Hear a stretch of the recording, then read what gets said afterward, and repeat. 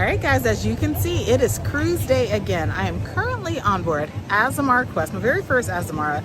Now, I've been on board for a little bit, but it's been a whirlwind of a day. Let me go ahead and throw it back to show you guys how I got to port, where did I pick up this cruise, and where will we be going. So make sure you stay tuned.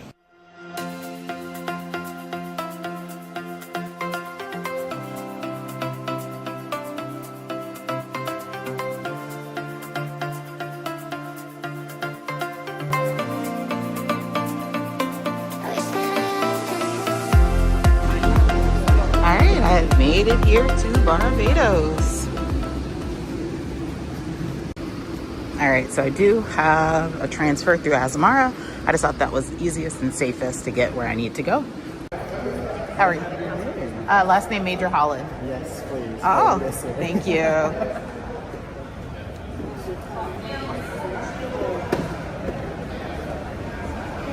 This one's here. Let me grab my book. Okay, thank you.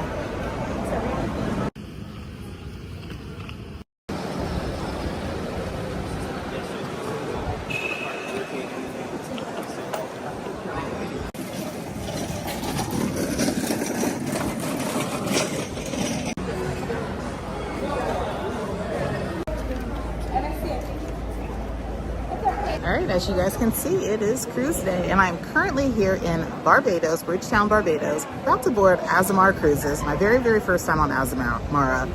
Super excited. It's been an adventure today getting here, but I am here. I'm all checked in, or partially checked in, checked my bags, and they had my key card ready to go. So I'm just waiting on the shuttle to take me down the pier, and we're going to be boarding Azamara Quest. Very first time on this destination immersive itinerary. That's what Azamara is known for, so we're going to check them out and see what they're all about. So make sure you like, subscribe, all of that. I'm going to share with you guys everything that's going to happen over this 7-night cruise.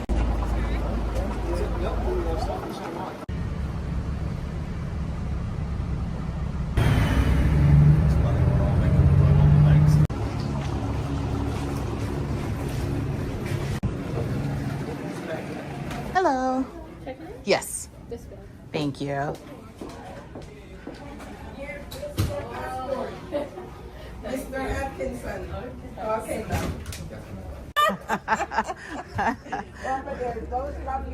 Thank you.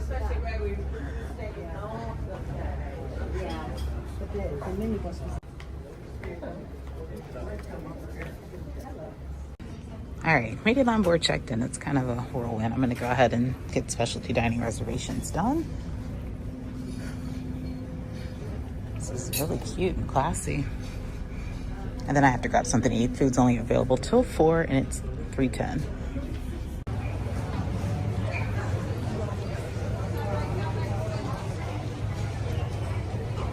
All right, so it looks like this is the patio. This is where I can get lunch right now.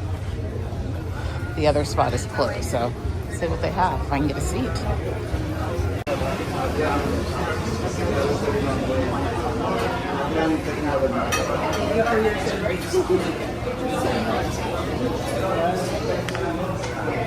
So it's called the patio. Looks like they have a little salad bar. And then I guess they have sandwiches and things that they're making back there, French fries. Just gonna grab something small, I think. I don't know if I sit down and order or what I do. But there's the menu.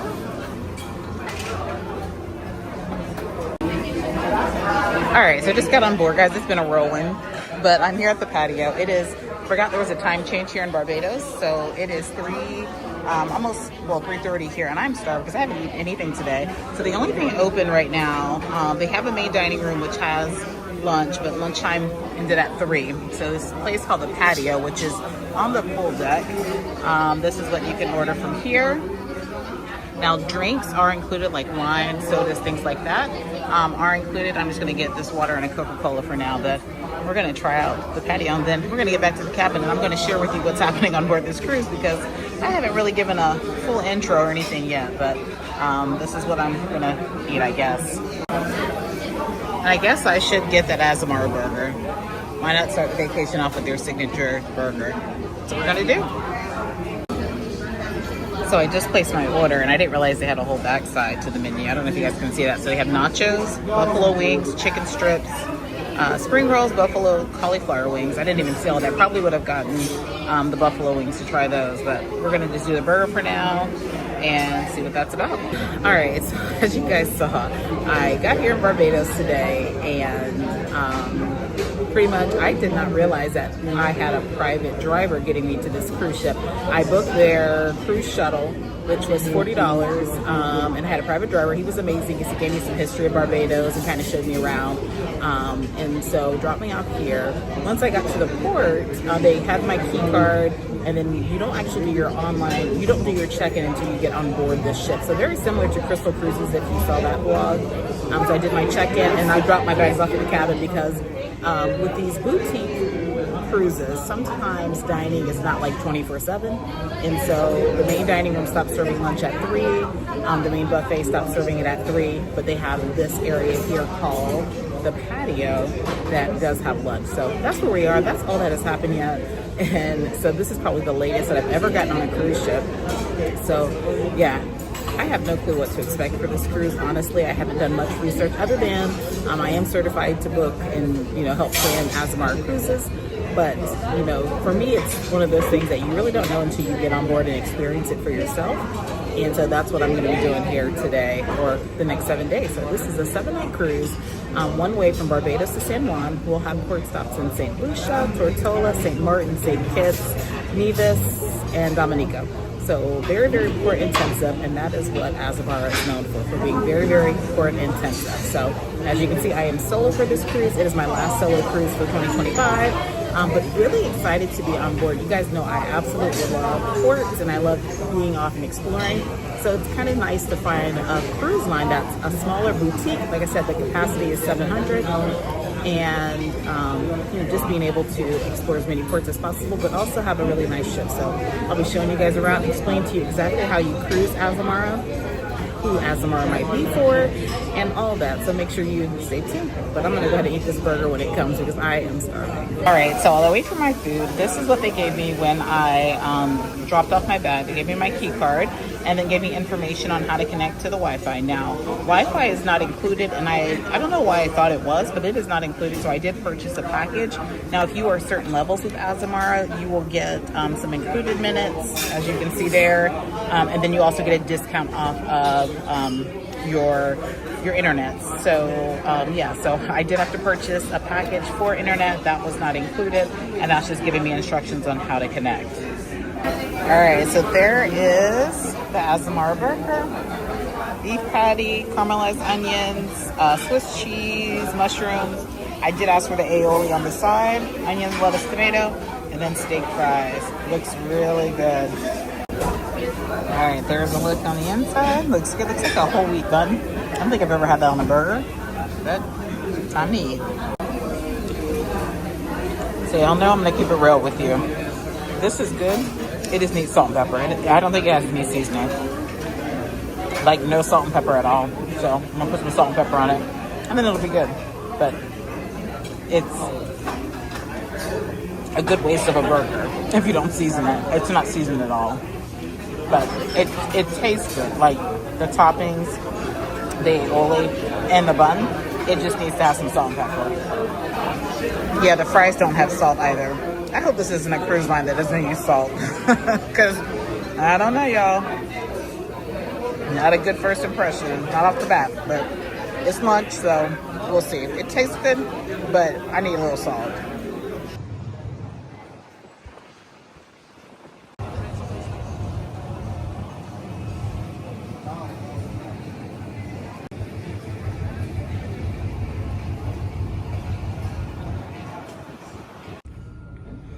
All right, so I'm just out exploring, and guys, look how elegant this is. Very cute.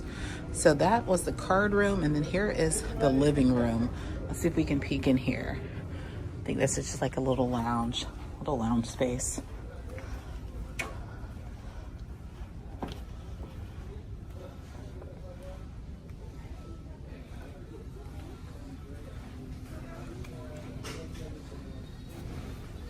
Oh, looks like they have a little buffet set up. And there's a bar. More information about the drink package. Yeah, this is really nice.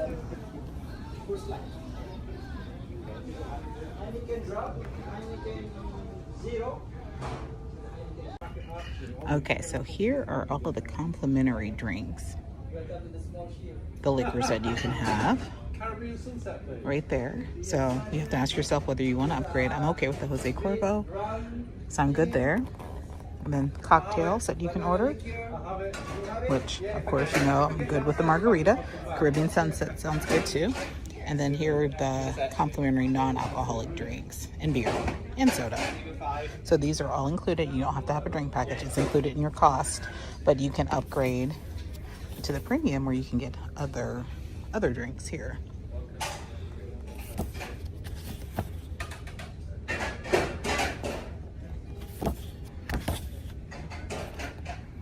So it says here, if you do the ultimate package, you can drink at the Atlas Bar. So I'm guessing that's not included with the included drinks.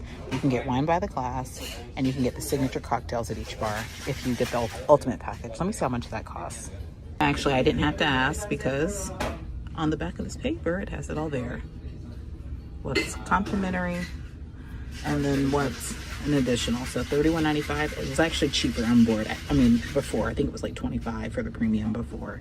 $25 per person per day. So I'm not upgrading because this is very port intensive. I won't be drinking much anyway, so I'm gonna stick with the complimentary. And this is the card room. Looks like they have, oh, that's really nice. They have games, chess, checkers, cards. Is that Mancala? Very nice.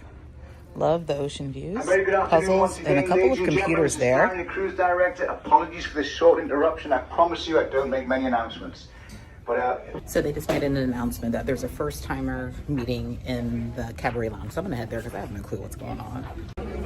All right, so the welcome aboard. They're passing out free cocktails and champagne. So just here to get more information. Welcome on board the wonderful Azamara Quest.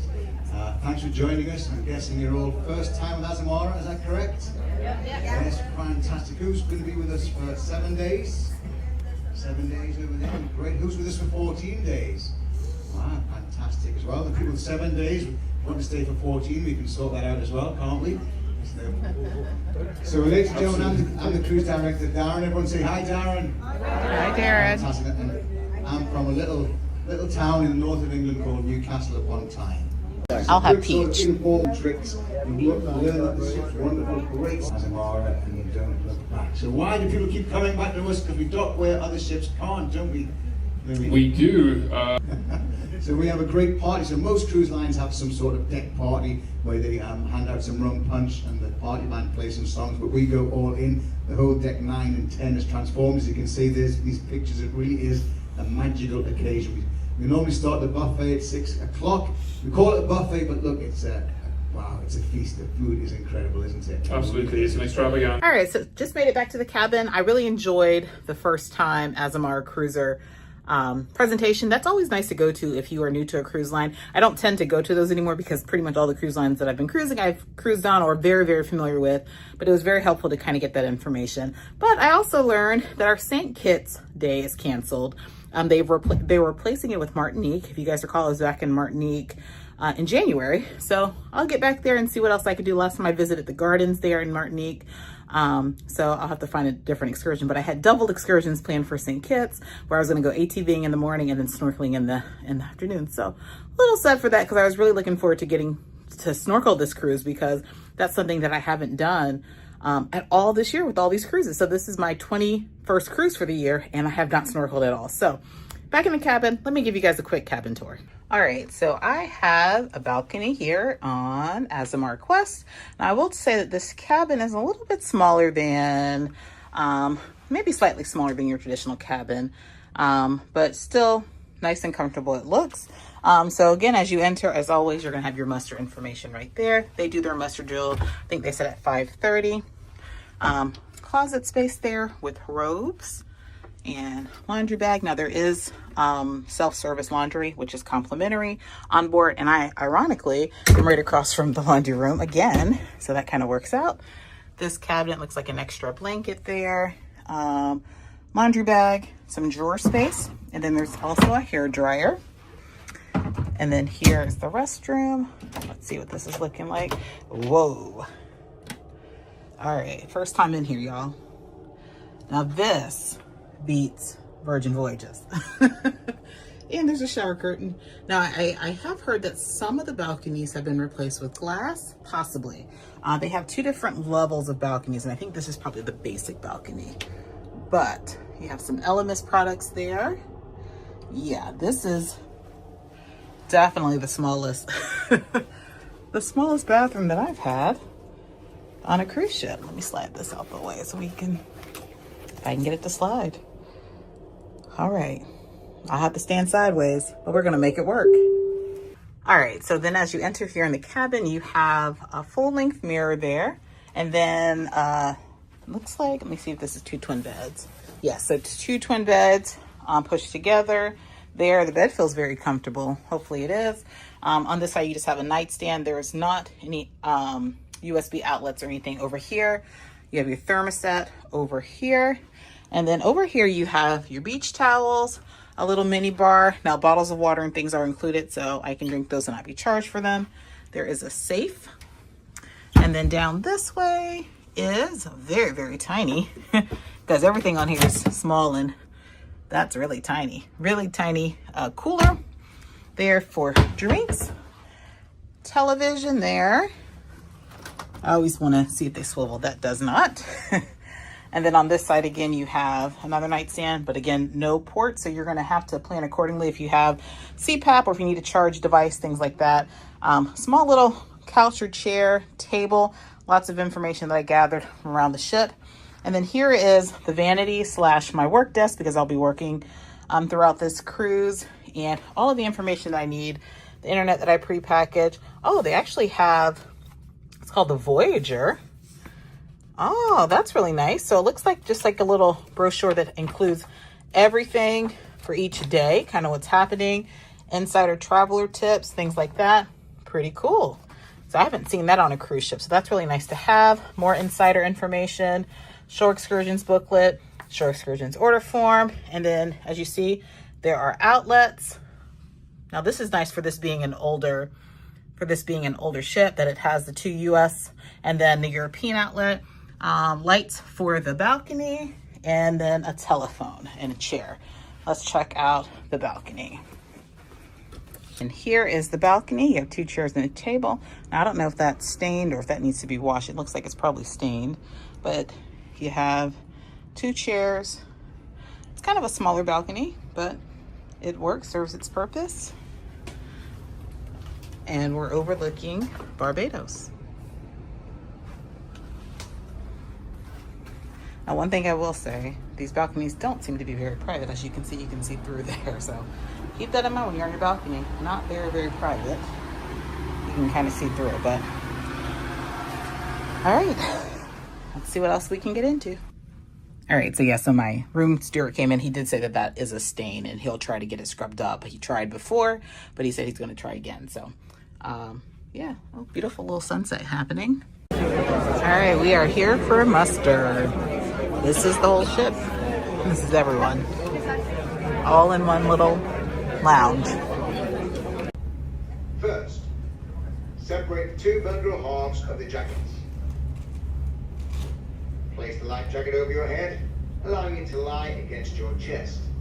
All right, the muster drill is over and sail away party is about to happen. I feel like I haven't done anything yet this cruise. So that's what happens when you have a late embarkation. So yeah, it's been very busy. And they already have margaritas and things. They're passing out, which is really nice.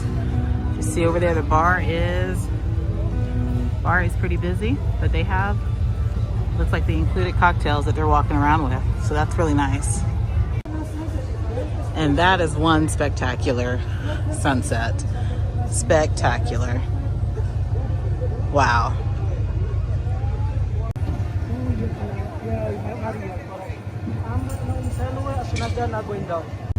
So they're doing a spa raffle here at the Sail Away.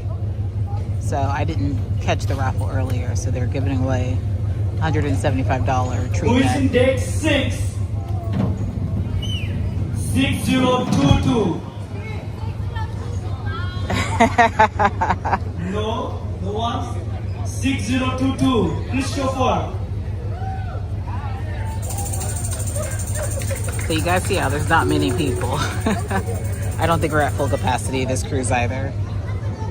But yeah, they're doing a spa raffle. Okay, ladies and gentlemen, it's not over yet. So we have another lucky winner. So before we pick our lucky winner, so let me introduce our ski expert, all the way from India. None more so than this band I'm about to introduce to you. The best band on the Seven Seas, so versatile. Some great theme sets from them. They're always a great party band. Please give it up for East Pearl. Hello, good evening, each and everyone. How's everybody tonight?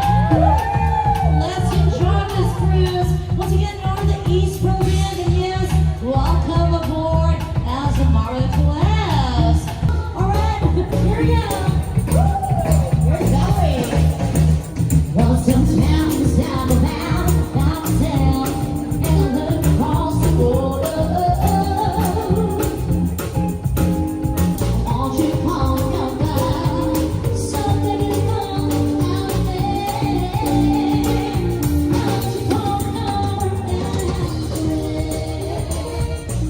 you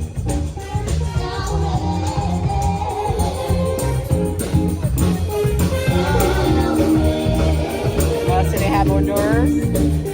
Kind of cool.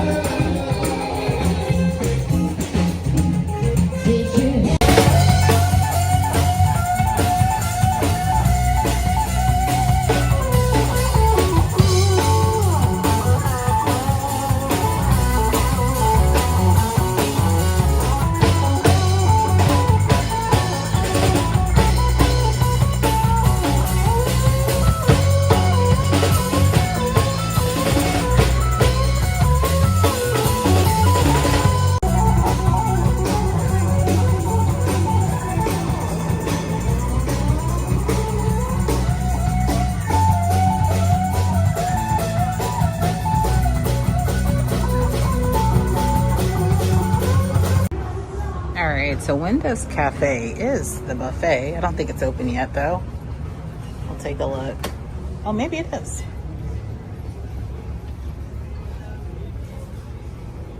This is a really nice buffet. Look how it's set up. Very nice.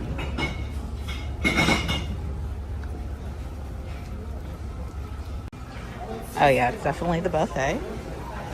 Very nice. Very pretty. They're getting the seafood set up. Smells really good. And then Sunset Bar is back here. Oh. Really nice.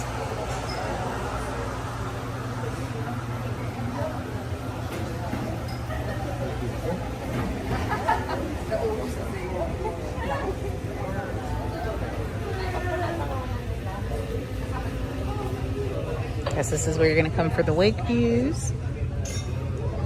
And this will probably be my spot to have, breakfast. Very nice. And we are pulling away from Barbados. All right, that is my first drink of the cruise, which is the Caribbean Sunset. That's pretty. Yeah, that's really good. So I figured instead of going back to the cabin while we wait for the buffet to open, I'll just sit here at the Sunset Bar and get a drink. First drink, really strong too. That's really good. Really good. So, still haven't got anything done. I haven't even cleaned the cabin, unpacked anything. It's just these late embarkations, very similar to like Virgin Voyages. You get on the cruise ship really late. Yeah, I just feel like it just throws me all out of whack. So this vlog may look a little bit different than the other vlogs, but just stay tuned. I'll have all the ports and everything in order. Yeah, I think it's really nice that the buffet is set up like this with place settings. I mean, normally you don't get that on a buffet. So that's really nice. It's a really small one, but it's on both sides, so very nice. All right, let's see what they have on the buffet. looks like shrimp that they are freshly sauteing. That looks really good. Have breads. Oh, that shrimp smells really good.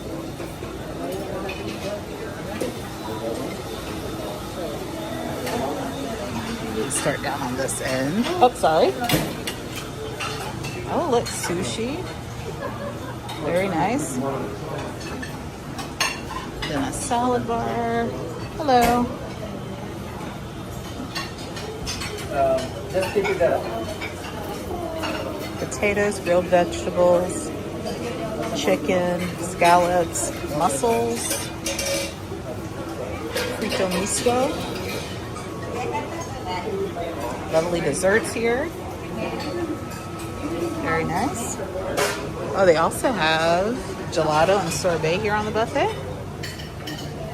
Really nice. There are your flavors. As you see, it's a pretty small buffet. Fruit.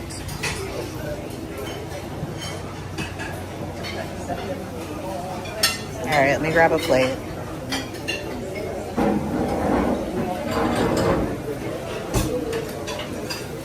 Looks like he's grilling fish back there. And scallops, potatoes. All right, I'm just gonna grab a plate. All right, so they had fresh fish, shrimp, sushi, which I did get. I didn't really see any vegetables that I wanted, so this is gonna be dinner, some potatoes. That's it. So something that was mentioned is that Azamara, for each port, the chefs go into port and they bring back local food. So the local food for tonight is the local shrimp from Barbados. So that's kind of cool that they do that for each port. They said they'll have something featured at the buffet, and then on the main dining room, they'll have a section that says destination foods or something, and it's whatever they grabbed in port that day. That's for dinner, so that's kind of cool. All right, there is my dessert. A little piece of, I don't know, cherry or strawberry cheesecake and some sort of, I don't know. All right, back in the cabin. It's been busy, y'all. I have to get unpacked, cleaned up, all that good stuff. Dinner was pretty good. You saw the buffet was extremely small. It got pretty tight in there. So if you're gonna dine buffet, I would recommend going first thing or going last thing, maybe in between. But yeah, it started to fill up and it's really small. So I would say if you don't wanna fight the crowd, maybe plan to go to the main dining room or do specialty dining. But what I really like about dinner or the buffet is that they have themes. A lot of times cruise lines, they have like a hodgepodge of leftovers for the buffet for dinner, and you know, and a couple signature dishes or what have you. But I like that they actually have detailed out each day what they're having. Tonight seafood, tomorrow's Indian, so you kind of can plan based off that. And I absolutely love that when I made my specialty dining reservations, they had all of that on a paper for me, so I could clearly look to see, okay, this night I probably will go to the buffet. So, you know, so that's really nice. And the main dining room, if you're dining in the main dining room, there's no reservations needed. You just show up. Dining starts at 6. I think they said it ends at 9.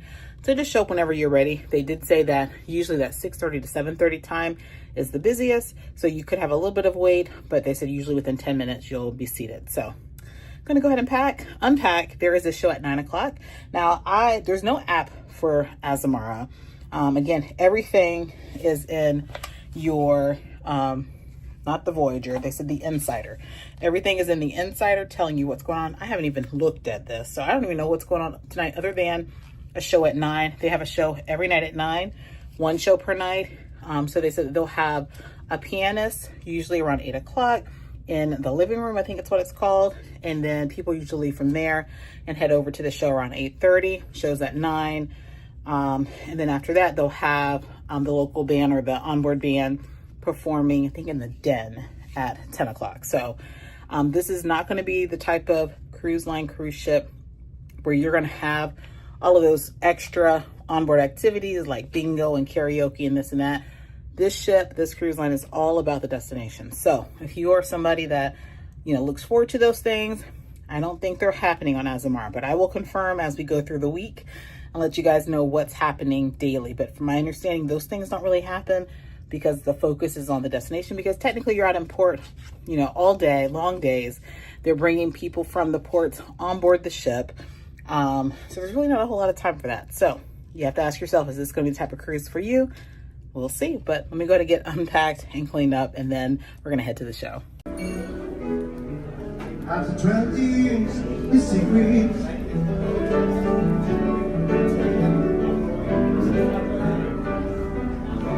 Said I danced, not every chance in the return.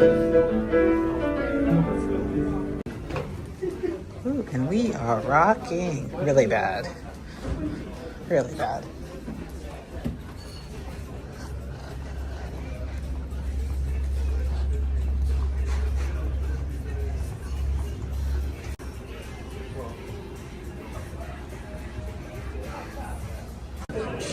All right, so they said for the shows you don't need to arrive early because there's plenty of room, even though there's 700 people on board. But keep in mind, all of the seats are not created equally. I'm sitting in the front row. If you sit further back, you might have heads in front of you because it's not a regular theater. It's more of a lounge. So all of the chairs, for the most part, are on level ground. Your cruise director, Darren Linton.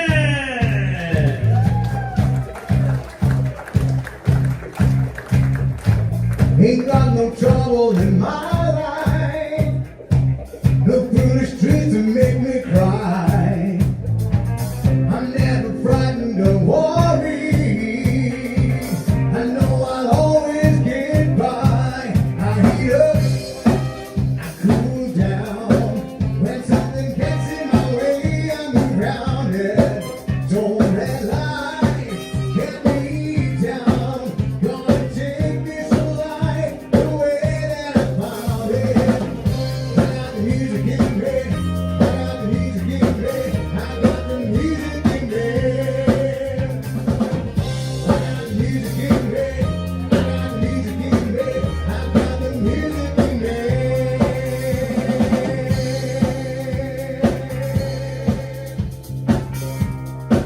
You think about amongst our guests this voyage. 16, 23, 12, 25, 16. So we're right, 23. 23 different nationalities. Over 40 amongst our crew. There's 23 nationalities amongst our guests. So I'm going to call out your country. I've got a list here. So this is the country that's in your passport. And then there's somewhere else now. This is your passport where you your passport's from. So first of all, only small numbers at the moment. From Antigua. Yeah, come a long way. Yeah. One person. Two from the Czech Republic. Ah, there you go. You sound surprised as well. Welcome. Fantastic. 144 from United States of America. 312 from the United Kingdom.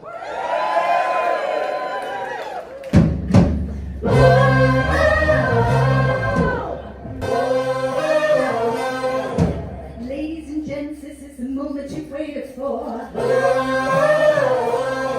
You've been searching in the dark, your sweat soaking through the floor.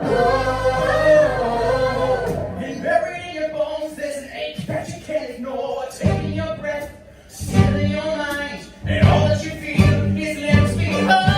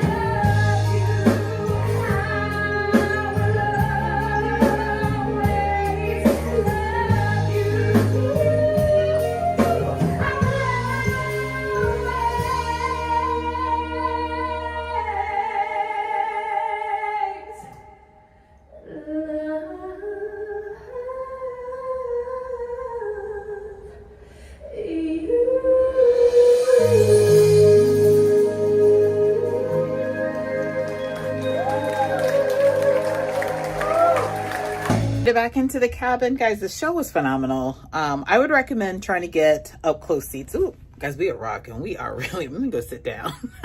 But the performances were amazing. I love that there's a live band. I absolutely love that when cruises have the live bands rather than just playing a soundtrack. But the dancing was on point. The costumes, I mean, they changed. It was just amazing how fast they changed. It was like every song there was a costume change, every single song. Great performance, great vocalist. Really had a good time. So I will be attending. Sometimes I'll go to the first show and I kind of gauge whether, you know, the shows are going to be for me or not. But yeah, I think I'll go back to the other shows. I think they said tomorrow might be a comedian or a magician, I believe. So yeah, so that's kind of cool. And tomorrow's also the captain's toast and welcome right before the show. So it's been, I would say, a full day, but it hasn't really been a full day. It's been a full day of travel and getting on board. So I will be embedding a lot more Azamara, what to expect, what's happening throughout the ports that you're going to see through this cruise. Tomorrow I'm in St. Lucia. I have a tour through Viator. I think it's like a 5-6 hour tour. It's going to take me all over, so make sure you stay tuned for that. And when I get back on the ship, I'll share with you more about Azamara. So make sure you stay tuned, like this video, subscribe, all that good stuff. And if you are looking to plan your cruise on Azamara, actually, before I say that, a couple of things I just remembered from the show. So the captain kind of went around and shared the demographics on board as far as nationalities. And it was very interesting to see that right around half were from the UK. He also started asking who was here on board for a 14-night or longer versus 7-night. There's only a handful of us, a few of us, that are on board for 7 nights. So that explains the demographics and kind of who's on board. Typically, as you guys know, whether it's Carnival or Royal or any other cruise line, you're going to get a different demographic the longer the cruises are. So keep that in mind. And Azamara is one of those cruise lines where you might get on and off at different ports. So I picked up this cruise in Barbados. And again, there were only a few of us who did that today. But there are people that have been on board already for a week. So keep that in mind. What else? The captain mentioned something else that I wanted to share. It'll come to me. Oh, he mentioned that tomorrow, while we're in St. Lucia, he said they were able to secure a steel drum group or band that will be on board between 4 and 5 before we leave to perform on the pool deck. So that's what I like about these smaller cruise lines, smaller cruise ships, is they have the ability to do those types of things. So this wasn't on the agenda for tomorrow. He said they were able to secure it. So to join them on the pool deck tomorrow between 4 and 5, because they'll have a group from St. Lucia on board with their steel drum. So that is pretty cool. And I love how they're pulling in and supporting the communities that they visit. So absolutely love that. But on that note, I'm going to go ahead and get ready for bed. It's going to be a very, very busy cruise. I'm going to have to rest up. It's going to be a long day tomorrow in St. Lucia. Again, I'm going to have all the Azamara content for you. I appreciate you guys tuning in for this video. And again, if you are looking to plan a cruise on board Azamara or any other cruise line, feel free to reach out to Major Adventures Travel. We would love to help you. All right, guys, I will see you tomorrow in St. Lucia.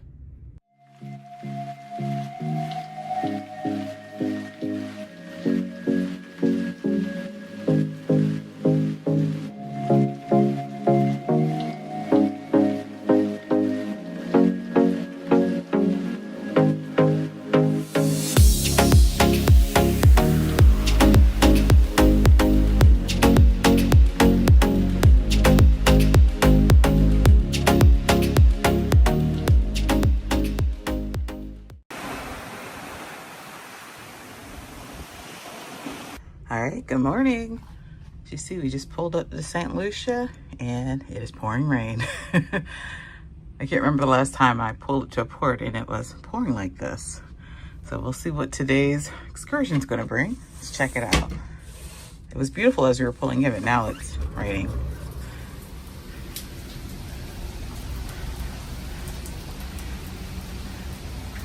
You guys know how it is in the Caribbean. It might be pouring rain one minute and then the sun is out bright and beautiful weather. Humid, but beautiful weather. So we are here in St. Lucia this morning and I have a tour through Viator where I forgot the name of the boat, but we're taking a boat. We're going to go to the Pittons There's some sort of mud bath involved, some sort of snorkeling, and there's lunch. So I will put the link of this tour in the description of this video. If you're interested in booking it, you can book it directly in that link. But yeah, I'm up this morning. I already put on my bathing suit, and I am headed to the, I don't know if I'm going to the buffet for breakfast. So they have 3 options for breakfast. They all open at 7.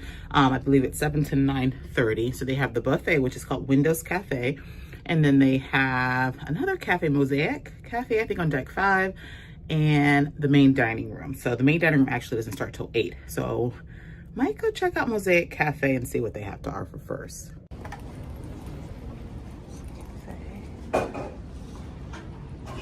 We didn't see any of this yesterday. Very nice. Shops, a couple of shops. Looks like a jewelry store. Yeah, I didn't even come on this side. Oh, this is pretty. Very nice.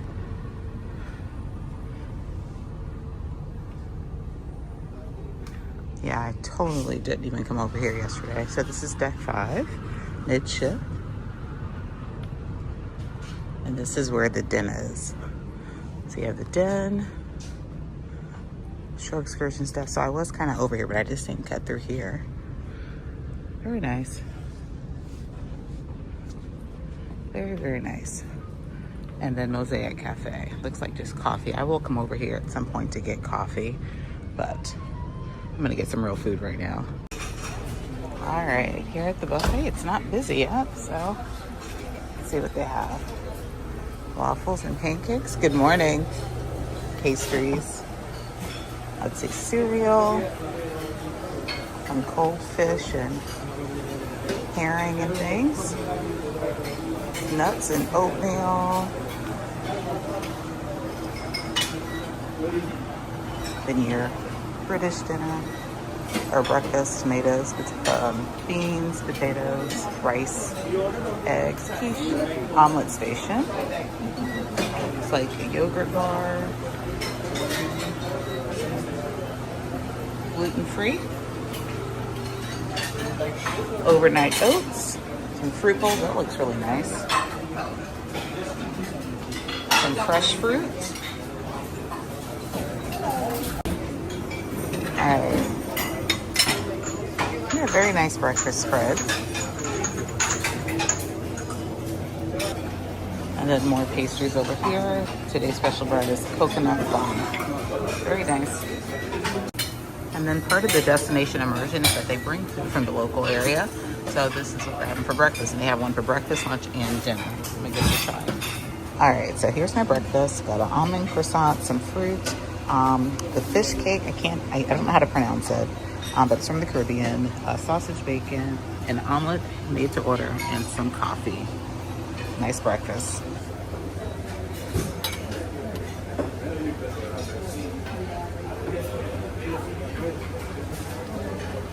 That's good coffee. Really good coffee.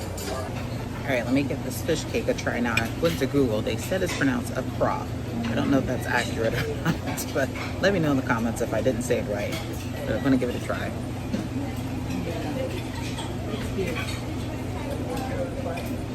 I've actually had this before.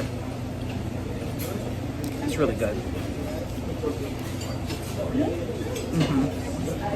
I've definitely had this before. Very tasty. All right, y'all. So I love me a good almond croissant. This is probably the best one that I've had at sea. I don't know if you see that. That is delicious. Delicious. So I just noticed that they have fresh orange juice, some infused water. This looks like a juice bar of some sort. And then they have the Energizer drink there as well. Very nice. All right, so one thing that I do like about this ship being so small is that I can take the stairs without a problem because my cabin's on deck 7. Everything is either 2 decks below me or 2 decks above me. And they're like short staircases.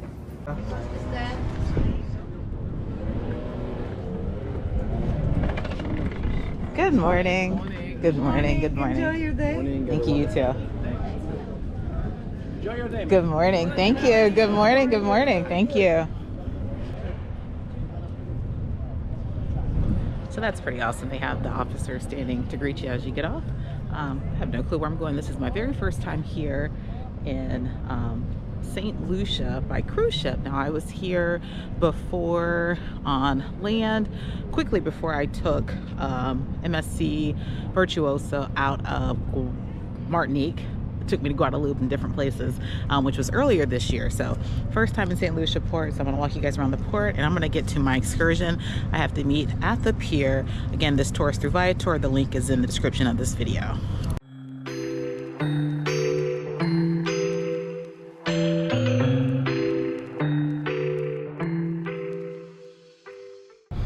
All right, I think I might need to pick up a poncho or something because it seems like it's gonna be raining off and on today. Let's check out this port area.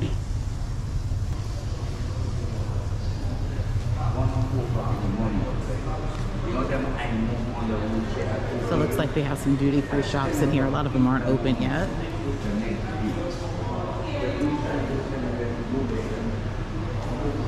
So they have shops through here. Quite a few shops actually. Look there. We'll check this out later on when it's kind of busy. I think with our ship being so small and being right here at this port, there's just not a lot open right now. But a beautiful, beautiful duty-free area. Looks like they have Diamonds International up that way. Lots of jewelry stores.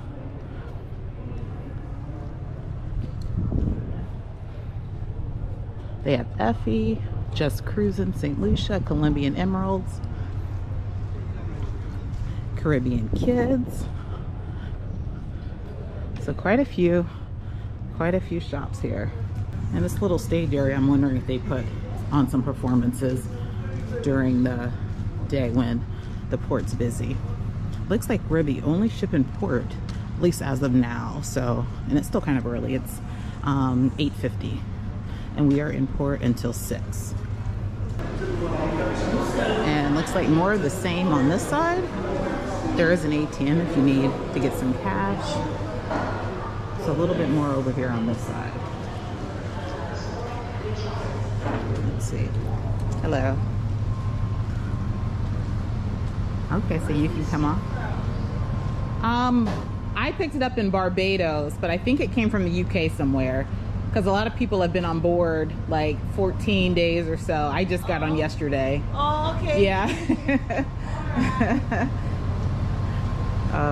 So yeah, you can get off. Looks like you can get 2 local beers and 2 rum punches for $10. That's not bad. They have Wi-Fi, so you can get off there. You have Tea's Cafe. I see some patties there.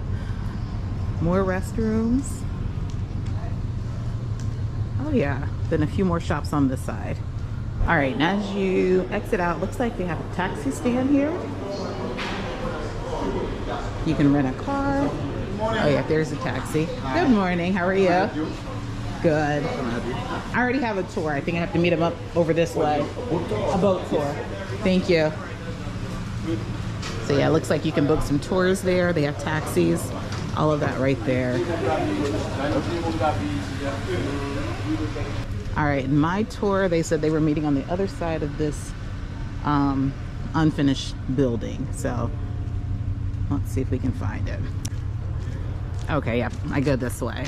So if you have a boat tour that's not with the ship, they're all picking up over here at this pier. And he told me to find the St. Lucia sign, and it's gonna be right over there on that side. And I see it, see the St. Lucia sign hiding back this way. And I could have cut through those shops that I was at before. I can imagine with the right ship in port, this area would probably be bustling. But here we are in St. Lucia. And it looks like they have, it says Hippo Downtown Ferry. So if you want to go downtown, actually where I stayed before, where the KFC is, that's the downtown area. So it looks like there's a ferry here that will get you to downtown.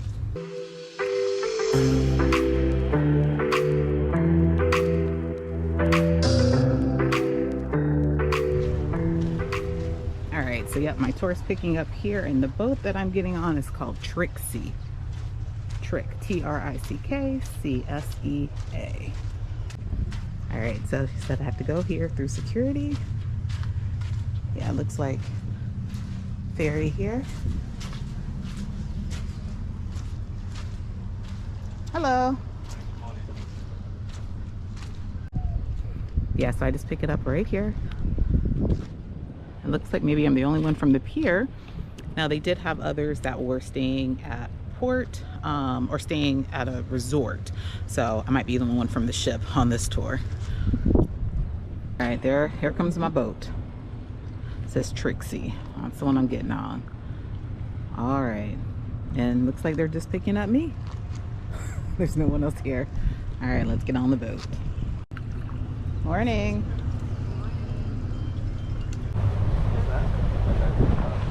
Okay guys, so good morning. Good morning. Welcome aboard Trixie. You got your captain Marlo. And you got me, Gracie. So safety is first. We have life jackets, life ring, fire extinguisher, front cabin. We have satellite and telephone communication if needed. We have our cooler with water, Coke, Sprite, our local lager, the Peter Bear, and we got rum punch. All alcohol is after snorkeling. We want no accidents. So we're headed to the south of the island. Gonna get a short tour as we go down. We're gonna be doing the waterfall, mud bath, lunch, and snorkeling. Yeah, so feel free to ask questions, take pictures. It's gonna be a fun day. Thank you. Thank you.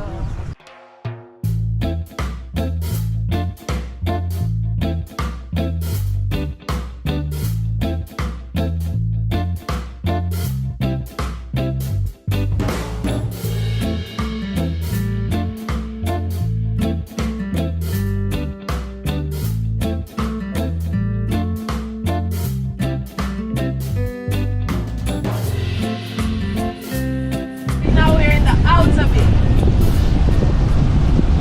To our left, we have two resorts. We have Oasis and Marigo Bay Beach Club. To the bottom, we get Dr. Doolittle's restaurant and bar. It's named after the original Dr. Doolittle's film, the first one to ever come out. Not the one with Eddie Murphy, but the one with Prince Harrison. So during hurricanes, storms, the water remains like this. It's a natural harbor.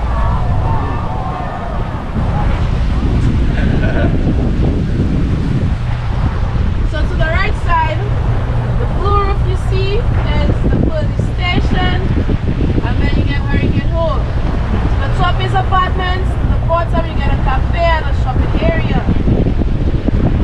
The 4 white cottages is customs and immigration. So this is an official port of entry. All the brown buildings is part of a resort called Zoetry.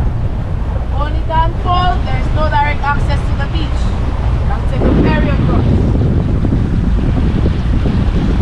The one white ship to the far left used to be an Airbnb. There was AC, the stove, everything you need on there. But they sold it and painted it back its original color. In the bushes, it looks like a UFO. George Foreman, the real guy.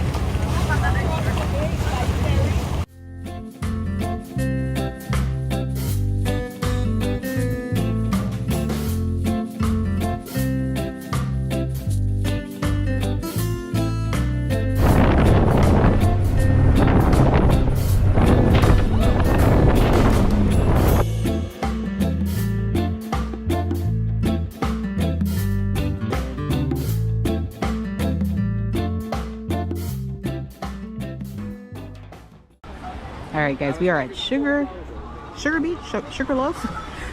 Beautiful. But y'all, that ride over was insane, like insane. I had no clue it was a speedboat, but it went really fast. So if you book this tour, just know you're probably going to be hitting some bumps along the way.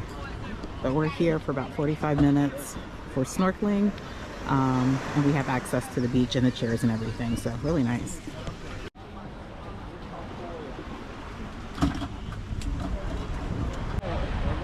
All right, so this is the snorkeling area. I think I'm gonna grab one of these chairs all the way over here.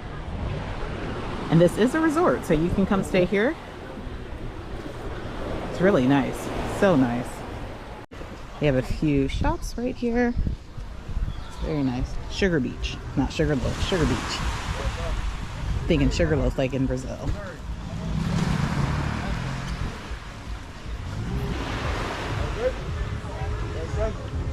Alright, so I'm so glad that I brought my pink vest because they did give us snorkeling gear, but no vest. And I don't play by the open water, y'all, so I can swim, but I'm gonna have this on just to play it safe.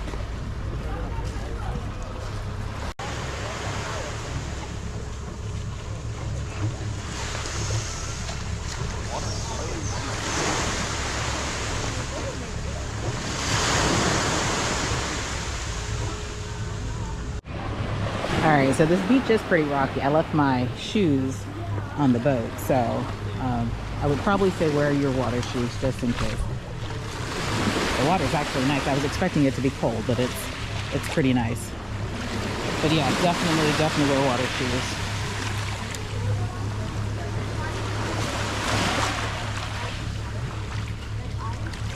Yeah, because I'm struggling right now. My feet are kind of sensitive. Oh yeah, I for sure should have went with my first mind. There are lots of rocks down there. Lots of rocks. All right, here we go. First time snorkeling. This is a 22nd cruise for this year. First time snorkeling. So here we go. Hopefully we see some things.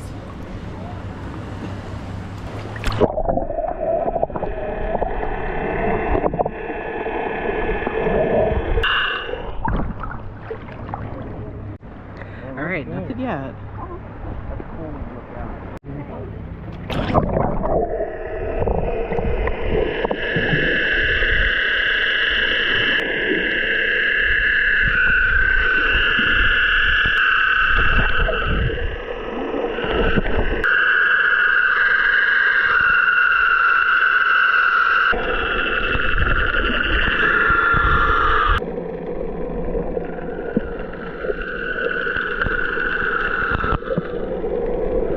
Not too much out there, but it was nice to get into the water. So we have another snorkeling stop as well. So I'm gonna preserve my energy and just check out this beautiful beach resort.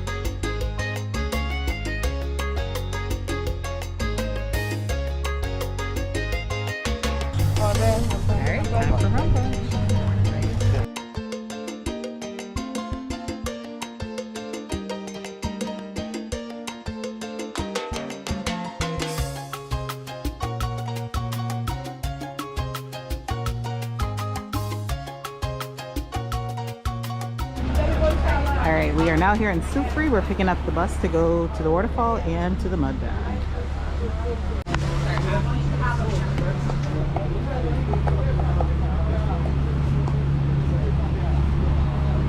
Coming out.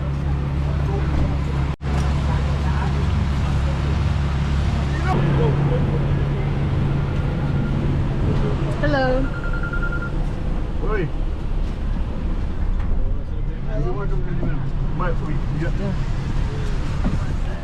Welcome to the town of Ferry. Simply means sulfur in the air or sulfur in the atmosphere. Home to the world's only drive-through volcano. You could literally drive through the volcano. So Ferry was our first capital. It burned down in 1956. Half of the town gone. A tailor shop, one kerosene candle, over 20,000 persons in space. All right, so we are here at the Sulphur Springs, which I believe is the waterfall and the mud bath. So our tour guide went to get our tickets.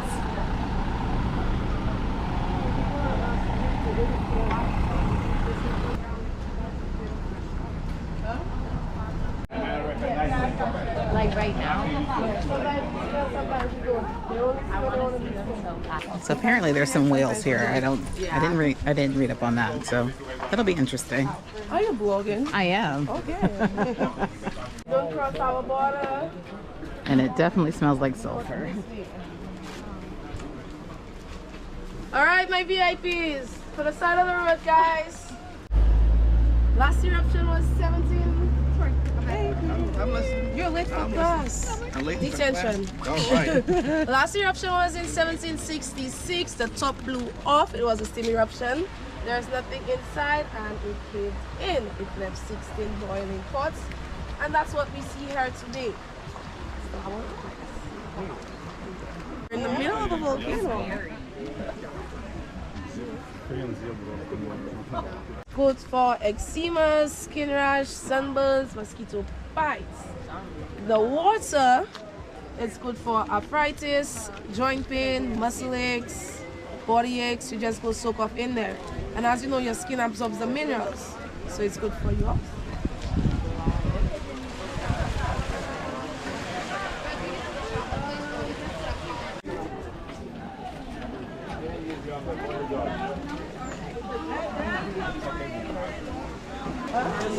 No, actually, it's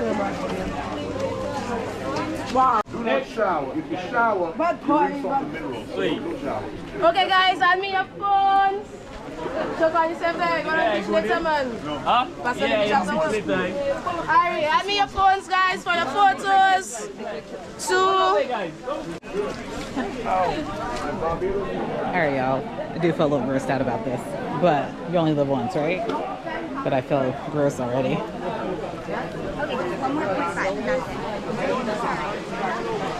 It looks gross, but I'm gonna do it. I'm gonna do it.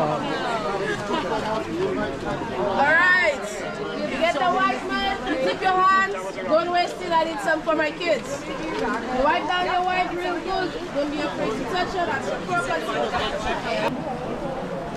Lovely.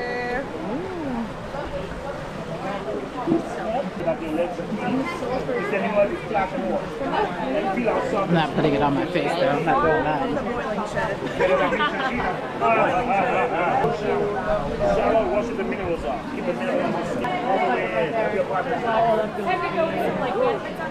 Yeah, I'm not putting that on my face. There's some people putting it on their face. I'm not doing that. When you're done applying the white one, let it dry for a bit and you take it away with the black one.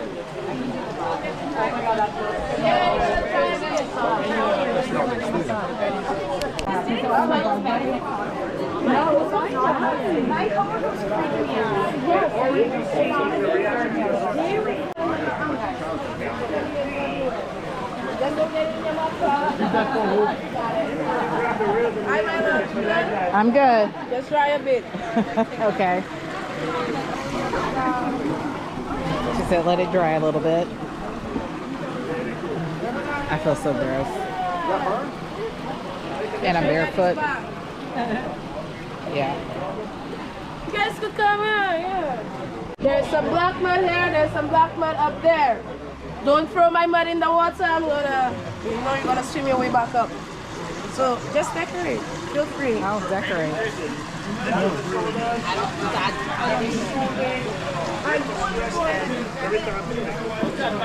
Alright, that's it for me. So take the black mud and decorate. So I see couples like taking pictures, like they're putting handprints on butt cheeks and things like that.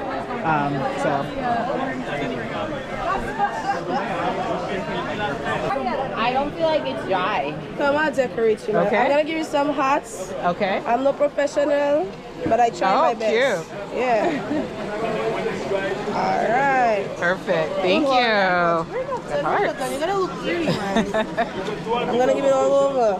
Oh yeah. This is good. Thank you. Thank you. If Yes. you need help decorating, let me know. I can try your best. Cute. Very cute.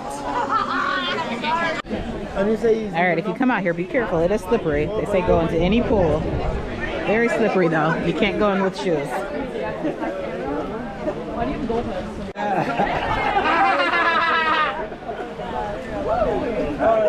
I got a couple already. Do we have like a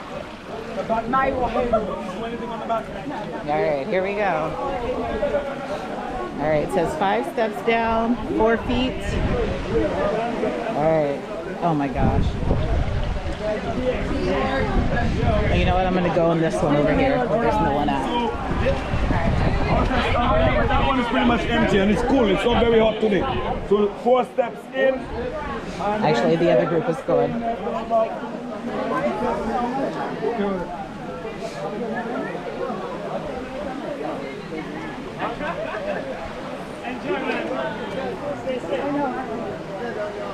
All right, here we go.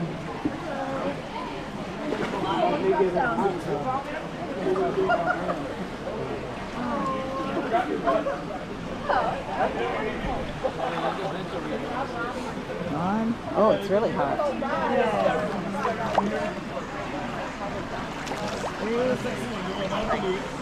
4 steps in. Woo! Nope, there was another one. There's another one. Thought I was counting right. It feels really nice. It does, it feels really nice. And there's a little bench here. Get the legs, make sure someone gets the back for you. It actually feels really good. It's hot.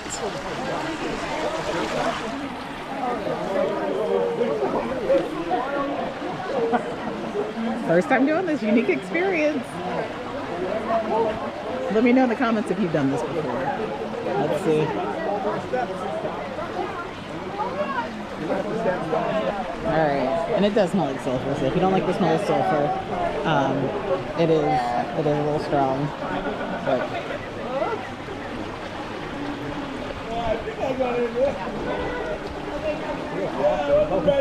and then I guess I just rub that off. Alright, my real sexy thing. Sexy. Yeah, the back.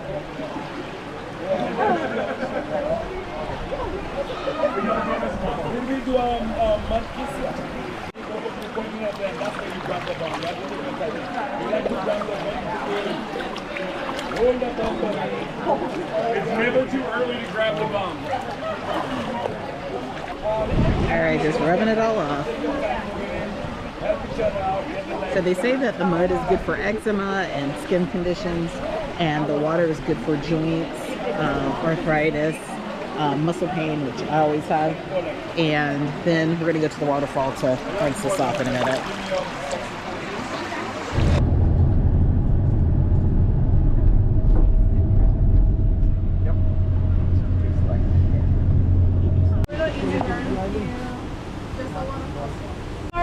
Where you going after? Ohio. That's the Gorda state. It is. From Cleveland, Cincinnati, Columbus. Thank you. And my friend is Little. Okay. Welcome to Not too far. On the way out that teacher and they call me the Rastaman. Thank you. If you spoke something like, I got it, no brother, okay? Yeah, welcome, Dominica.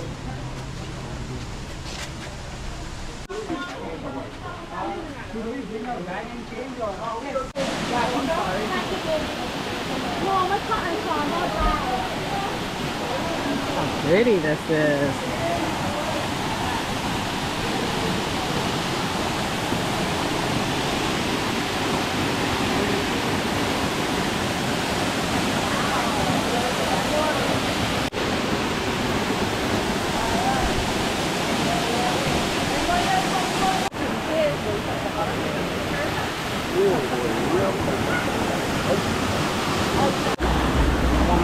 One more. No, we have one more after this. One more. Thank you. Woo! Woo! That's cold, y'all. Here we go. Y'all know I don't like cold water. Ah! Woo! Woo!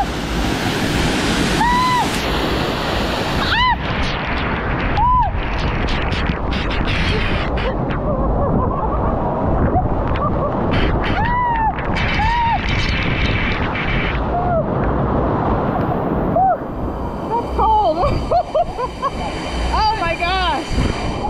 Oh, that's cold. Yeah, that is ice cold. Ice cold. Whew. Super cold. I was not expecting that, but I did it. All right, now it is lunchtime.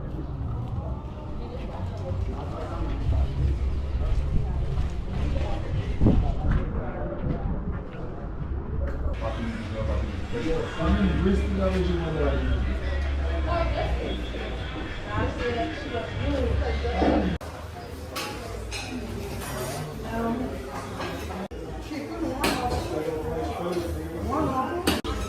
All right, so I got some mac and cheese. Forgot what this is. Some sort of pasta, rice, chicken, little piece of fish, and plantain.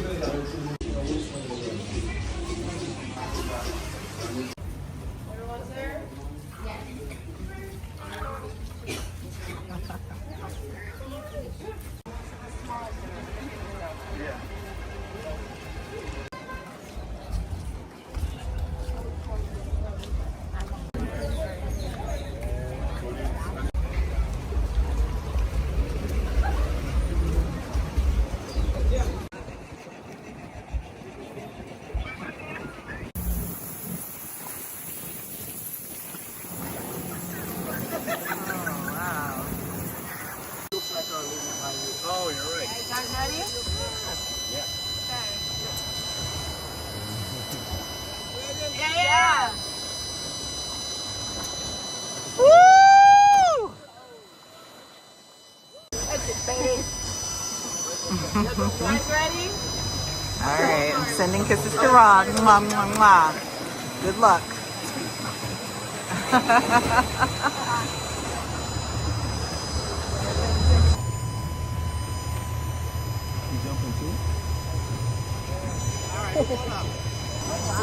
Oh. Oh, wow.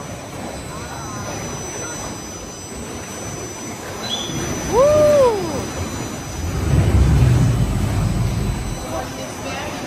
We're gonna go for this wall right there. Okay. And then from there we're gonna slide.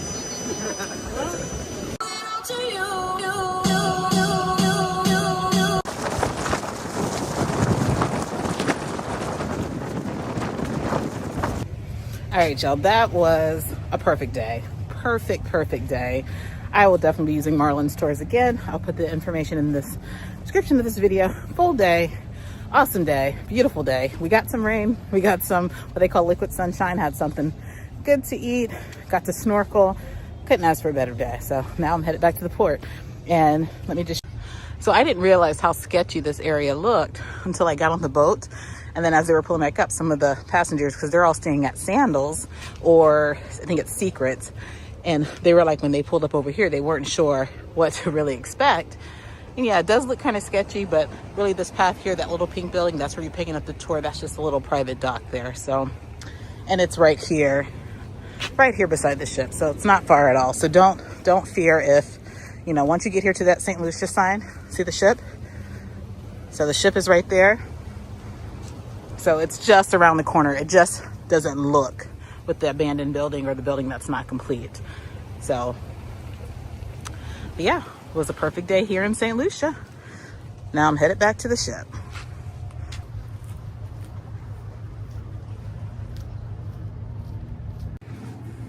All right, so back in port, as you see, it's still empty. I don't think a lot of people on Azamara got off to explore, or they are still on tour. So, and there's only 600 or so people on board right now. So it's still pretty empty. But I can imagine if Carnival was in port, Royal Caribbean, this area would be bustling for sure. So remember I mentioned in yesterday's vlog that they were able to secure kind of last minute St. Lucian steel drum band. Looks like they're unloading now, getting ready for the show. They said 4 to 5 on the pool deck, so we'll check that out. Now, again, that is something that is unique to Azamara, is that they support the communities that they visit, and they'll have performers come on board. They'll have their Amazing Nights, which when we're in St. Maarten, we're gonna have the Soul Sisters on board. So yeah, that's kind of cool. So they said they were able to secure this kind of last minute. So I absolutely love that they were able to do that. So we'll check them out. All right, I'm here for the steel drum. They're passing out pina coladas, and I ordered a margarita. So they were passing out drinks and things. This is gonna be fun.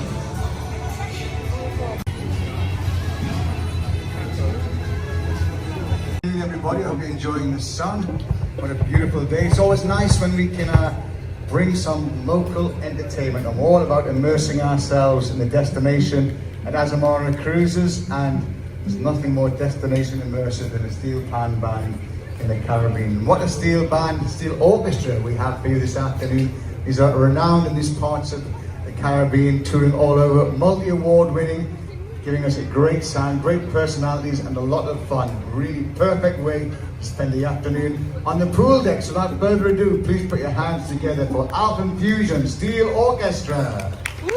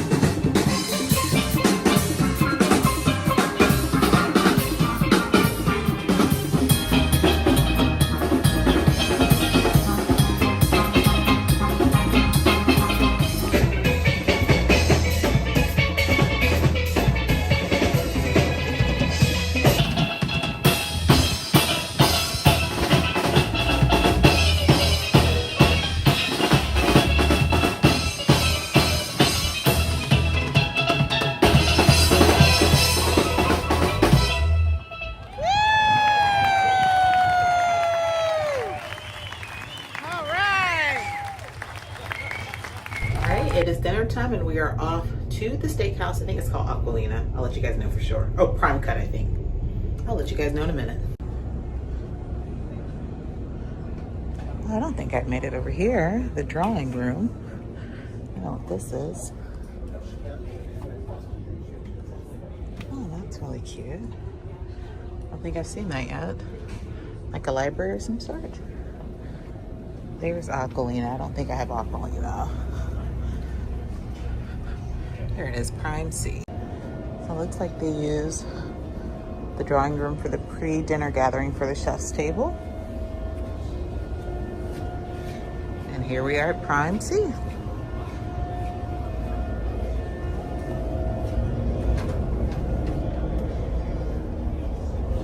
Hello.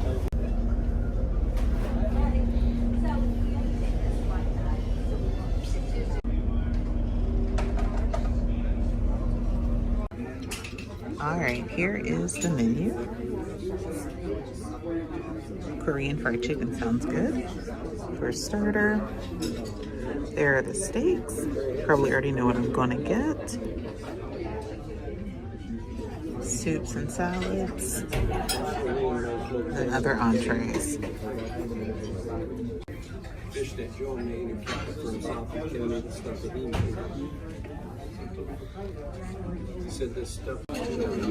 All right, so yes, I'm gonna do the Korean fried chicken. I am hungry too. The lobster bisque, ribeye with fries. Are you expecting someone? No, I'm by myself. Oh, I just didn't want the extra large. Thank you.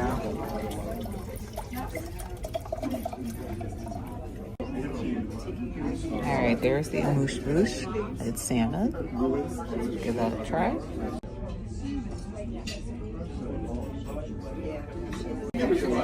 All right, there is the lobster bisque. He did come pour it, but I missed it.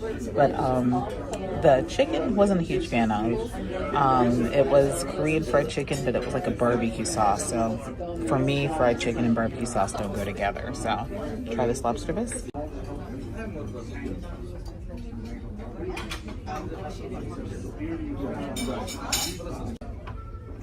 All right, there is the dessert menu.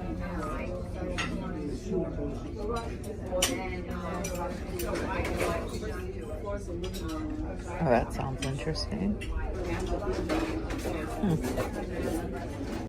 Okay, so I ordered Scotch whiskey chocolate cake, and this is what came. So it must be a white chocolate. I said I didn't order cheesecake. He said no, this is the chocolate cake. So interesting. And coffee. I'm trying to stay up for tonight. I'm tired though. All right, so made it back into the cabin. Y'all, I am trying to stay up to get to this magic show. And then there is a Motown set at 10 o'clock. I don't know if I'm gonna make it, but I'm trying my hardest. I had some coffee with dinner. But speaking of dinner was just okay. For it to be specialty dining, it probably was my least favorite steakhouse that I've had on any cruise ship. The ribeye definitely wasn't ribeye. If it was a ribeye, it's the leanest ribeye that I've ever had. Had absolutely no salt, no seasoning.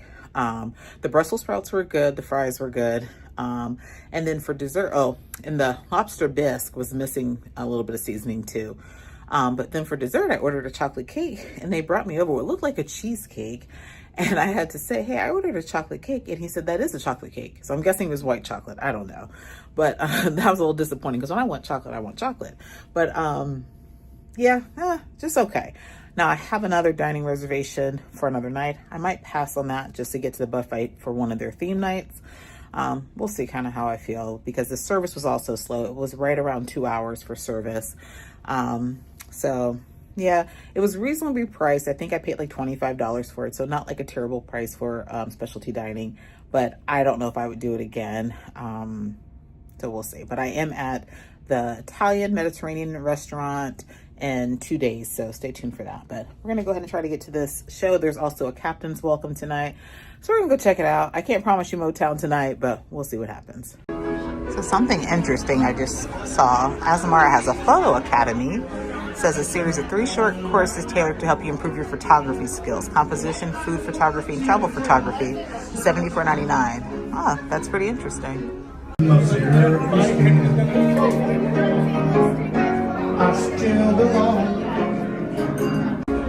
And they also have a destination photo package. It says you can take home 300 photos of stunning ports and iconic highlights that were captured by photographers on board. So if you don't take a lot of photos in your destinations, they'll take them for you for $99.99. Not bad.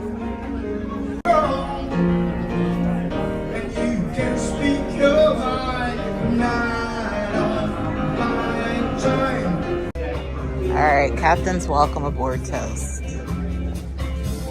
Hello. Thank you. Thank you.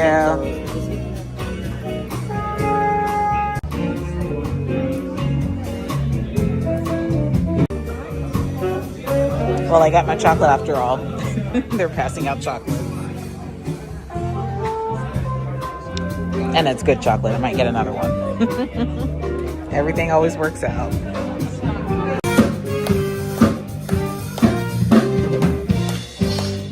And a very good evening, everybody. Good evening. Good evening. Oh, come on, do better than that. Good evening. Good evening. Fantastic. You all had a good day today?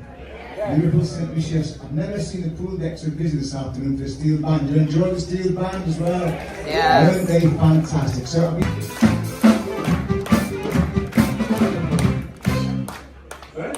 Good evening, ladies and gentlemen. There was a traffic on the highway on the way here. Yeah, are those for us? We need to see them tonight. we can if you want, but might make us disappear. Oh, it will make many people happy, but also many people sad, I hope. Well, ladies and gentlemen, what a great pleasure to give you the official welcome on board. And nice to have you all here. So how does it feel to not be in -2 or -5 or snow all around? It feels nice, right? About me, quickly, I'm Captain Ontario. I've been captain for the last 2 years with Azamara. Before that, I was second in command for 9 years. So I did a lot of homeworks in preparation to become a captain. Before that, I used to work for Royal Caribbean on the giant ships, and my ego was satisfied with that, so I don't need to come in port anymore and be the guy with the largest cruise ship. I'm only the largest guy. So no, it's not true. It's not true. There is actually a captain of the Star of the Seas, which is a very good friend of mine, the largest cruise ship in the world, and he's a big Norwegian man as well. So I took a nice picture beside him, so we look both skinnies.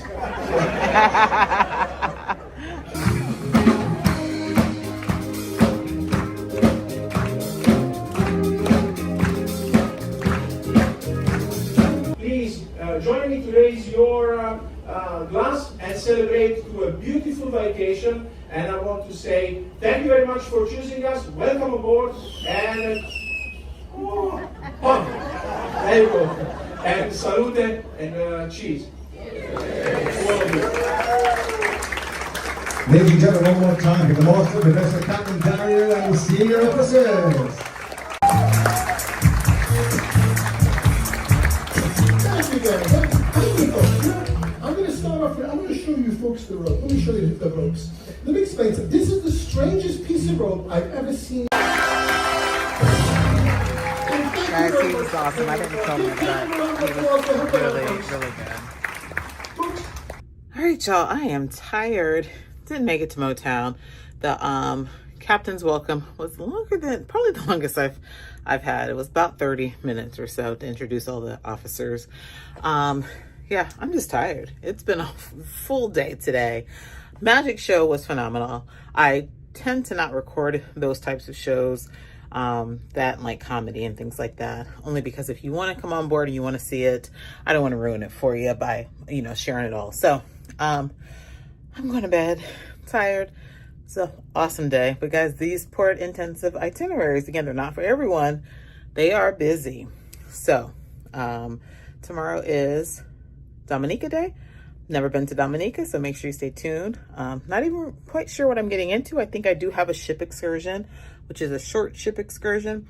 And then I'm probably going to explore the port area and see what can I do within walking distance. So stay tuned for that. Like this video, comment, subscribe, all that good stuff. And I will see you guys tomorrow in Dominica.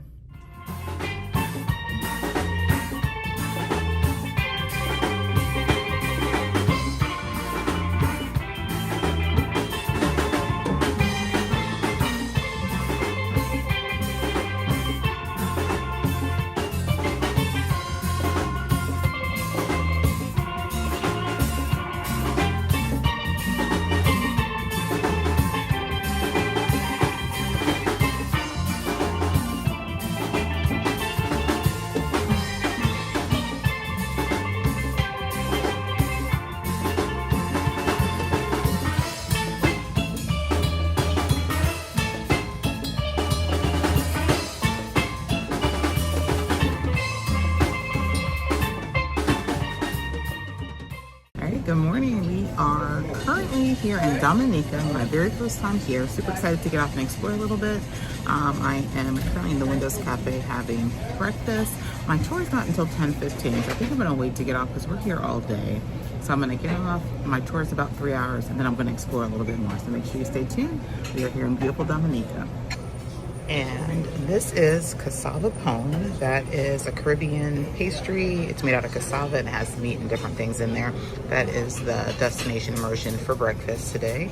Remember, with Azamara, they're gonna immerse you into the destinations, and that's gonna happen through your meals, through entertainment on board and things like that. So they'll have something for breakfast, lunch, and dinner, and a menu at dinner time. So I'm gonna give that a try this morning.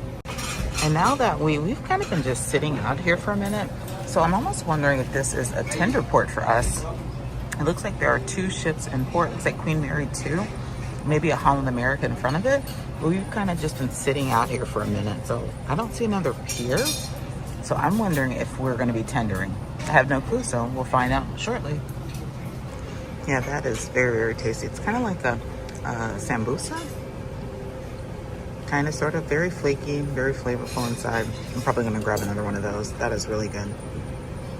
So maybe there is another pier out that way. This is the closest I've ever seen a ship get to the shore. So it must be pretty deep over here.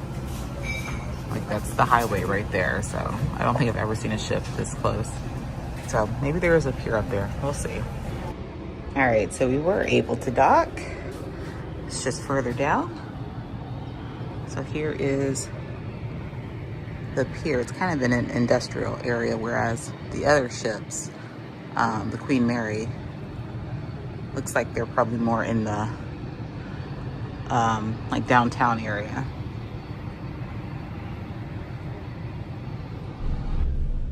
All right, so I am in the Cabaret Lounge. I am here for the Azamara Shore Excursion. So this is the meetup point. Gave me a sticker, and I'm about 20 minutes too early. So just sitting here waiting until they call for the tour.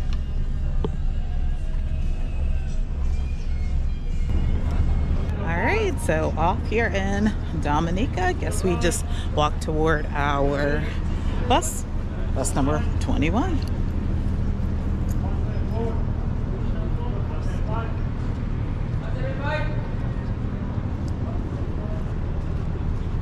It's beautiful over there. I always love these hillside villages or islands. They're gorgeous.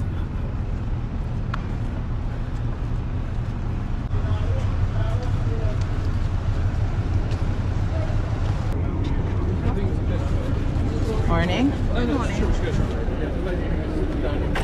Excuse me. Thank you. All right, here is our bus. Good morning. Okay, we are Mrs. Michael Jackson. Nice. Are you going to dance? Sing? Sing. I can always dance. I love dancing. Let me say a pleasant good morning to everyone. Good morning. And welcome to Dominica, the beautiful nature island in the Caribbean. I am your guide. My name is Karil, and I am also a native on the island. If you're happy and you know it, say your name. Raquel. If you're happy and you know it, say your name. If you're happy and you know it and you really want to say it, if you're happy and you know it, say your name. Okay, so ladies and gentlemen, yes, it is a very beautiful, it is a glorious day on the nature island of the Caribbean and on Dominica, ladies and gentlemen. It is a very tropical island, and it is rain and sunshine here on Dominica. All right, so here it's a very lovely day. And today it is most likely there will be no rainfall, but you never know. You never know. When we move to the rainforest of Dominica, you may just get some liquid sunshine. On the island of Dominica, you have the choice to do adventurous activity, or you can just do something very easy. And today your tour is nice and easy. There are 3 stops that we are going to have on the 3-hour tour, and the first stop is the viewpoint of Montrose.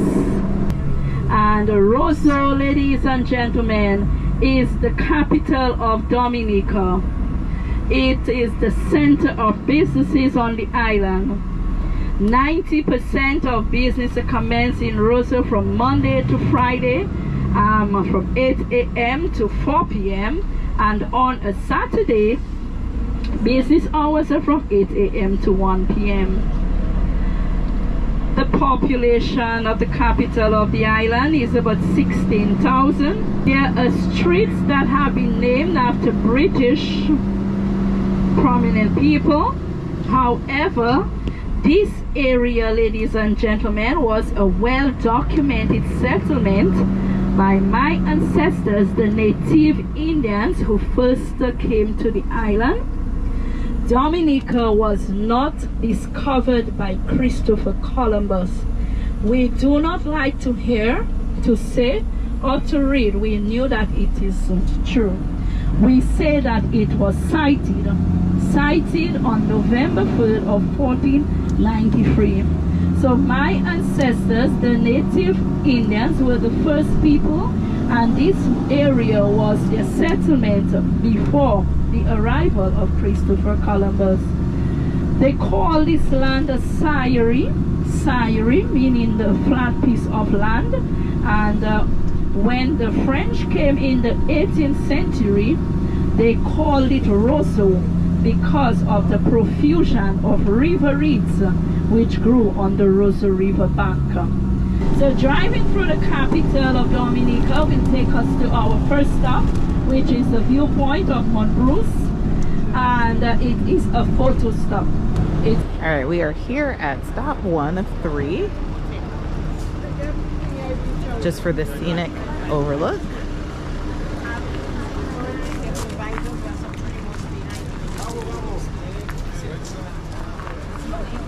Oh wow, nice little overlook here. Looks like it says Mont Bruce. Very nice.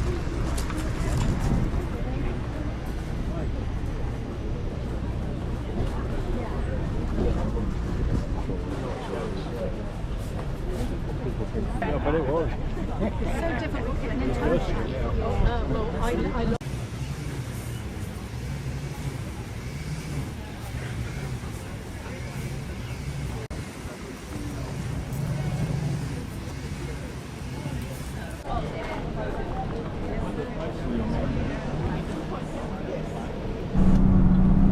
And on the southern side of the island, this is where most of the volcanic activities takes place. The many hot springs, the sulfur springs, the health and wellness spas. There is also snorkeling, and this is where you can also see the Caribbean Sea and the Atlantic Ocean coming together, only separated by a rock in the ocean. Now if you're a tall guy and your legs are long, you can sit on the rock and you can have one foot in the Caribbean and the other in the Atlantic, okay? But snorkeling, ladies and gentlemen, is well enjoyed by visitors to the island of Dominica, and snorkeling in an area called the Champagne Reef. Have you heard of the Champagne Reef? No. Champagne Reef is like you're snorkeling in bubbles and thousands of bubbles. So it's like from the crater underneath the surface under the sea, there's a crater that moves the rock, so bubbles comes out from underneath, and it just bubbles up, so you are like snorkeling in Champagne. This Dominica Botanic Gardens was ranked one of the finest leading in the Antilles up to the 1930s, but due to hurricanes taking the tolls on the island over and over, it has continually been destroying our native trees, exotic trees, our plants, ornamental shrubs.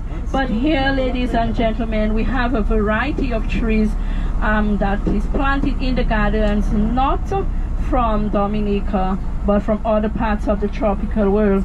So here it is the banyan, sorry, my apology, the African sausages.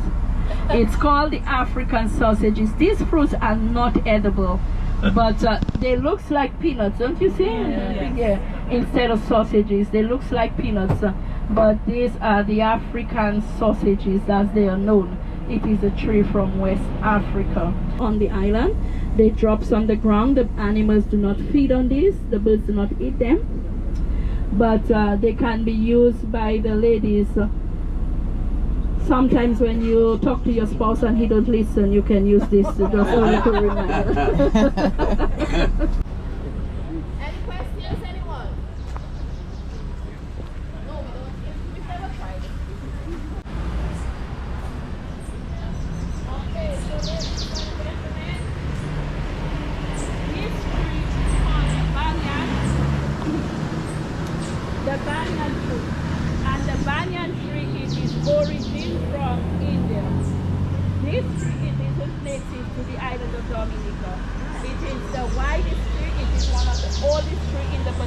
Gardens of Dominica, and it continues to grow out very wide. Over the years, it has been destroyed. The branches have been broke off by hurricanes, but it continues to grow out very wide. It provides a good source of shade on a very hot day. People come to sit here for lunch, they come to relax, they just come to chill in the gardens, but it is not, it's a good source of shade on a very hot day. And there's another one here as well. Caterpillars. Oh wow. Hey, Maria. I'm just turning to a moth. Look at this. Come on.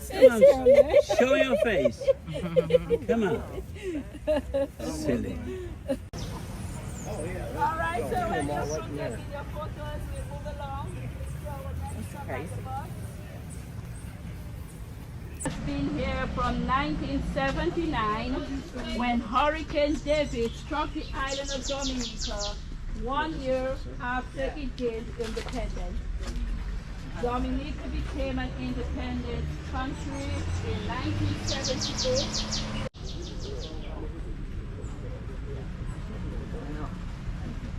Right now, because it bloomed only 2 times for the year. This is our national flower, the Sardinia carinalis, and it blooms, all the leaves drop, and it is covered in a bright red flower. Very, very beautiful. And the flower represents the resilience, the determination, and the courage of the Dominican people. Neem tree. Neem. N-E-E-M. Neem. And maybe you have bought byproducts made from the neem tree, like soap, lotion, toothpaste. Yes. This tree here was planted in 1985 by Dominica's female Prime Minister, Dame Mary Eugenia Charles, at the time.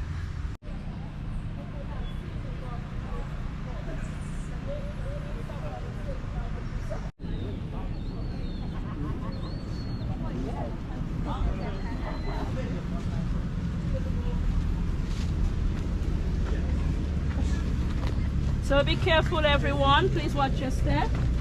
Here on the island, we utilize the bamboo grass when we're doing construction to create scaffolds. Even in the Asian countries, when they're doing tall structures, they use them to create scaffolds.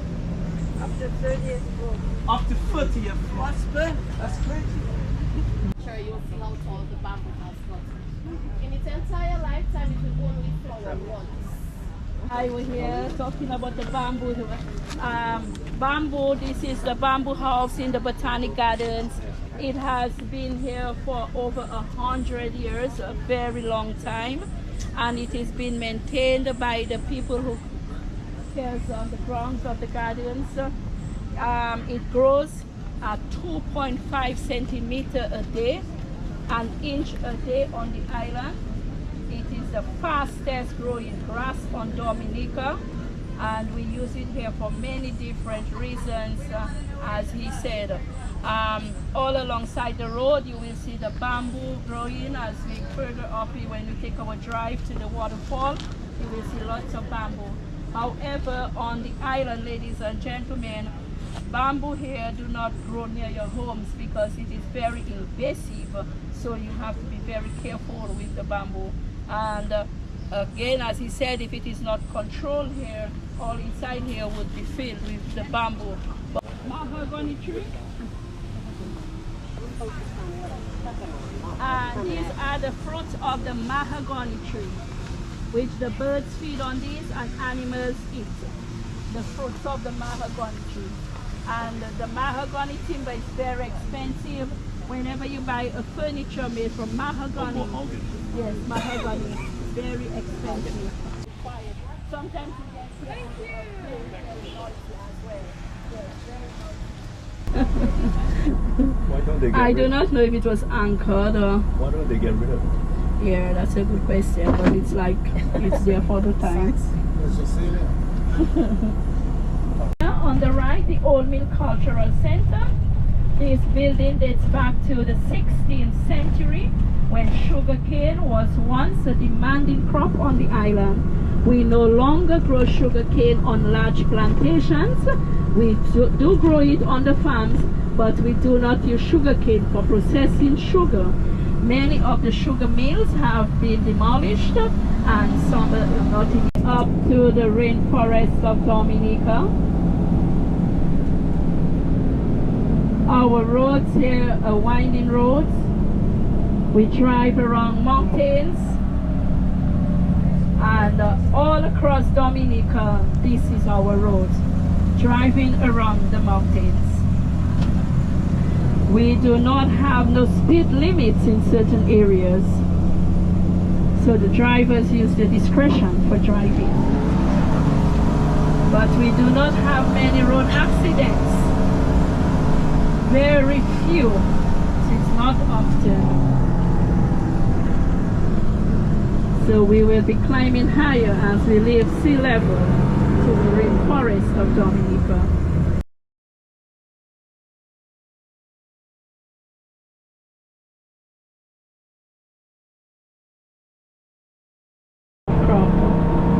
What you will see in many of growing in these areas, the mangoes. The mangoes are on the island. Mangoes are one of our exotic fruits, and there are 40 varieties of mangoes on Dominica. 40 varieties of mangoes. From the very small one to the very big one, you can enjoy a sweet, tasty, delicious mango. Has a population of about 70,000 inhabitants. 70,000. 85% of the population of Dominicans are of West African descent. 1.5% are the natives, and we do also have Chinese, Haitians, and Spanish nationals on the island. 29 miles long, 16 miles wide, 289 square miles, or 750 square kilometers. We preserve a land of natural beauty. Everything and almost anything that you put in the soil, it grows, ladies and gentlemen. And this is why if you put your finger in the soil, don't be surprised as well, because everything grows here. Look way back to where the clouds come on top of the mountain. This is our tallest point on island, Mont Diablotin, at 4,747 feet. And even at that height, that elevation, when Hurricane Maria struck, this mountain had no vegetation. It was bare. And all of these here, you could see nothing. The mountain, Mont Diablotin, when you see the top of this mountain, you see the top of every other mountain on the island. It is usually covered, but hiking, persons do hike on the mountain. If you start from 6 a.m. in the morning, you get up there at 6 p.m. so you overnight and you come down the next day, okay?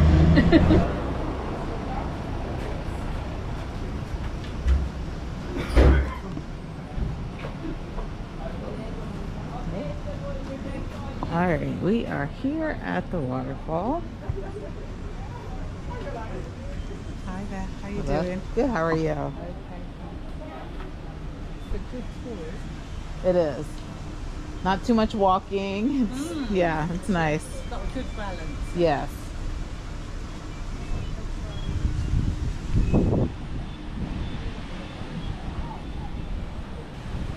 So she said it's 62 steps to get down.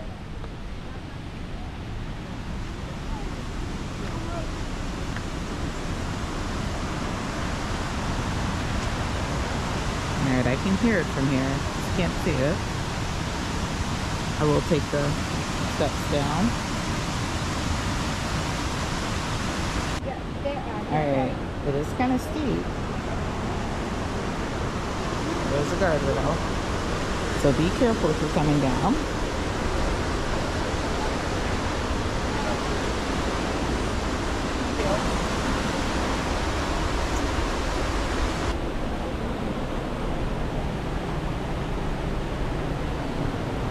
This is gorgeous though.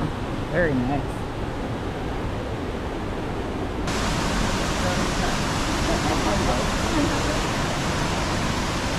Alright, so definitely be careful. I would not do this if you have on sandals or anything.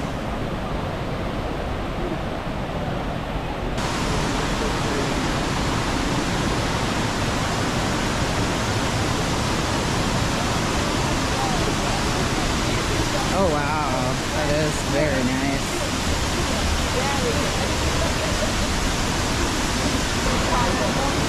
And right here.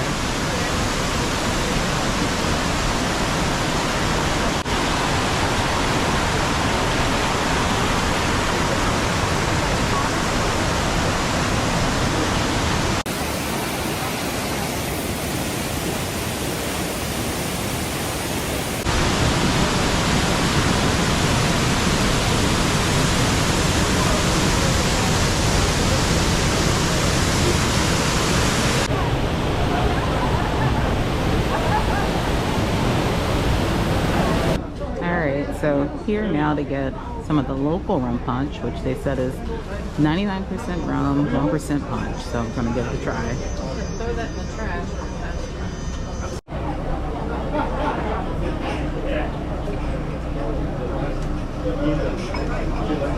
Very good, very strong. So I've never had hibiscus rum punch. That's actually really good. Very strong too. All right, so made it back to the ship. Overall, that was a good tour. Nice overview of Dominica for a first-time visitor. 3 hours, so not bad, not much walking.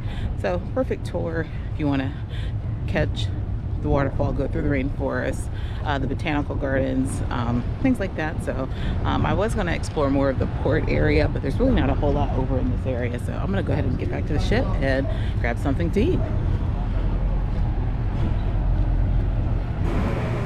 Alright, so made it back on the ship. I am here at the patio for lunch. It's al fresco dining, and went through the buffet. They had like a Caribbean chicken stew that I was going to try. I might go in and get a little bite of that, but nothing really at the buffet that really was of interest for lunch for me. So I figured I would come here because you're going to get burgers, hot dogs, hot dogs, hamburgers, bratwurst, nachos, wings, and things like that. So I did get the wings and the nachos to try. If you caught the first vlog, I sampled the hamburger that they had, and it was unseasoned, so I didn't really care for that. So I'm like, I'll try something else, see what that's about. But yeah, back on the ship, and thank you. And I'm gonna see what else I can get into today. I know I have a little bit of work to get done, so I'm gonna get some work done and just relax. All right, so there are the nachos. And then here are the buffalo wings. I think you forgot the sauce. So we'll give those a try. Just plain wings. Hopefully they're seasoned. Okay, they are seasoned and they're fresh. They're just missing the sauce, so not bad. All right, a little bit of soft serve frozen yogurt before I head to the cabin. And that is absolutely delicious. Oh my gosh, that is really good. Simple, but really, really good. So they have these coffee machines on board too. You can make your own coffee there. It's kind of cool. Very nice. All right, something that I do want to point out, if you're doing private excursions, our tour guide did say that at a certain point of the day, there's a lot of traffic. Let's see if you guys can see that. So I would just say, if you are, so we sat in a little bit of traffic coming back, but it looks like it's kind of backed up right there. So just don't chance it if you do third-party excursions here in Dominica. Sometimes these islands will have like one-way roads and things. And so if there's an accident or anything happens, it could back you up. So don't chance it. If you're gonna do third-party, make sure you give yourself a few hours to get back to the ship.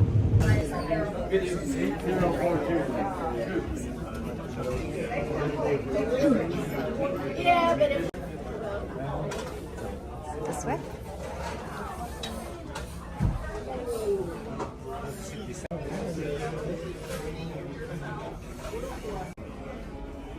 right, first time in the main dining room. That was pretty quick and easy. You just give them your cabin number and they seat you. You come early, get a window view. All right, so my server shared what today's specialty is. It's a Cuban dish. I don't think it's on the menu, he just kind of mentioned it, but it's like a pork dish with rice. I think I might get that, but let's see what they have. These are the starters. And then the main course. And my understanding is the menu changes out every single night. And then they have the always available favorite classics. So everything on this side will change out. This will remain the same. And then there's the world cuisine menu. Thank you. So as I mentioned, part of the destination immersion is that every night in the main dining room, they'll have a menu that is set for a particular destination. Tonight is Indonesia, and the buffet is themed after Indonesia as well. Now, we aren't in Indonesia today, but they did have some Caribbean classics on the menu before. And if I'm being very honest with you guys, there's really not much, like looking at these starters, that interests me. I think I'm gonna go with probably the scallops. But yeah, some of it doesn't really interest me, but it's probably for someone's palate.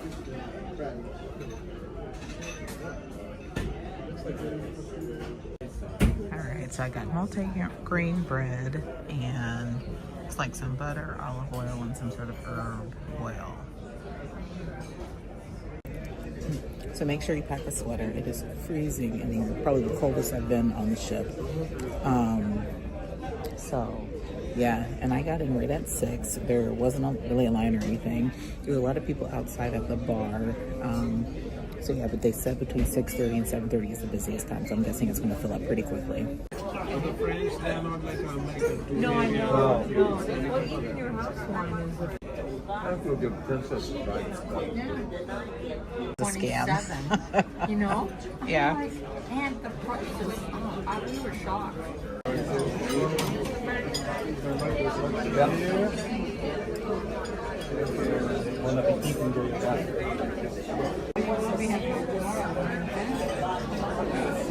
All right, just made it back in from dinner. Dinner was actually really good.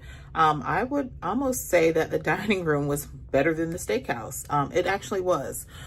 So I had, for my starters, some scallops, which were really tasty. I just wish they gave like some sort of baguette or something, because what they put I don't even know what you call it, whatever they put the scallops in, it was kind of loose. So it would have been nice to kind of scoop it up with bread, but it was very tasty. Then I had shrimp cocktail, and then I also ordered their special dish for tonight, which was a Cuban pork seasoned. It was delicious, no complaints. But no, my complaint would be dessert. I did order dessert, and the dessert, I don't know if the understanding of chocolate is different on Azamara. I don't know.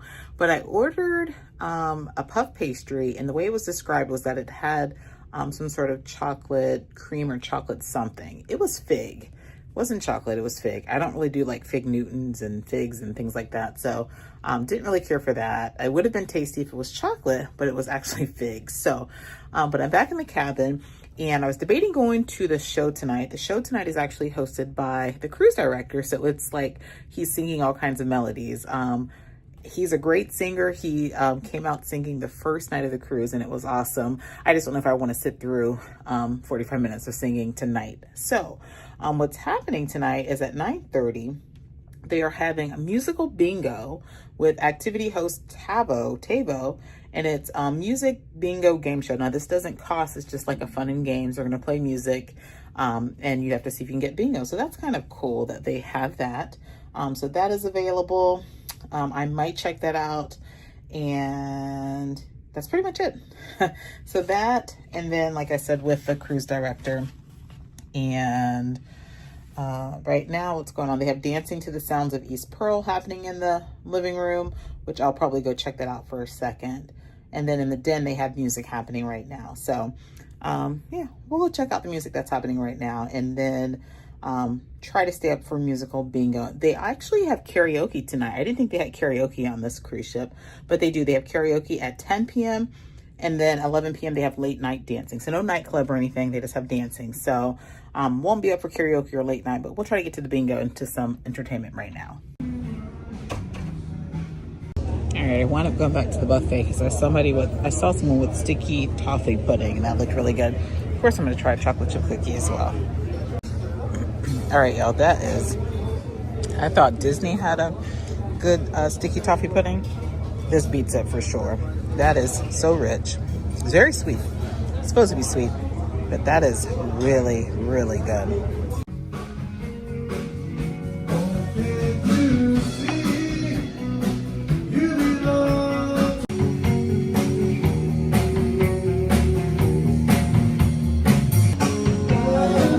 Pretty empty right now, but I'm assuming it's going to fill up when bingo starts. So I understand wanting to relax. It's a little dark in here for me. I feel like I need to turn the lights up just a little bit. Just a little bit.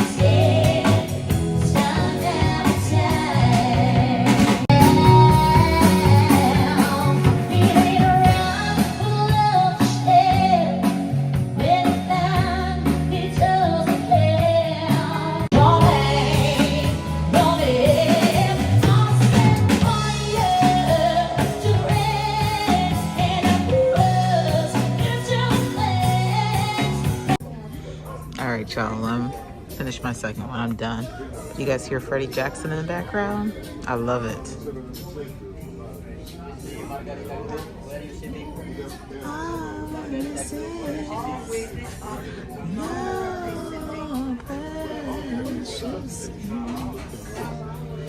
Trying to hold up and wait for musical bingo, but y'all, this is called the Blue.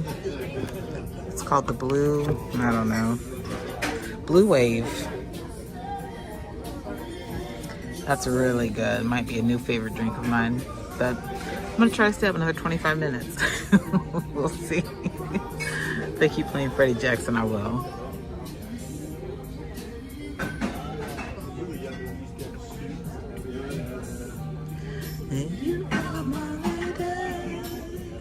Exactly 8 minutes. If you want to play, please come and see me and I'll give you a card. A card and a pencil, just one per couple. All right, so there's the musical bingo. Looks like they're playing 4 rounds.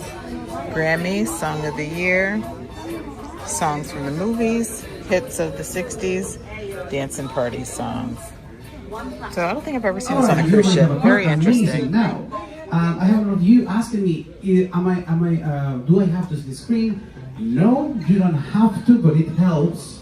Because I'm going to be playing 75 songs in a row for 13 seconds each song. And after I play 3, the name of the first one that I played is going to be showing on the screen. So to start. Alright, turn the lights up. I can see now. Guys, look at that dance and party song list. A little bit of everything. Love it.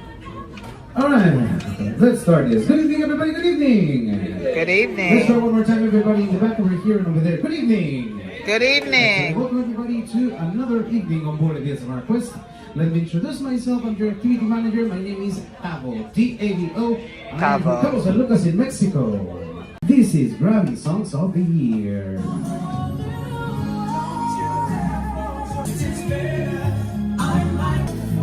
So it's going pretty fast. That was like the quickest bingo game ever. It was like 2 minutes. So I like it because I can go to bed. It's fun too. You have to really pay attention. Yeah, I like that. It's fun. Now that this is the last game, we have Azamara socks inside.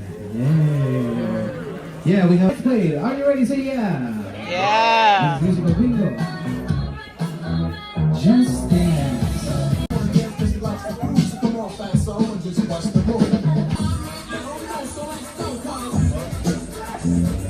right, y'all, back at the cabin. The musical bingo was actually lots of fun. That was my first time ever doing that on a cruise ship, so that was lots of fun.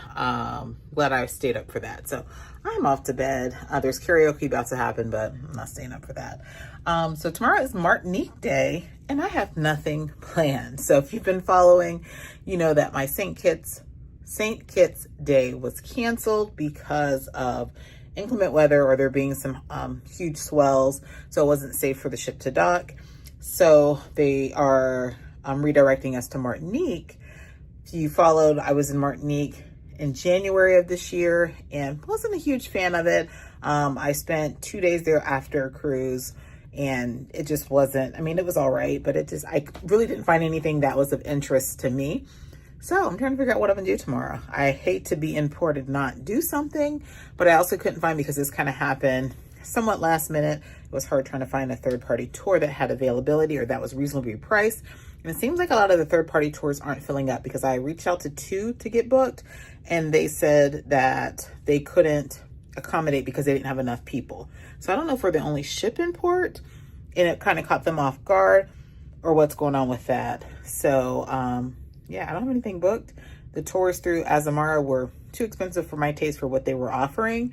So you're looking at $160 plus, and that's just not my style. So yeah, stay tuned, see what I get into in Martinique tomorrow. It might just be a ship day, might be Martinique Day. You got to stay tuned to find out. I will see you guys tomorrow.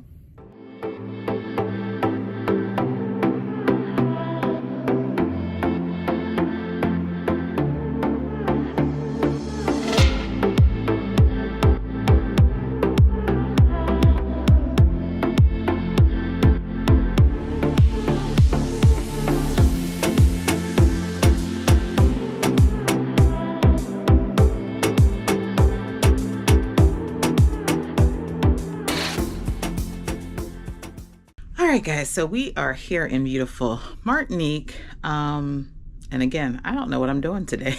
So we just got clearance. I am about to get off the ship, see if there's any tours that are going to be outside the gate. I don't think there will be, and this is the reason why. We weren't expected to be in port. We're the only ship in port today.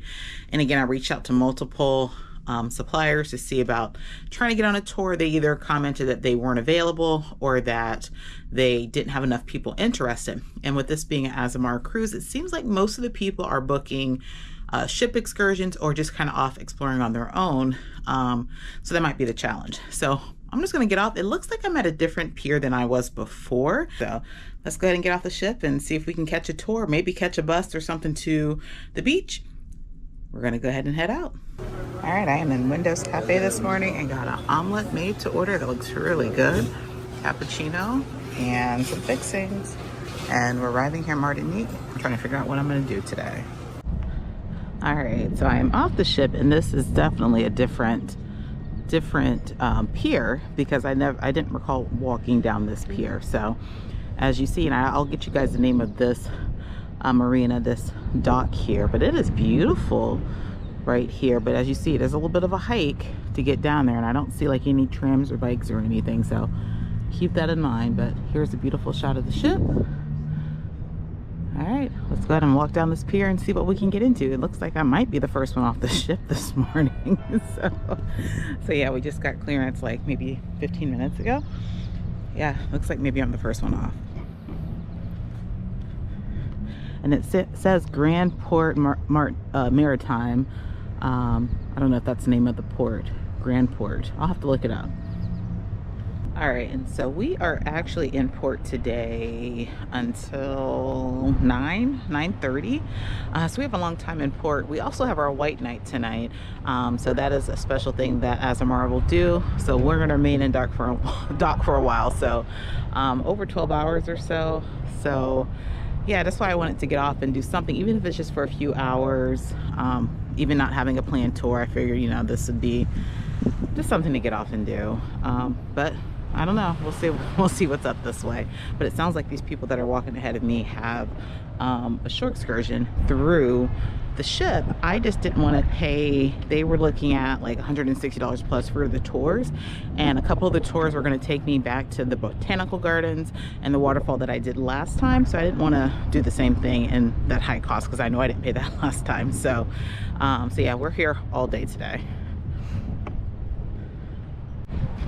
Sorry about that, there was a couple arguing, an older couple, but what was I saying? So yeah, so it's a French territory, so they pretty much speak French. They're going to accept euros, so a lot of places will not take dollars, so make sure you have some euros. And the restrooms, a lot of times they'll charge. So ironically, I happen to have a few euro coins in my purse from another trip, so I packed those just in case I need to go to the restroom. So just keep that in mind if you're here in Martinique. And it's one of those things where I had some people kind of say they didn't like this port because they weren't accommodating to us. I don't go to these foreign ports expecting them to accommodate us.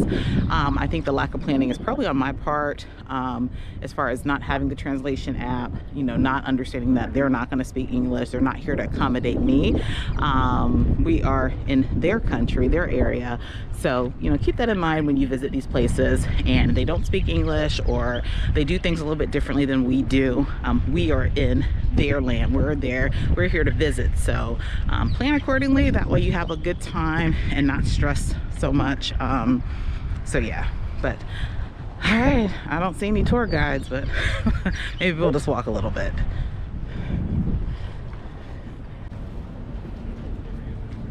There's a sign, our country is your country, so enjoy.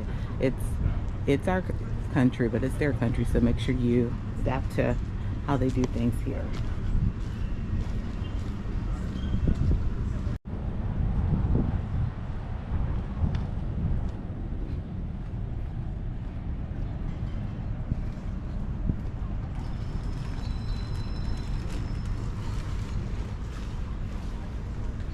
All right, so they are waiting for ship tours, and as you see, as I expected, there's no tour providers out here. There's none at all. So we're gonna wing it. We're gonna see what it is that we can get into. Now I did see that there was a way to catch a ferry. It's one of the most popular beaches out here, but it's like an hour ride away. I mean, I have plenty of time to do that. If the pier's nearby, if the ferry's nearby and it's gonna be here soon, I might try to do that. But yeah, guys, I rarely wing it like this. I like to have a solid plan, especially when I'm in a place that I'm not too familiar with. So, all right, looks like maybe some shops over there. We'll maybe walk over that way and see what's over, but this is pretty.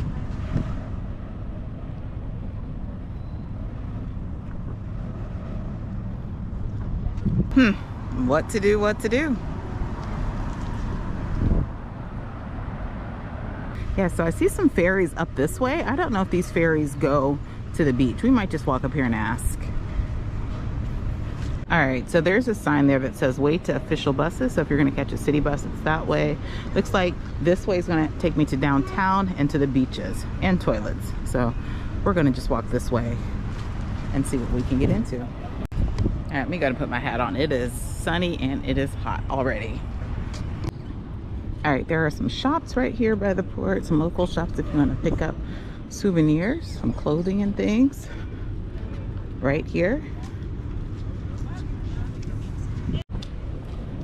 Yeah, so like a little straw market of some sort. We'll probably check that out. We'll walk through it on our way back. I don't want to carry around anything if I purchase anything. Yeah, a little straw market right there. Okay, so it looks like Point du Bout is a beach area. And as you see, it's like a 25-minute, so it's like a short ride there. 25 minutes, and then it's picking up at least once every hour. Yeah, I might do this. Looks like the next one is about to leave here at 8:30. What time is it? Oh, it's 8:36. Oh, they just pulled away. Literally, as I'm standing here, they just pulled away. So 8:36, they're pulling away. Okay, so they have two. One that says Point du Bout and one that says Borges des Trois Îlets or something. I know that that one is going to take an hour to get to, and this one looks like it's 25 minutes. Let's see how long that one is, because I'm hearing that the beaches to there, that they're the most beautiful beaches here. I just don't know if I want to be that adventurous today. All right, we're just gonna walk this way for a little bit and then possibly come back and catch that ferry.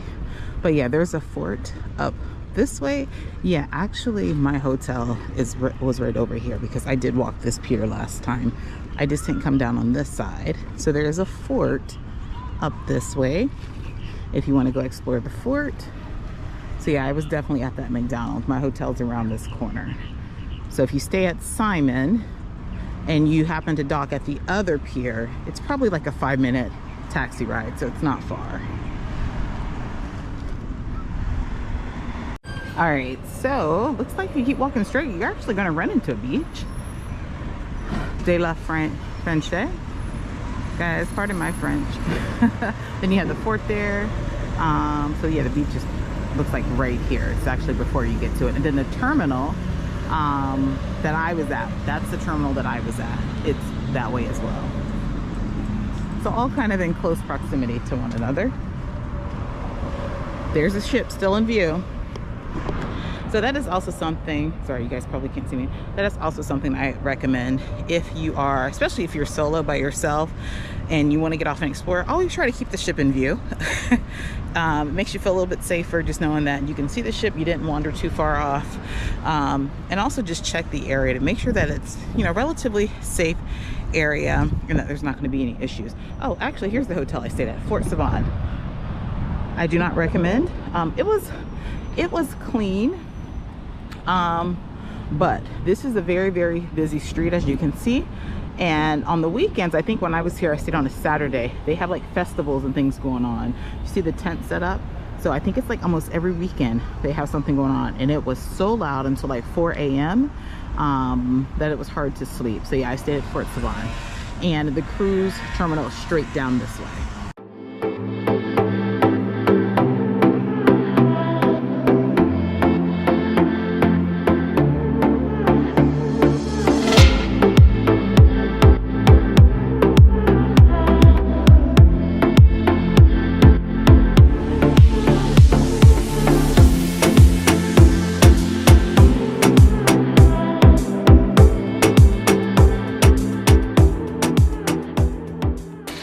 Okay, so here is the closest beach to the port. As you see, there's no chairs, umbrellas, just a little beach area right here in front of the fort. So this is the beach that's walking distance. So it looks like if you're going to want a nicer beach, you're probably going to have to catch the ferry over. All right, so I was going to go ahead and go visit the fort, but I just read that it is a 1 hour guided tour, and that's the only option. And it takes about an hour. I don't really want to spend an hour. I kind of like to go off and explore on my own, especially like forts and things that I may not be that interested in. So I don't want to be stuck for an hour with a group. So they said that you can purchase the tickets right there, and it's 7 euros for adults, 3 euros for kids. But I don't want to have to wait for people and walk with the guide and all of that. So I'm going to pass on it today. We're going to go ahead and head to the ferry. All right, looks like a ferry is coming back. And the terminal is right around the corner, 8-minute walk. All right, so it looks like there's a kiosk over here where you can actually purchase the tickets for the blue lines. Let's see. So yeah, so it's right here. They do take card.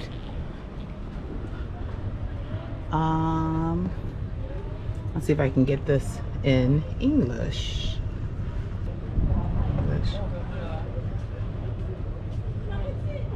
It says ticket delivery temporarily unavailable, so I might have to ask somebody. So I had to put my Google Translate on.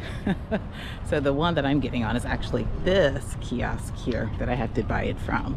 So I just put my Google Translate in, typed it, you can have it speak it, and she just read it from my phone. So that's always helpful. So I'm picking it up right here.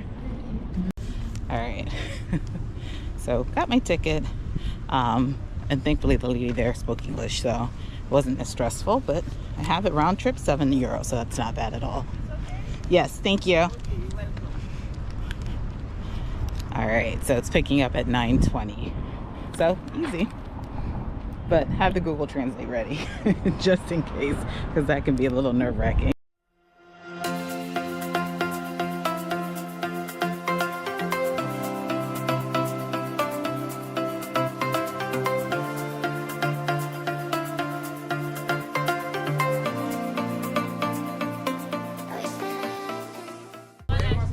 So not bad. And this is definitely a bit more scenic than the other port area, so yeah, we'll check it out.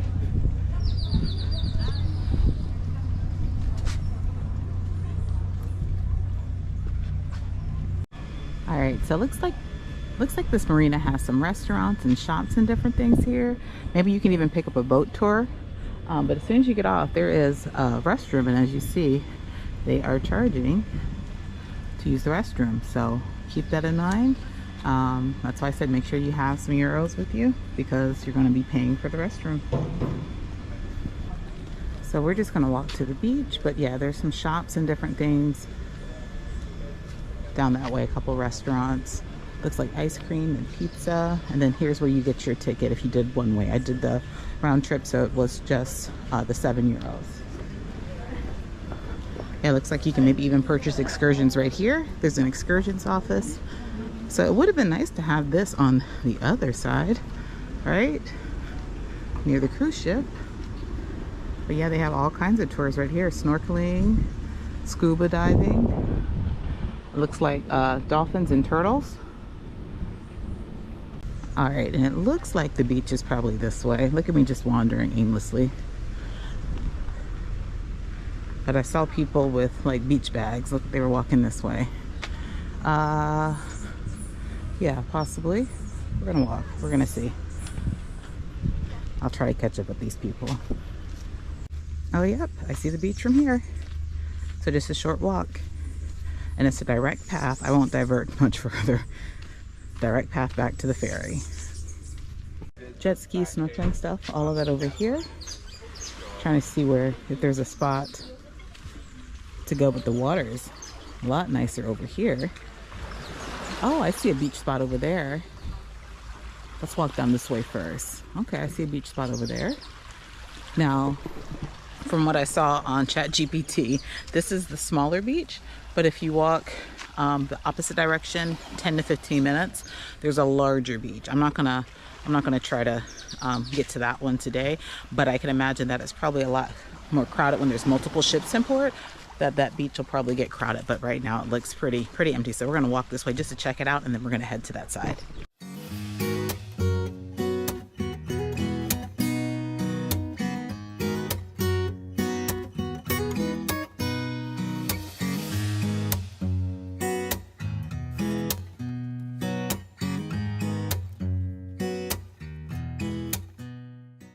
Now I'm wondering if this is the free public beach, because there's not any chairs and umbrellas here, but you could make a day. I didn't bring a towel or anything because I wasn't sure what I was going to get into today, but this is really nice. Really nice. And it looks like it wraps all the way around down that way. Let's go check it out. And actually, now that I'm looking down over on that side with the beach chairs and things, that might be that looks like a hotel or a resort right there. So my guess is that those chairs and umbrellas are for the people staying there. So I'll just find a spot, even if it's sitting on a rock, just to kind of chill for part of the day. This is absolutely gorgeous. So you won't get this on the other side. So that 10-15 minute ferry ride was absolutely worth it. Absolutely worth it.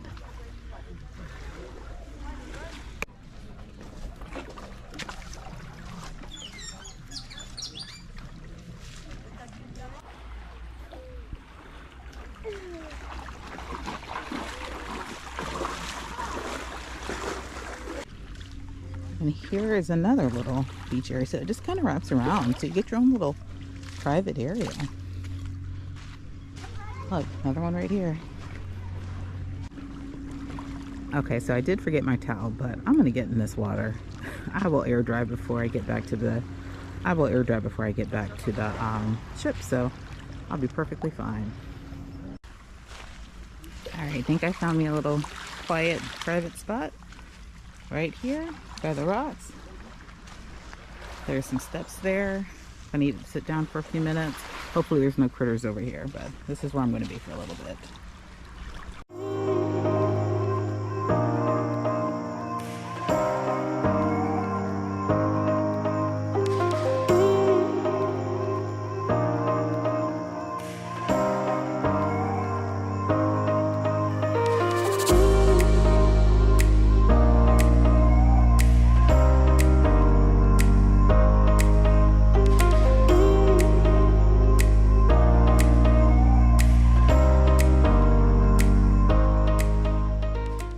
Alright y'all, so it is almost noon. I've been out here for a little over 2 hours and have really enjoyed the water. Perfect beach day. The only thing that would make this better if there were some chairs. I did find a little tree stoop to kind of sit on for a little bit, but beautiful day. But just to show you, it's almost noon and this is how busy it is right now. There's not many people here at all. So yeah, so if you're looking for a secluded area, this just might be it. I absolutely loved it and I would come back here again for sure. But as you see, there's still not many people at all. And again, there's a couple other beaches further down that way, but not many at all. And then even the little marina area with the kayaks and the water sports, pretty empty right now. That beach side by the hotel resort seems to have a few more people, but still, I mean, you cannot beat this for a beach at all. And it's so shallow out there, so it's perfect for the kids. And there's some snorkeling. There's a lot of fish out there, so I'm kicking myself that I left my snorkeling gear on the ship, because this would have made a perfect snorkeling day. But yeah, I'm gonna probably go ahead and walk a little bit further down the beach, maybe see if I can run into that other beach that's 10-15 minutes away. I mean, I have plenty of time today, so might as well show you guys these beaches while I can. So yeah, if you are a beach person and you don't have anything to do in Martinique, this would be a great option. Now, the last time I was here, I did the Botanic Gardens, a waterfall, and then just like a downtown walking tour.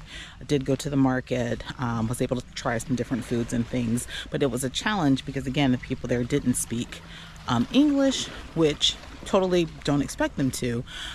The challenge was that it was so busy that even trying to do the Google Translate can be very confusing, and sometimes they don't even want to deal with that. So so that is an option if you want to go to the market. That's a walking distance from both ports, so you could walk to the market just to kind of see how they do their open air markets here. But yeah, so my mind might be changed a little bit about Martinique with these beautiful beaches. I did not expect this.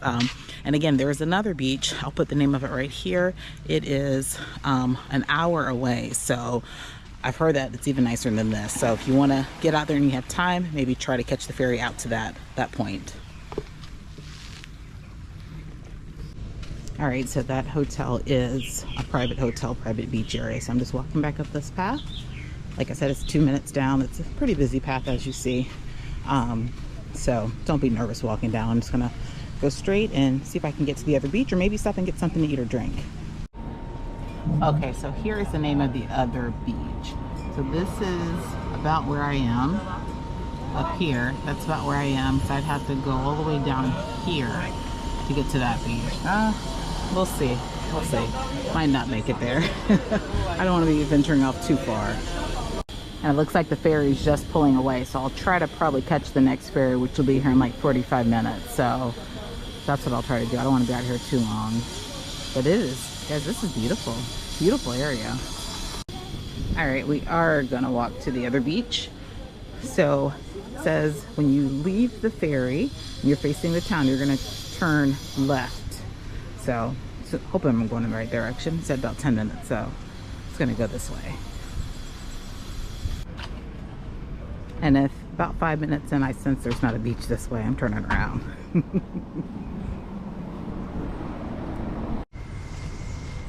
Yeah, but there's lots of little shops and things over here too. So again, if you are a shopper and you want to just come out and shop, there's lots of little shops right here in this little town.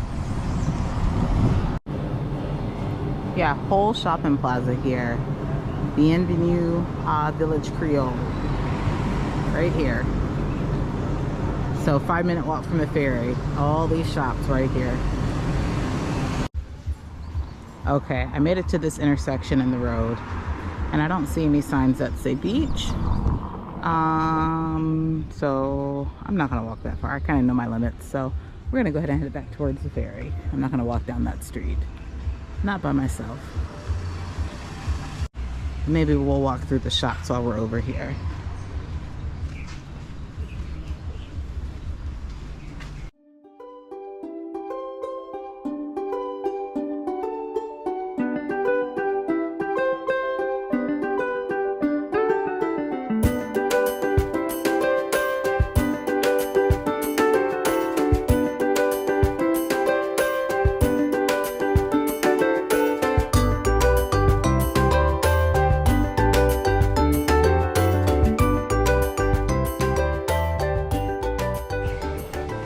I don't know the name of these flowers, but these are like my absolute favorite. I love seeing these in the Caribbean, and you see them in Greece too.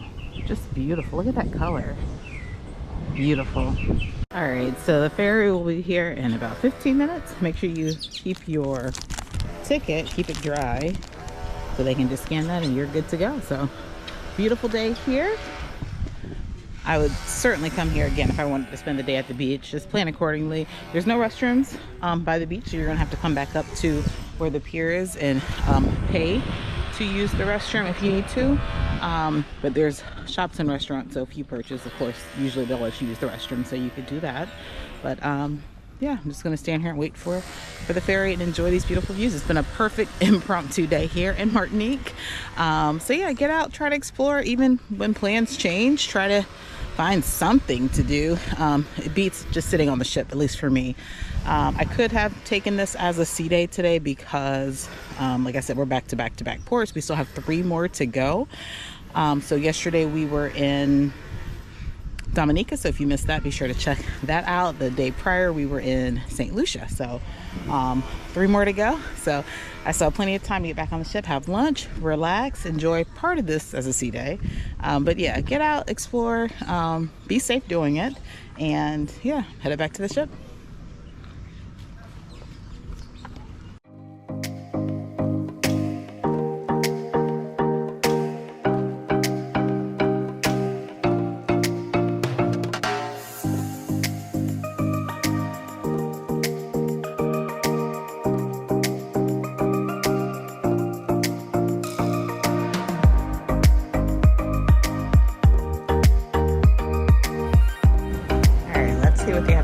Cafe for lunch today.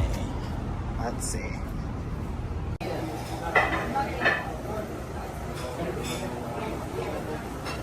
They have pizza, fresh fruits.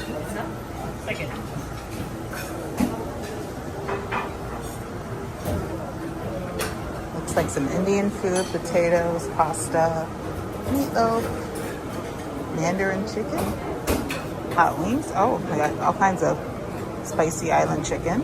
That is a destination specialty today. Guess I'll try that.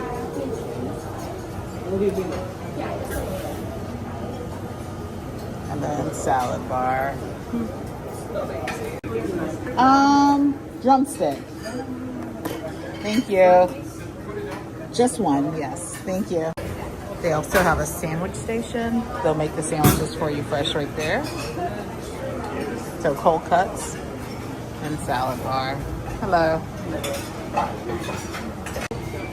And then coleslaw, octopus salad, eel salad, and potato salad. And here's the ice cream for today. Strawberry coconut. I might have to come back for the coconut. Cherry guava sorbet. All right, I just wanted to try the pizza. I asked for pepperoni with that sausage, but it really looks like hot dogs to me. And then a piece of the island chicken. But I'm gonna probably go out to the outside dining area to get a burger or something. So the chicken isn't bad. It's not really spicy, but I don't like the pizza at all, like at all. So I'm gonna head outside to grab something from the alfresco dining. All right, so back at the patio, got a burger, and I just wanted to try a hot dog. I wanted to see if it was a beef hot dog. He said it is. I'm always curious to see if cruise lines have good hot dogs, so I'm really gonna have the burger and just a bite of the hot dog. All right, so I might finish the hot dog too. I like a good charred hot dog, and that's a beef one, it's good. The bun is just probably a little too thick. That's more like a hoagie roll, not a hot dog bun. So I'll probably take half the bun off, but that's a good hot dog. All right, so of course I have to come back and let you know, this burger is seasoned. So either whoever was cooking the other day, they forgot to put salt and pepper on the burger, or there's a different chef. This burger is definitely seasoned, so this one is good. The other one, the first day, was not. So hit or miss, depending on who the chef is, this burger is good.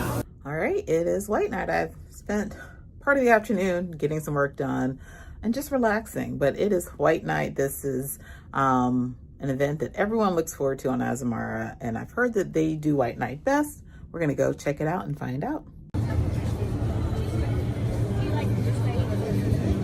How awesome is this? Wow.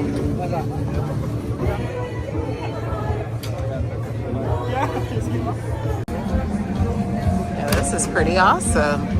Pretty awesome. People got down here real early. I thought I was early. I'm a half hour early. So if you want to get a good spot, they actually saved this spot for me, so that's pretty cool. But there's the buffet that they have set up. That is pretty awesome. We're gonna check that out. We're gonna be the first in line to go check it all out. But yeah, here they have lobster, they have the grills going. That is pretty awesome.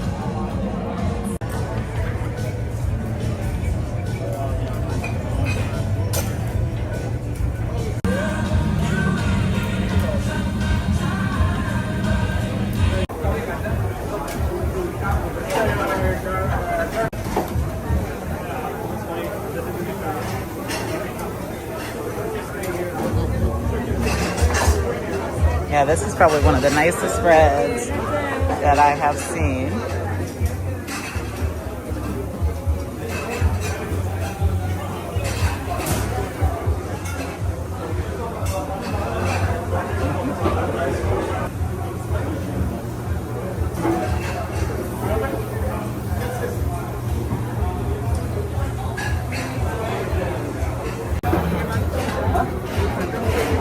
Lobster. Incredible. All right, let me put this phone down so I can eat. Okay, there's my plate. Got front row seat.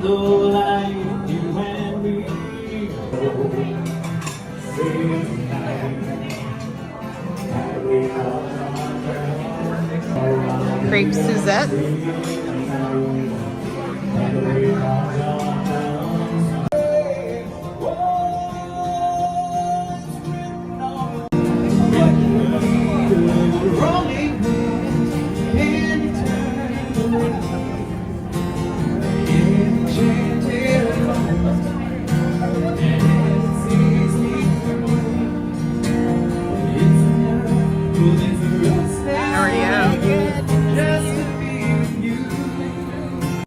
Waiting on a cue to turn it on. All I needed was the truth, but that's how it's gotta be. On out, you know you look so good, you know you got me going now. You got me going like I knew you would, like I knew you would. Your heart, laugh and sing, but while we're apart, don't give your heart to anyone.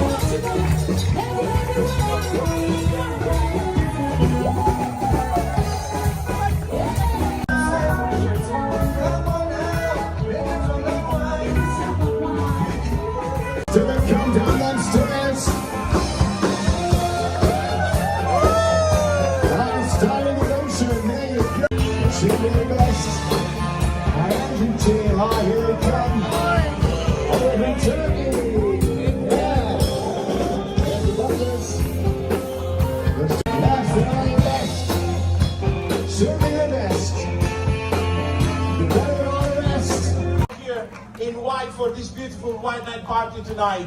How was the food? Delicious. Oh, come on, you can do better than that. There you go, there you go. So, then the next question, how was the wine? You're not screaming too loud. Well, as I always say in this event, the first night I meet all of you and the captain's welcome, I say, I wanted to take all the crew with me. That time is not possible tonight. It is possible. So please put your hands together for the crew of the Azamara Quest.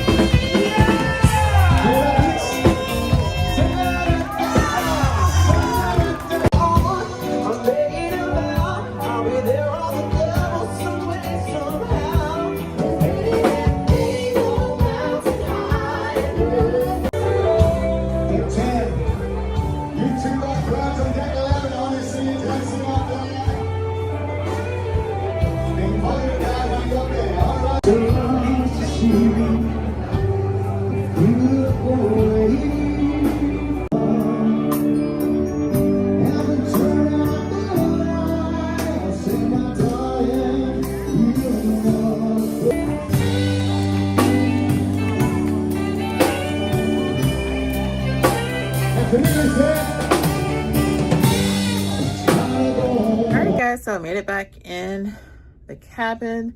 White night, guys, the best white night at sea, hands down. I used to think MSC had the best white night, but MSC is just a dance party, which is fun, it's great. But Azamara just does it a lot better. I love it.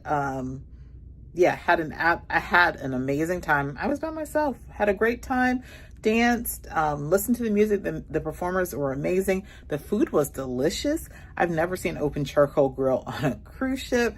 And that smell, I just love that smell.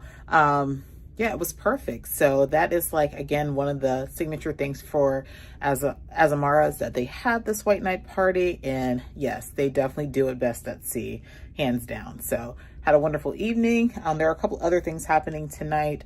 I am tired. Tomorrow we are in Nevis or Nevis. I think you say Nevis. I'll find out tomorrow for sure. This will be my first time there. It is located right there next to St. Kitts. We're actually going to be docking at St. Kitts, which is ironic because we were supposed to be in St. Kitts today, but because of swells, we weren't able to dock. So we're docking at St. Kitts tomorrow, and then we have to tender over to Nevis. I have a shore excursion at 10. Sounds like the tenders are going to start around 9. So hopefully I make my shore excursion. It just seems like this cruise has been a cruise of I'm not gonna say poor choices, but just not on my behalf, not too well organized. And maybe it's the fact that this is my 21st cruise for the year. I don't know. I'm just kind of winging it. So we'll see what happens if I make it to my excursion. They've already started messaging me asking about the time frame. And I'm like, I don't know how fast these tenders are gonna operate, but if it's anything like any of the other ports, again, they are getting the people shore excursions off first. But again, it doesn't seem like a lot of people are getting off the ship. So hopefully I can get on one of those boats with the shore excursion people so that I can get to my private shore excursion. But that, we'll wing it. We'll figure out and see what, Nevis has to offer. So stay tuned. Make sure you like this video, share it out, subscribe if you aren't subscribed. And I will see you guys tomorrow in Nevis.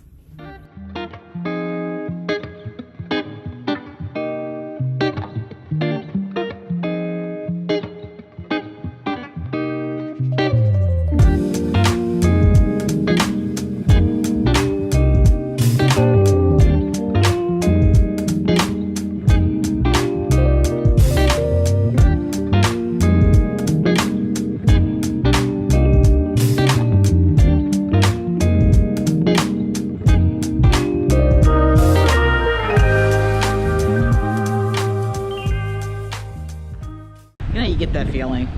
Yeah, I had that feeling. I just need to get back on the ship and make today a sea day. That's what we're gonna do. Good morning. We are currently in beautiful Nevis. This is a tender port. I don't think many cruise lines stop here.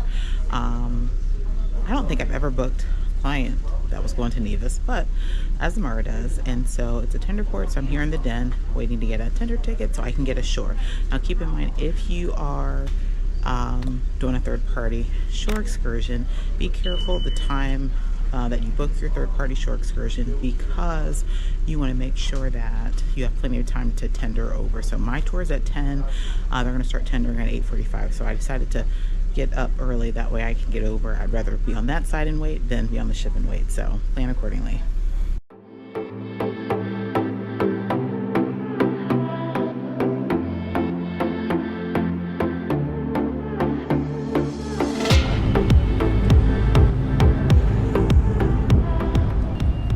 Made it here to beautiful Nevis. First time here. Now I've been across the way in St. Kitts. First time here in Nevis.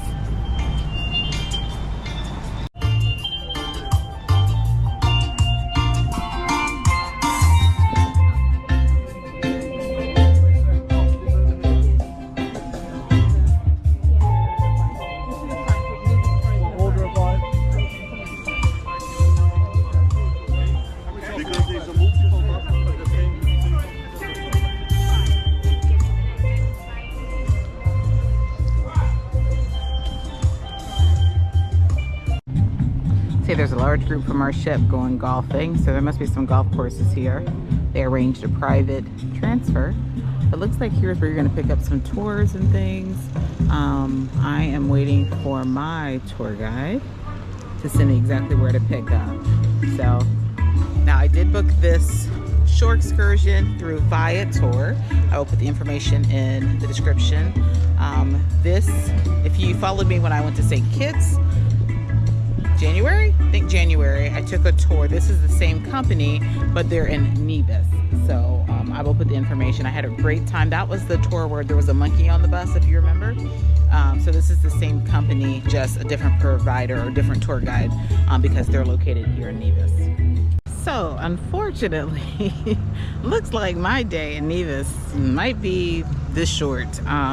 So I was able to get in contact with the company, and they called me over, and I thought I was boarding a bus with a group from the ship. So it sounds like the same tour that I'm taking, the ship offered, but I think the one on the ship is like $159 or whatever. And so he said, because I booked it third party, that I can't be on that same bus. They have to put me on a different bus or with a different driver. So then he tried to pass me off to a taxi driver who I guess was just going to drive me around, and I don't feel comfortable doing that, being solo. If there were others with me, I would do that, but I'm not going to just ride around in a taxi solo in a place that I've never been to. So they said that they would see if they have room on their 12:30 tour from another ship to see if I can get on board that one. I just don't know if I'm going to even do that, because that's kind of chancing it with our back on board time being 5:30. The tour is about 4 hours, and then there's a tender involved. So I might just walk this port area and see what's over here. I don't think there's anything walking distance. I do see a beach to my left, but it doesn't look like it's a beach that you're really gonna, relax and sit at. So I'm just gonna walk this little area, maybe see if there's something in the shops, and I'm probably gonna get back on the ship.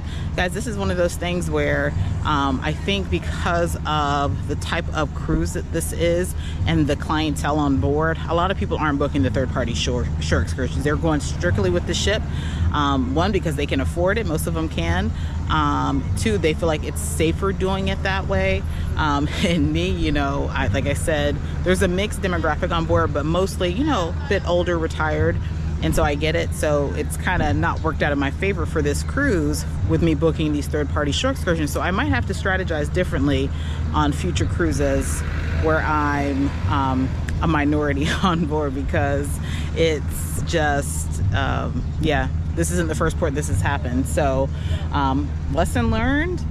And like I said, I could easily just go with the taxi driver, but I'm just not going to do that. So yeah, let's see if we can catch a few glimpses here of Nevis, and then we're probably gonna go back to the ship. All right, pardon the interruption in the vlog, but I think now is a great time for me to take a pause for the cause and share with you my top 10 tips for cruising solo, especially when you have these unexpected interruptions and issues that may occur when you are cruising. Now, this is more so when you're in port, some safety tips that I use and that maybe you can follow if you are a solo cruiser.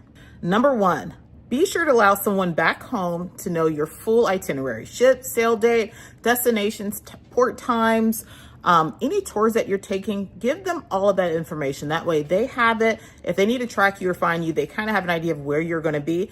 Also, allow your location to be tracked for those trusted individuals back home. I can tell you that Auntie Sister Cheryl's constantly tracking me. Ron is tracking me. The kids are tracking me. So they know where I am. And if there's any sudden change in my location that's not on my itinerary, you can best believe they're giving me a call. So make sure somebody knows exactly where you're going when you are cruising. Number 2, limit alcohol when in port. Now, I know sometimes you'll take tours that might give you tastings here and there. I'm not talking about that. I'm speaking more so when you are cruising or traveling. Let's say you want to go to an all-inclusive resort. Limit what you drink and be cautious on what you drink.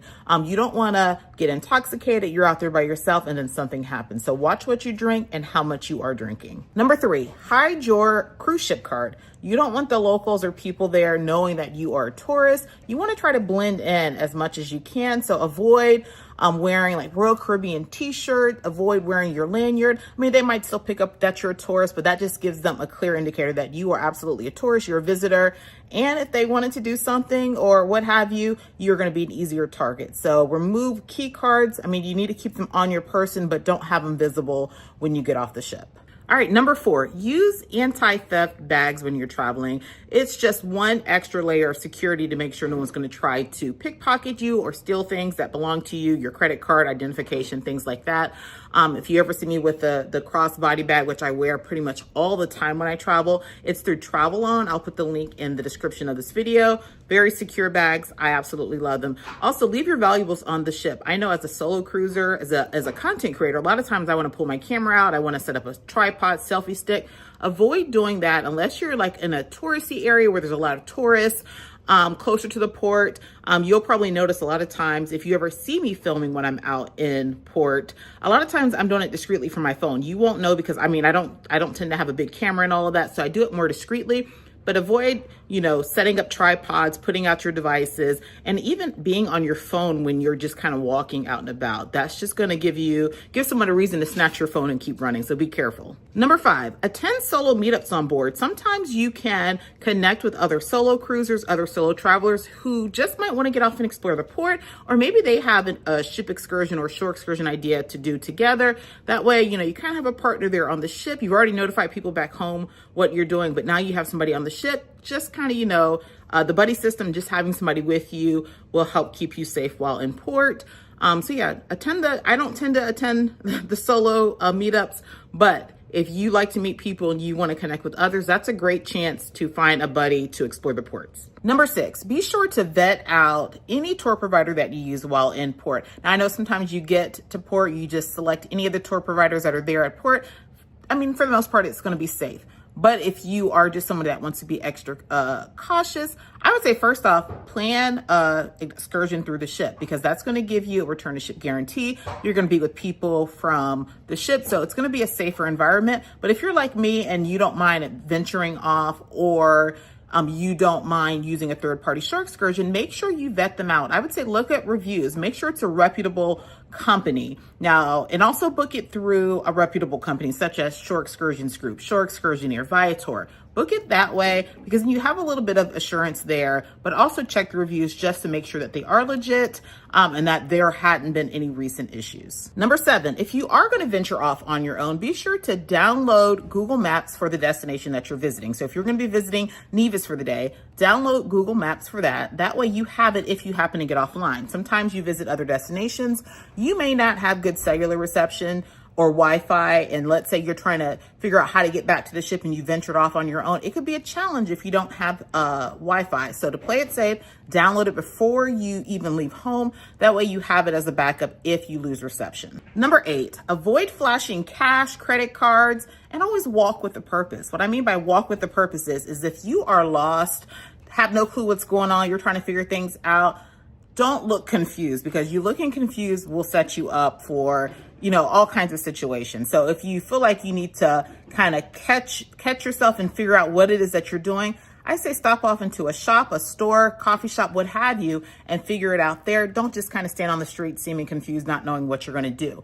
But also make sure, like with cash, for instance, whenever I'm traveling, I limit the amount of cash that I have. And if I do have cash, I don't have all of my cash in one spot. That way, God forbid, if somebody were to try to snatch something from me, they're not going to get everything. And then also, same thing with credit cards. I don't put all of my cards in one spot. I just kind of, you know, if I'm carrying multiple things, I try to put them in different places. That way I will always have money or cash with me. And then whenever I am paying vendors or what have you, for the most part, like when I go to the restroom, if I know that I'm going to spend $20 at this market, then if I have money on me, I will make sure that I take that $20 bill and I'll put it someplace that when it's time to pay, I just take that out. They don't see my stash of cash, which I don't carry. But if you do, they're not seeing all of that. They just see what I'm passing off to them. So walk with a purpose and make sure you don't take cash and credit cards out in public. Number 9, don't get in random taxis, random cars. As you saw in the video, I just was not going to do that. That is not safe at all. If it is, again, the vetted tour provider, that is different, because sometimes the tour providers are in taxis. But in this particular case, I was scheduled to be in a van, and then he just kind of pulled over a random taxi person and said, hey, take her on this tour. Do not do that. If you do get in the taxi, whether you're solo or not, I always recommend taking a picture of the vehicle, taking a picture of the license plate, and send that to someone back home. That way they know that you're in this vehicle. God forbid, if something happens, somebody at least can track and try to figure out what's going on. Again, situations are very rare, but you always want to kind of over plan just in case something happens. But do not get in random cars. If somebody tells you in port, hey, we have to walk, 2 blocks this way to get in my taxi, more than likely they're not a vetted licensed taxi driver. Don't go with them. You need to stick with the ones that are right there in port. And a lot of times they're regulated, or they'll have certain badges and things. So just ask questions, make sure that you're in a safe place, and always ask the cost before you get in, because you don't want to get caught up in a situation where you didn't ask the cost and then you get there and it's way more than what you expected and you don't have it. And then that's a whole nother issue. So play it safe. Only get in cars that you know is going to get you where you need to be and is part of a reputable tour. And number 10, go with your gut. Go with your gut. I can tell you that once I realized that my tour had changed, I just had this feeling within me that I just need to get back on the ship. So if you ever feel that way, just go with your mind. I walked the port for like all of 10 minutes, and you don't see all of this in the video because I just don't like recording people in situations. But there were a couple times where I was being kind of stared at while I was walking, and I've never really been in port where I felt unsafe. And I will tell you that I felt unsafe where I was. And by the time I walked back towards where the beach was, and it was very secluded over there, I was just like, you know what? I had this kind of eerie feeling. I'm getting back on the ship. So always, always, always go with your first mind. I'm glad that I did. I went back on the ship. I had a great time, rested by the pool, got some work done, had some good food, and I was good. Now, I will give Nevis another try here soon, and hopefully there's no issue with my tour. I would love to actually have it on an itinerary for later this year. So stay tuned for that. And guys, this is not me saying that Nevis is a bad place. I'm just letting you know my experience for my first time visiting there. And this has nothing to do with Nevis, but it had to do with the tour provider. And then again, being a solo cruiser, I would have handled the situation differently if I wasn't by myself. If I was with Ron, or if I was traveling with someone else, I may have gotten in that taxi for the tour or what have you, but definitely not while solo. Before we get back to the video, if you're finding any of this information helpful, useful, all of that, consider subscribing to our channel. It really does help us grow, and it helps push us out to more viewers, more cruisers, first-time cruisers, veteran cruisers, people that just want to get out and explore ports. So give this video a thumbs up, leave a comment after you finish watching, and be sure to subscribe. And if you're wondering if I'm going to dispute the charge, I do plan on it if they don't just offer up a refund, because it wasn't advertised as a private tour. And so in my mind, if it's not listed as a private tour, meaning one-on-one, then you know, it needs to be a small group because that's what it was advertised as. And if it's not small grouping and they didn't get enough people to book, they could have messaged me like the other tour companies did and said, hey, we didn't get enough people to book, so we have to cancel. I'd prefer that than to get here and be shocked that I'm the only person taking the tour. All right, so there is a map here that gives me maybe some stops that I can visit. It's not too far. So the public market, so this is where I am. The public market is right here. So maybe we'll at least go to the market. But it looks like things might be walking distance. I just don't really see like a beach area. Oh, there's a beach right there, number 31, Gallows Bay. But as you see, like the beaches are surrounded by rocks, so they're not quite beaches. Maybe if you go off to this side, which is probably where the tour was going to take me. So I think what I'm going to probably do is I'm probably going to go to 30, which is public market, and then go up here to 6, which looks like it's the Independence Square. And yeah, we'll see what happens.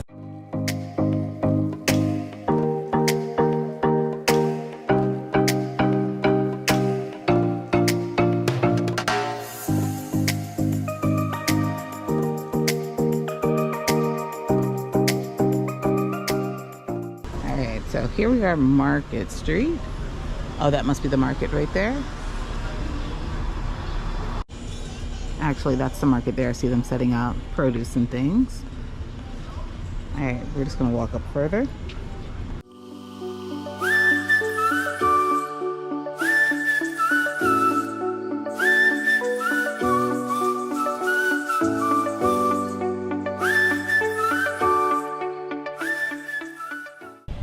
Yeah, I'm not feeling it.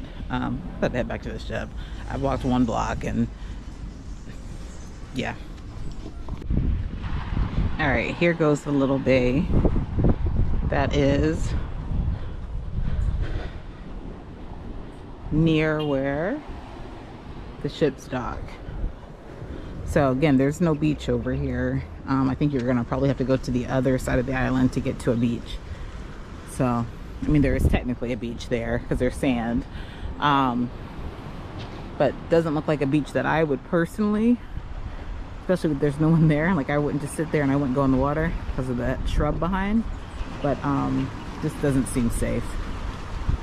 Yeah, and I'm sure Nevis is a beautiful island once you get away from this area. It just doesn't feel, you know, you get that feeling.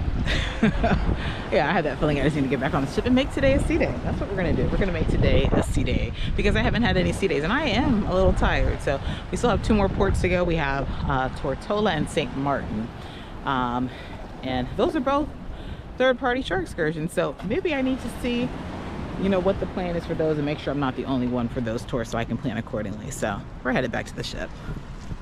That's probably my shortest trip in forever. So back on the tender.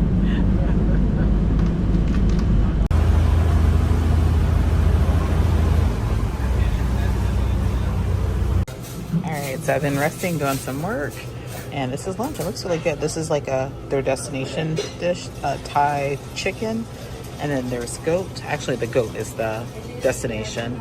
It's a goat stew with rice, some veggies, and then I got a Greek salad. Looks really good.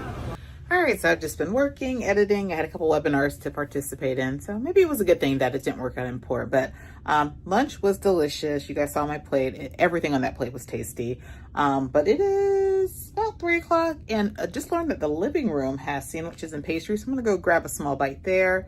I do have dinner tonight at the Italian restaurant, so we'll see what that brings, but there's really nothing else going on because it is a port day. But some other things happening tonight. They are going to have, where's my paper? They are going to have bingo later. And I thought they didn't gamble on the ship, but they will have this one opportunity for, hold on, what did I do with that? They will have one opportunity for bingo. 1 second. Okay, so yeah, some other things that they have going on. Starting around the time people probably get back on, they do have some fitness and wellness things going on with shoulder pain, tightening of the skin, acupuncture. They're gonna have a future cruise presentation in the Cabaret Lounge, and then right now they have a beanbag toss going on the pool deck. pub quiz happening in the living room, music trivia, and then bingo is going to be right after that. And then there's a game show called Are You In and Out? And something else that I didn't mention about not Crystal Cruises, oh my gosh, what ship am I on? Azamara, is that they do have daily get-togethers, and they have these every day. So they have Friendsville get together. They have the Solo Traveler Social and the LGBTQIA plus get together. And this happens every single day. I think around the same time that they have these get-togethers. I have not attended any of them, but that is available if that is something you want to do.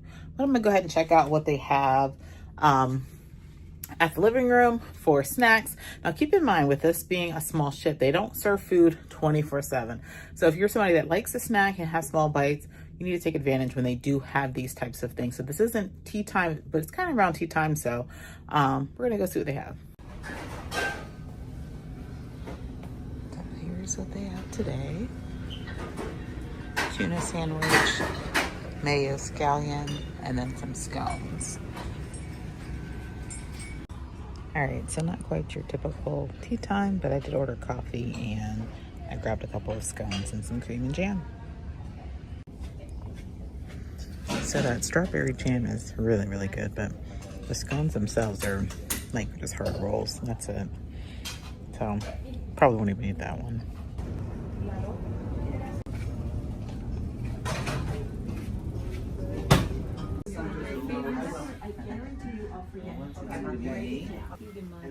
All right, here is the menu for Aquilina. Fruits of the sea. Fruits of the sea. Oh, fruit of the sea.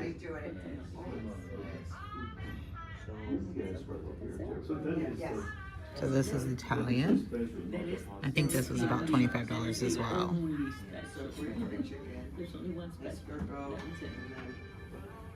All right, got the garlic bread. That smells really, really good.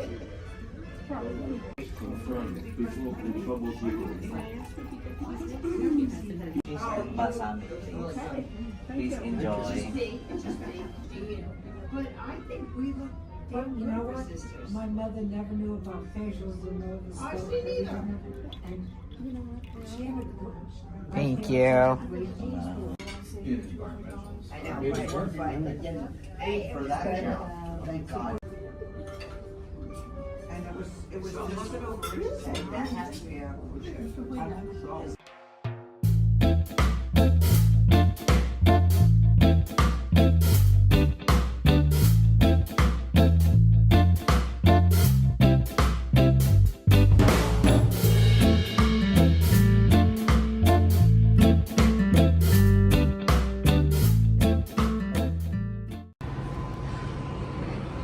Good morning. We are here in beautiful St. Martin. Now, the Sea Cloud Spirit is what you call a windjammer. This is one of 3 of its ships. Has a capacity of 64 guests, and it does travel all over the world. Is this something you would sail on? But as I'm outside admiring this, I notice that I'm right beside Celebrity XL. And not just Celebrity XL, we have Star of the Seas pulling in, and it looks like a Carnival ship out that way. So is that Carnival? No, that's not Carnival. What is that? Is that another celebrity ship out there? But yeah, lots of ships in port today. Lots of big ships in port. It's gonna be a great day here in St. Martin.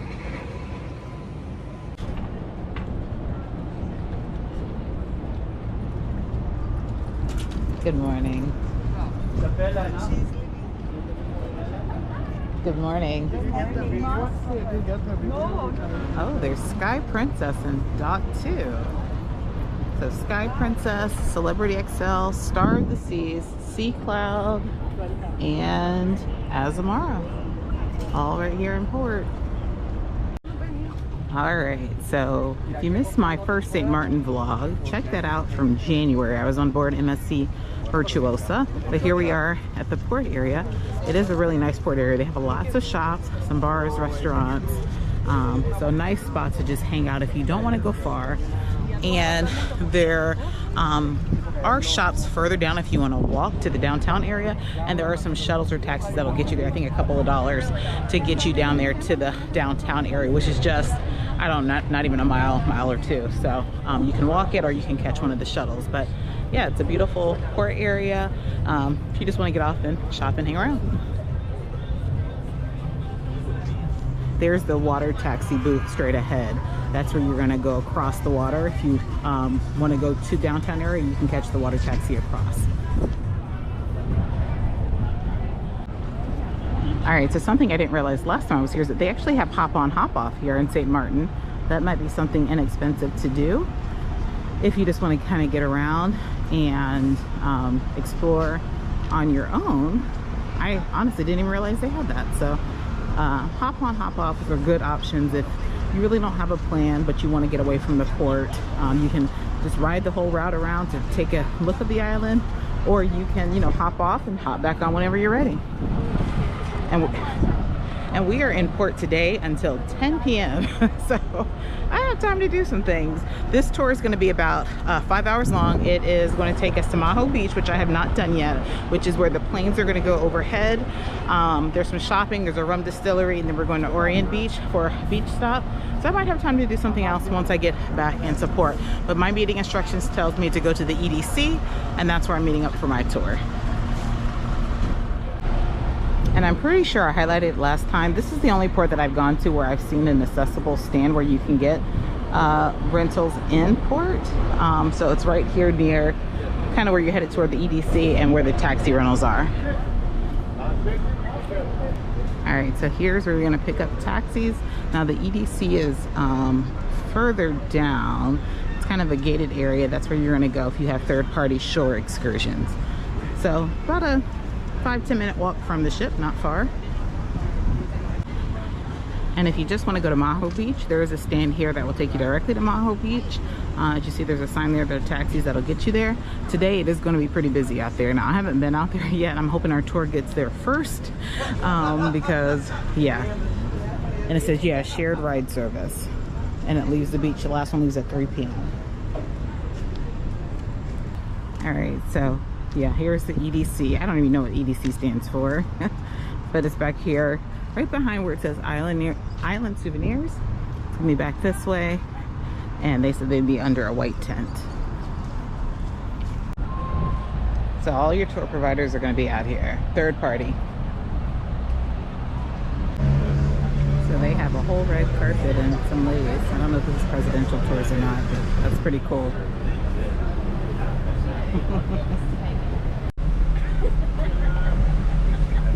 As you see right up front, they said this tour is completely full, so it'll be completely full, but got a good spot.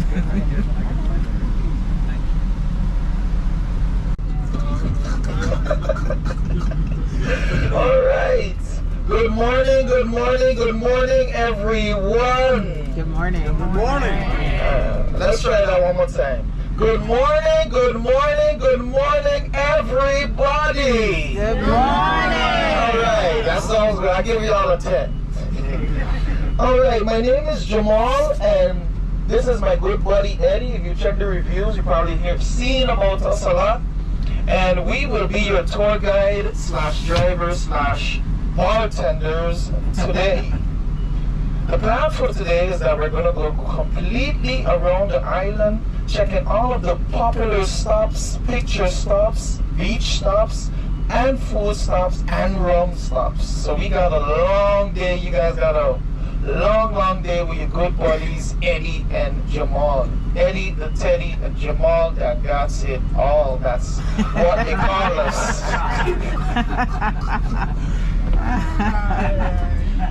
This is not big. So, for drinks, I packed the cooler extra full today because I think we've got a lot of drinkers on the bus. Hopefully, don't worry guys, we drink early in the Caribbean. So I got water, Coke, Sprite, Heineken's, and Presidential's homemade secret formula rum punch here with us. Sounds good. So we're well set, well prepared We doubled everything today because we just had a feeling that we would have had a good, healthy crowd today of drinkers.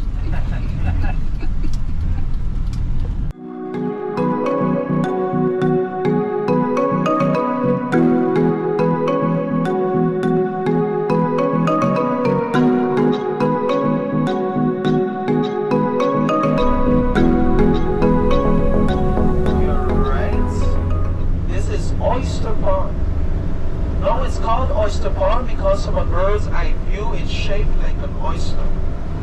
Across the water you have Oyster Bay Resort. That's still on the north side of the island. Now that we're on the French side, you'll see some slight changes. Signs are going to change from English to French. Building styles are going to change. And right down to the number plates will change from English to European number plates. So right there. Here to my left, these trees right here on my left hand, these are the national tree of St. Martin. It's called the flamboyant tree. Ah. The flamboyant tree. Different times of the year, they will give off red or orange flowers depending on the tree. And back in the old days, the long pods the forefathers used to use and color them in nice bright colors and use them for maracas. Alright, first stop is Corralita Beach. We're just here for a scenic overlook and then we're headed to Orient Beach.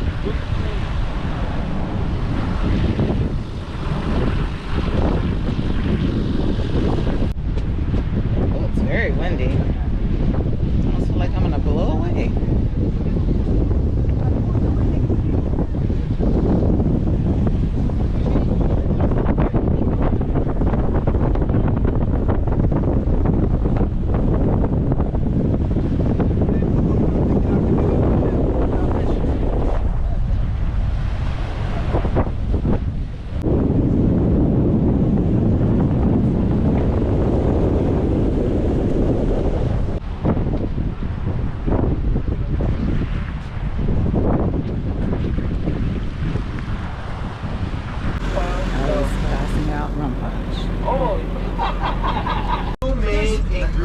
I gotta ask a question. Is there coconut in it? Coconut? No. Okay, I'm allergic. Oh, no coconut. Thank you. No coconut. All right, I'm allergic to it. You don't want to take me to the French hospital. No. Guava? Yeah, guava. Good guess. Guava. Definitely guava. One more main ingredient. Can anyone guess? Rum. Rum. Definitely. Definitely. You want to be a rum punch. Orange juice, maybe? Orange, a dash of orange, but not the main ingredient. Pineapple. Pineapple, a dash of pineapple, but not the main ingredient. That's really good. I just learned that I really like guava, so this is guava, mango, and rum. It's really good. That's good. That's really good. And to think, when I first started cruising, I was so afraid of iguanas. Not so much anymore, unless they come towards me.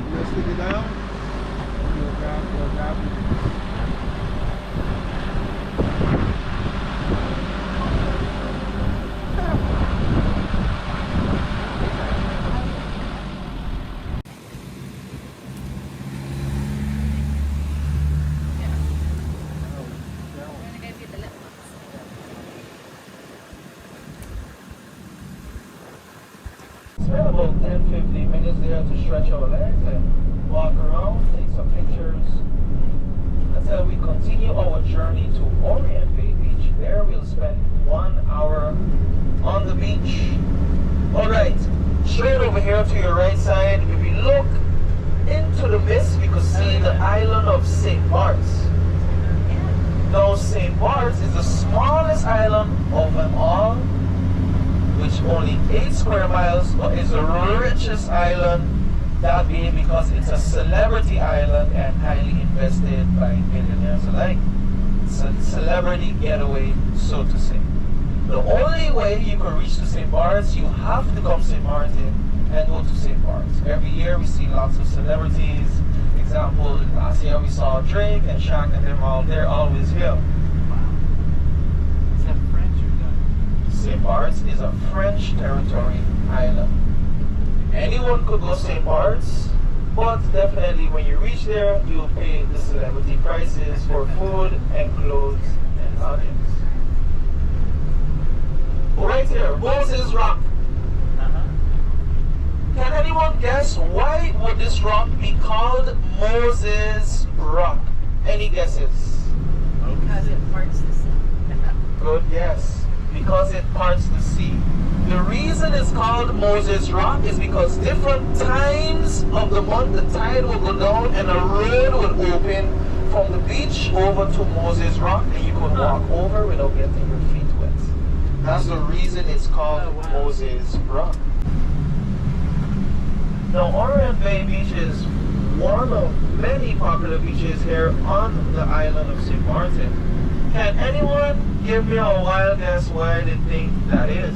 Because it's tapas. Yes, correct. Orient Bay is one of our popular beaches because it's a nude beach here on the French side. You have to remember, nude beaches are very normal for the European side of the island, for European that is. Alright, so we are here at Orient Beach. Now this is the Dutch side. So, oh no, sorry, it's the French side? Whatever side, that's not nude.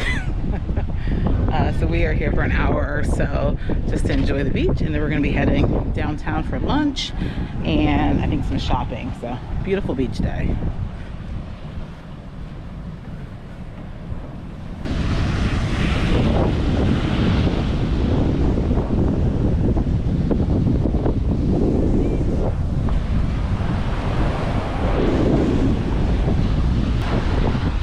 So that's not bad. It says 2 beach chairs and 2 free drinks for $20 at this spot. String Beach.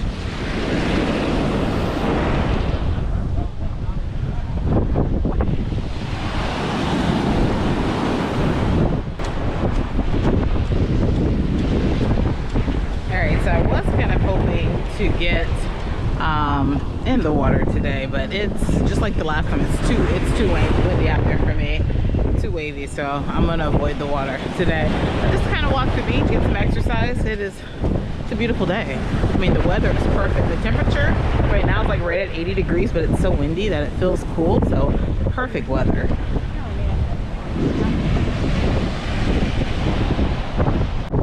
Yeah, so the last time I was here at Orient Beach, I was down on that side. So it's kind of nice to be able to experience and see this side. If you caught that video, there were a lot of shops and restaurants that way. It looks like there's quite a few on this side as well. But when I came, I think I was here on a Sunday, and it seemed like most of everything was closed. So, but there's lots to do right behind there. I'm gonna go ahead and find the restroom and just rest a little bit. Looks like a little beach bar here. This might make a nice spot to just kind of sit and hang. Grab something to drink.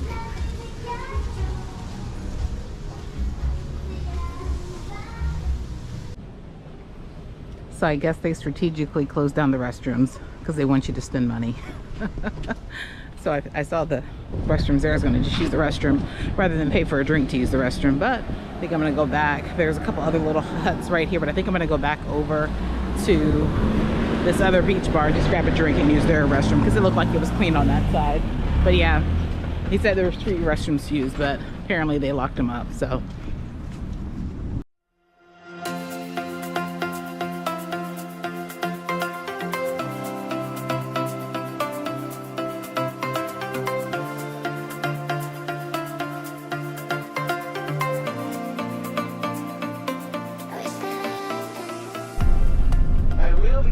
down to the right side, which is the waterfront side of Marigot, and there we'll be spending our time.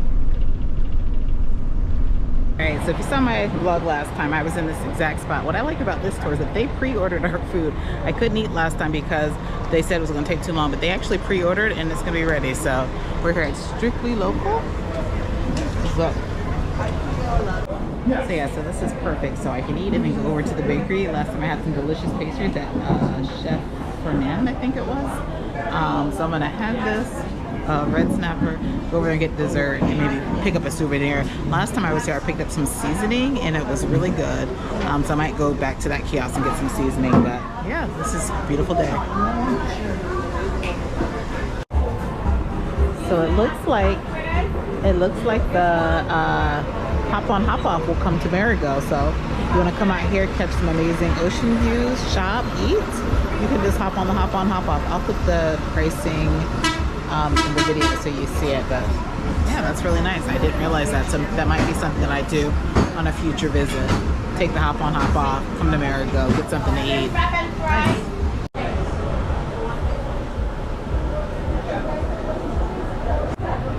Yeah, that is really good. Very tasty.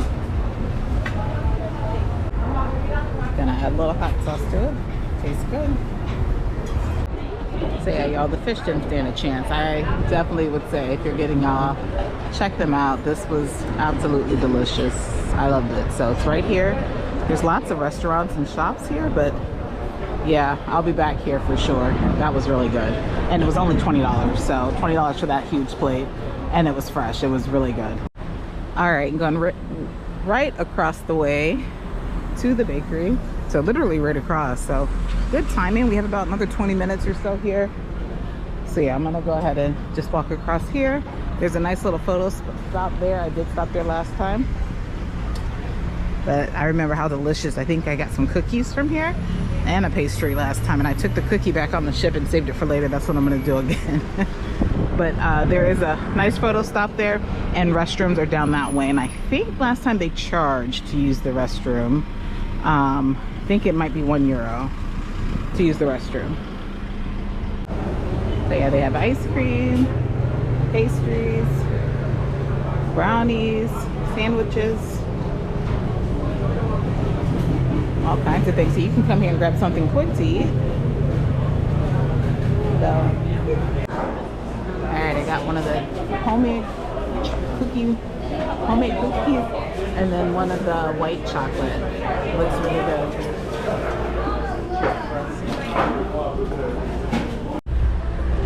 All right, so I don't have time to visit the shops today, but next time I'll be back in St. Martin, actually twice next year. So stay tuned for that. I'm sure we'll be back in this area.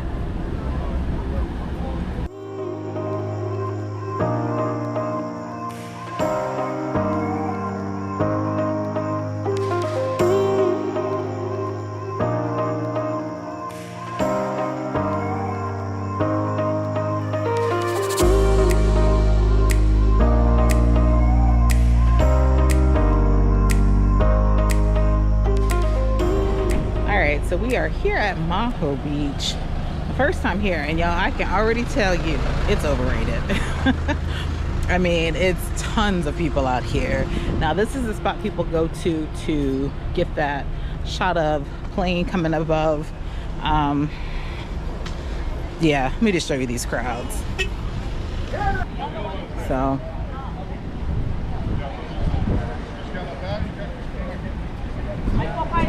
you can shop, you can get some ice cream. So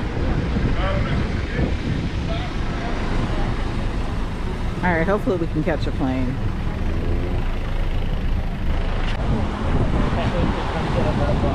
All right, beautiful beach, but this is what I'm talking about. See all these rocks too? Like, I'm literally in the road right now. Let me get off this street. But it looks like to get down there, you're gonna have to get on some rocks.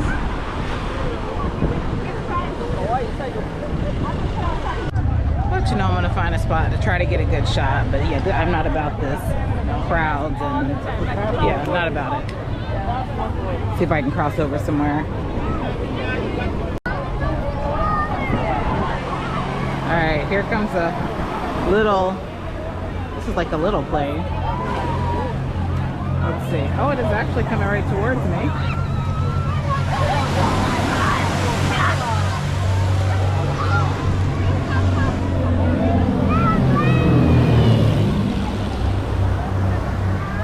Yeah, overrated.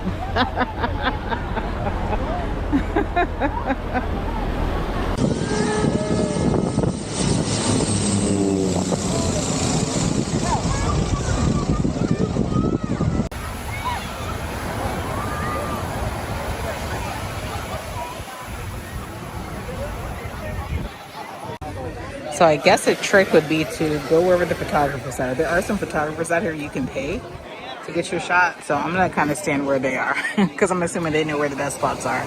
There's a guy out there in the street, this guy right here. So I'm assuming we're in a good spot. These people are way down there, but they're not in front of the runway. So gotta strategize. All right, looks like one is coming out there. Let's see.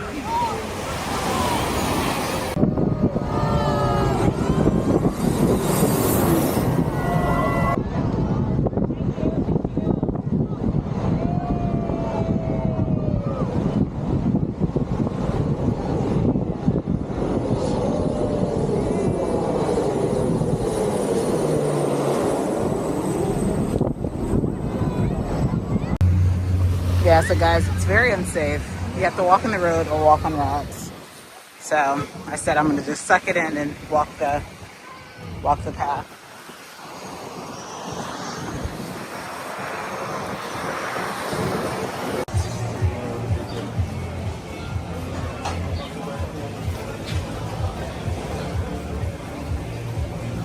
Just trying to use the restroom. Hopefully they don't charge. All right, it is $1 to use the restrooms and $5 for a 5-minute shower. I think that's a little ridiculous. So they say that you can, if you use the restroom, pay $1, they'll give you a voucher. You can have $1 off a drink or something.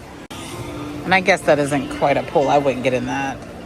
Or like a, or you wipe your feet off of, wash your feet on or something. It's really small. I couldn't imagine anyone would get in there, but I guess people do. So here's a little quiet cove area. Well, it's not quite a cove, but it says they'll give you 2 beach chairs and an umbrella for $30 if you want to come here where there's no one. So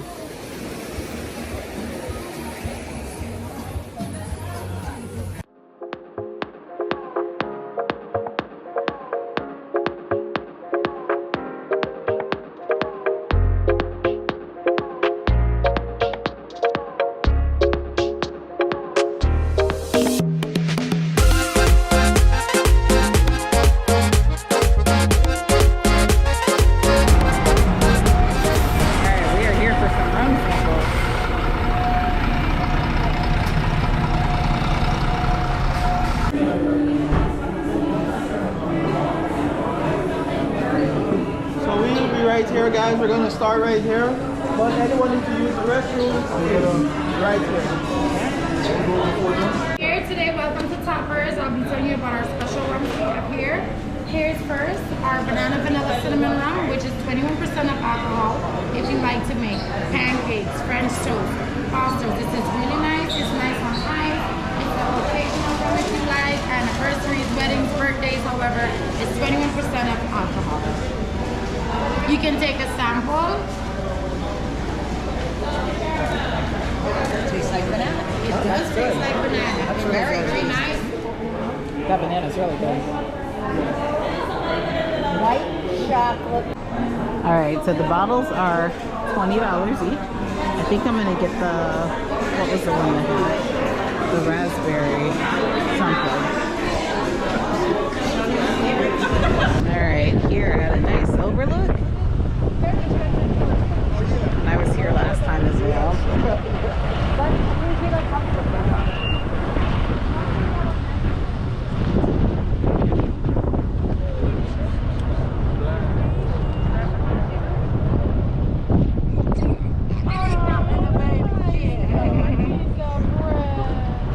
Here, baby.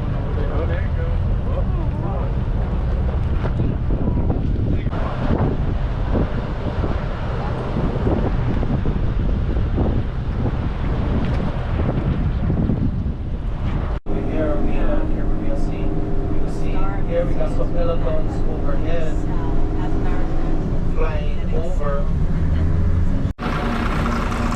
All right, last stop on this tour. Not coffee, although I need coffee. Amsterdam cheese. This is made here in St. Martin.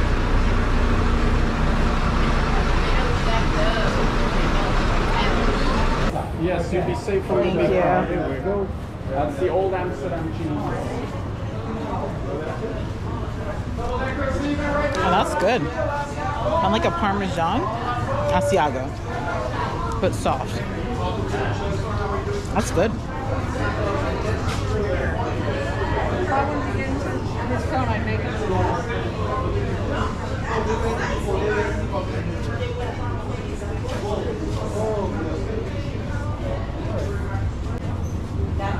They have these bags that are $58. It says Taste of St. Martin, so different things. And they said you can take these back on the ship, you just can't open them. Anything you recommend? Okay, I just tried it. All right, that was a wonderful tour. It is now almost 3:30, so yeah, 6.5 hour tour. $60, y'all. That was it, $60. Now the price could change depending on when you book, but definitely book. It's presidential tours. I booked it through Viator. You can book it through the link in the description of this video. It does give us a little commission, but you will still be booking with presidential tours, or you can book with them directly. And if you book with them, request Jamal and Eddie. They were amazing. I'm already gonna go ahead and, when I get back on the ship, go ahead and hold a van for next July, because I'll have family here. So great time, great tour. It kind of took us both sides. We were able to experience a lot of everything within the 6.5 hours, so really enjoyed it. I was going to get off and maybe catch the ferry over, but we're expecting some rain, and so I'm just going to go ahead and get back to the ship. But it's been a beautiful day here in St. Martin. Oh, so I also forgot that today is the cultural immersion, or the Azamara Amazing Night for Azamara. So they're going to be having the Soul Sisters, which is a band here in St. Martin, a group come on board to sing some Motown and some soul. So I'm really excited for that. So they have 2 show times, I think 6:15 and 8:15 out on the pool deck. So that is something that Azamara will do, is have those cultural immersions and what they call Amazing Nights. And sometimes those will happen on the ship, sometimes those will actually happen in port. It just depends on the port. So we had in St. Lucia, we had some steel drummers come on and a steel drum orchestra to come on board. And again, today we'll have Soul Sisters on board. So that's going to be kind of fun. So get back on the ship, rest up a little bit, get some coffee to wake up from all that rum, and get ready for an amazing show tonight.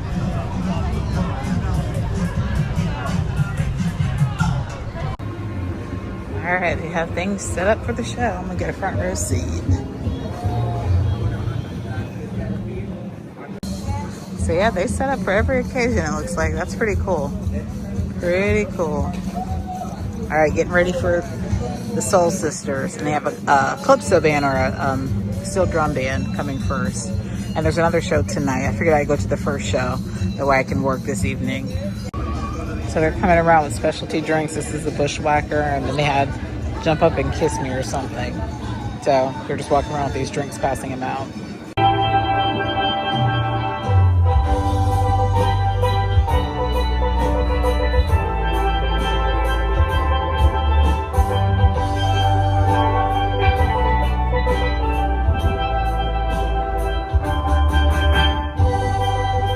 Very good evening, ladies and gentlemen. How we doing? Great. Thank you, boys. Well, ladies and gentlemen, welcome, welcome, welcome. For those of you that have not yet experienced an Azamara Amazing Evening, we are very, very pleased to present these events. We're excited to say that we are still very much committed to bringing these events to you. We are still, of course, aiming to have the majority of them ashore, but every now and then we need to have one on board due to logistical issues. So very pleased you get to just stay on board at this time. You don't have to go anywhere. You're right here ready to go. This is a fabulous show, ladies and gentlemen. We've had it on board a couple of times now. So without further ado, please enjoy your Amazing Evening. An evening with the Soul Sisters.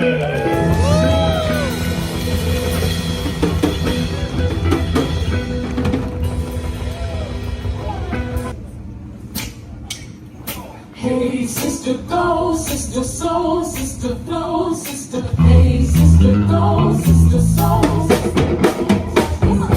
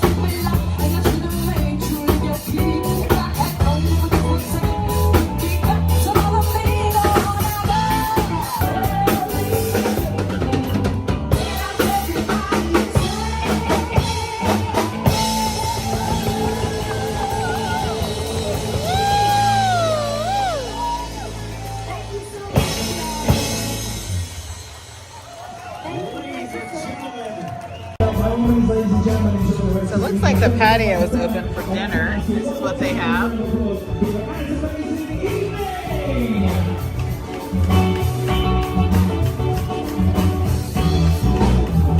I'm gonna go check out the buffet first, but yeah, they're open. Hello.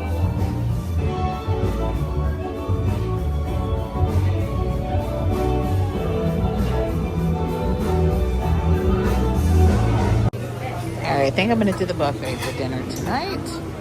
Something quick.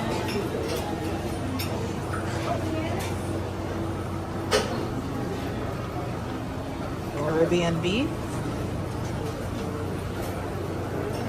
Some salads.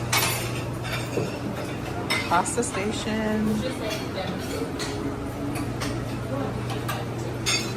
And then some more Caribbean beef and things there.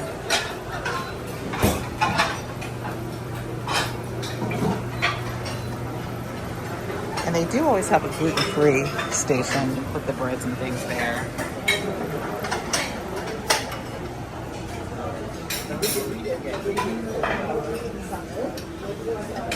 All right, y'all, it was a perfect day here in St. Martin. The Soul Sisters, that show was amazing. I wish it was a little bit longer. That was probably solid 35 minutes, I think. But then they had the steel pan drummers performing prior to. But awesome show. They did have a second one. It was the same performance. I popped in for just a quick second. But yeah, absolutely love that. Azamara brings in the community, you know, just makes the cruise a little more special. And then as you can see, we are the last ship. We were the first ship in port today and the last ship to leave. It is 9:30, so we're pulling away at 10 o'clock.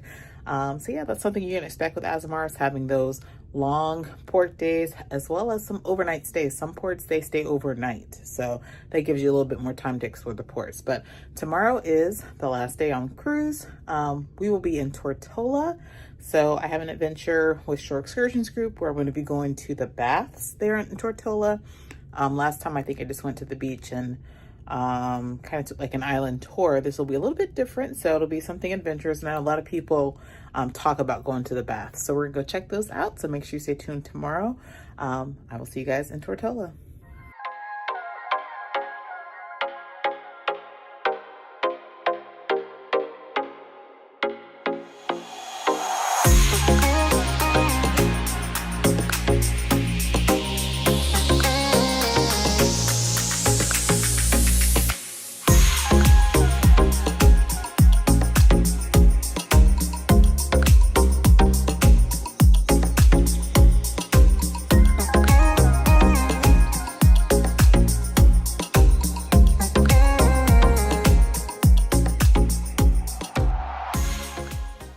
Good morning. It is day 7 and we are here in beautiful Tortola, British Virgin Islands. Now, because we are a smaller ship, we did not dock right in town. We are actually tendering. I think there's a couple other cruise ships pulling in today, but I have a tour through Shore Excursions Group. You can check the link in the description of this video. If you want to get to the baths, which is a very popular spot to go to, it's these huge boulders and rocks that you kind of climb up and down through just to get some nice views. It's very popular here. And the last time I was here, I said I was going to do it, but I didn't get a chance to. So I'm doing it today with Shore Excursions Group. So stay tuned. I don't know exactly what to expect as far as getting over there. It sounds like we have to catch a ferry over that way, but yeah, I don't know. We're going to get off and we're going to see. I will tell you this, I'm not feeling 100% today, so I don't know if I'm going to do all the climbing and hiking that's involved. My understanding is that you can do some of it and then go to the beach, whereas some people might continue on through for more scenic views. But we'll see what happens today, but we're going to have a great day here in Tortola. All right, it's a bumpy tender this morning. So the captain said that they're going to reposition because it is pretty rocky, so that around 11:45 they're going to stop tendering so they can reposition. But this is where they had to dock this morning, or anchor this morning. So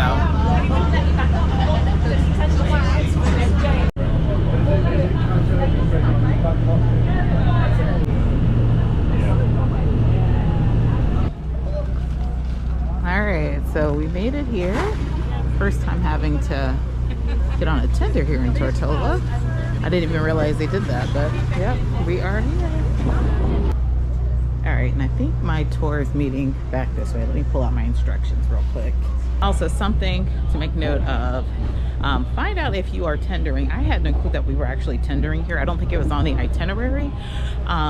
Thankfully, I was able to get on the first tender. There wasn't a crowd. There hasn't been a crowd for any of the tenders for this cruise line. I think a lot of people are never in a rush to get off, or they have ship excursions, so it hasn't been a problem. But if you're cruising on a different cruise line, and let's say you have a 9 a.m. tour, which mine is 9 a.m., if I didn't get on this first tender, I probably wouldn't have made my tour. So you have to strategize when you when you're tendering. Typically, it's notated on your itinerary that it's a tender port, but sometimes things change because of weather conditions where they can't dock. So I think that's probably what happened with us today, or there's another ship pulling in to take this other spot. So yeah, keep that in mind if you have a tender port. But as you see here in Tortola, there are lots of little kiosks and restaurants and shops and things. I will tell you that the souvenir shops here are very expensive, more expensive than any other port that I've been to. I'm thinking like $30–35 for a t-shirt. So make sure you do your shopping when you're out in port. But it's a nice busy port area if you just want to get off the ship and shop and get something to eat and drink. All right, and I am looking for orange shirts with Shore Excursion Group. Is it orange? Yeah, orange polo shirts. I see them over there.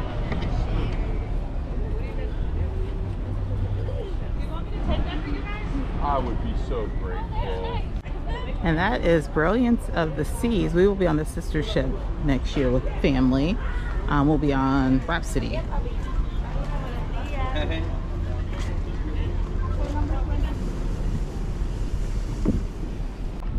Because we thought the ship was coming here, so we don't know what was the history. Yeah, I don't know. I didn't know we were tendering, so. Shantae?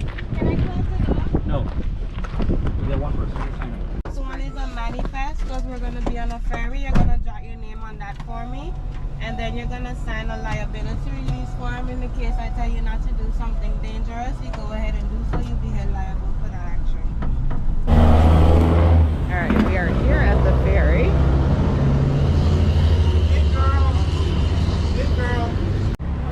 So yeah, so this is the ferry station. This is going to get us over to, I think it's called Gorda. And there's speedy ferries at, yeah, Virgin Gorda. And it looks like it also gets you to St. Thomas as well. If you wanted to go to St. Thomas.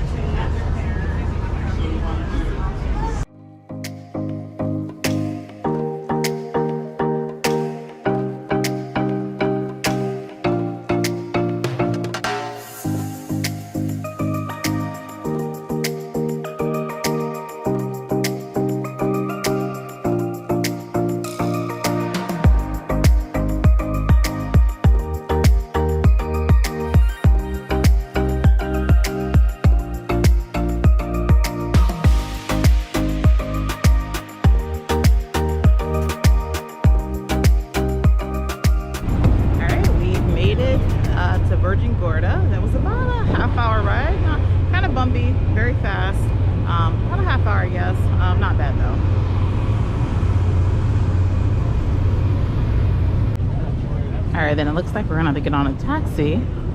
That's gonna take us where we need to go.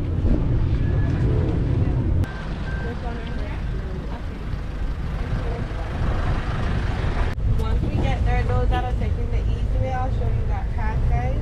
And then us that are hiking, we're gonna try to hop on that trail so we're getting in front of this thing. Some of them own the pier, some of them own all the charter companies.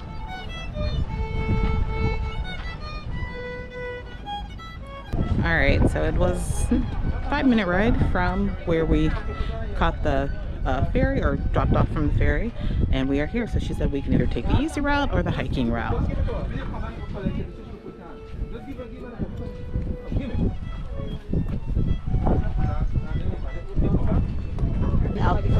Now the other direction, will we be like submerged in water or? No, once we get to the cave, the water can reach up to our legs, but that's about it. You swim when you choose to swim.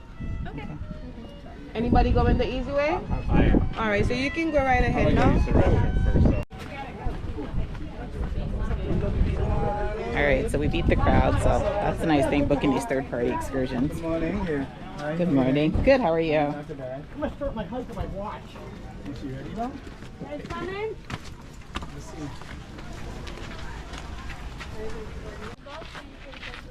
On the way down, alright? Watch your step, and for some reason, we don't know why, we have a ton of tractor on the way down, so make sure you don't mistakenly grab anything, okay guys? We're already in front, so we shouldn't meet anybody in this cave like that today. Thank God. Great. Watch where you place your feet. There's a lot of loose sand. We're not rushing through these trails, alright? Alright guys, so these big boulders we're looking at here on Virgin Gorda, this is one of the only islands down here where you find the rock formations this way. So each island is kind of unique to its own thing. Tortola is where you find everybody living, the locals living their day-to-day life. Virgin Gorda is known for its boulders. That is known for its like secludedness and its one main beach, White Bay. And then Anegada is known for its large reef where you have lobsters, crabs, all kind of stuff you can get at Anegada. The sea life over there is the best.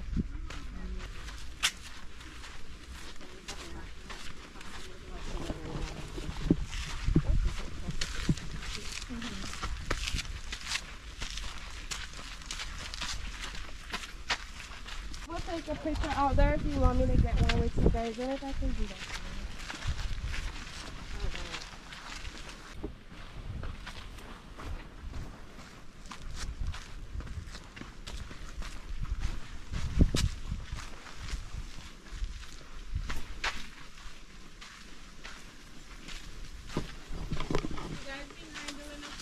Yes. Yep.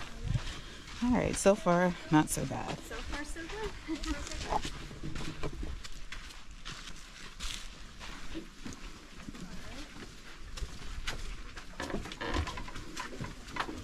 Alright guys, so how did we become the BVI and the US Virgin Islands? So the British Virgin Islands was actually inhabited by the Dutch people way back when.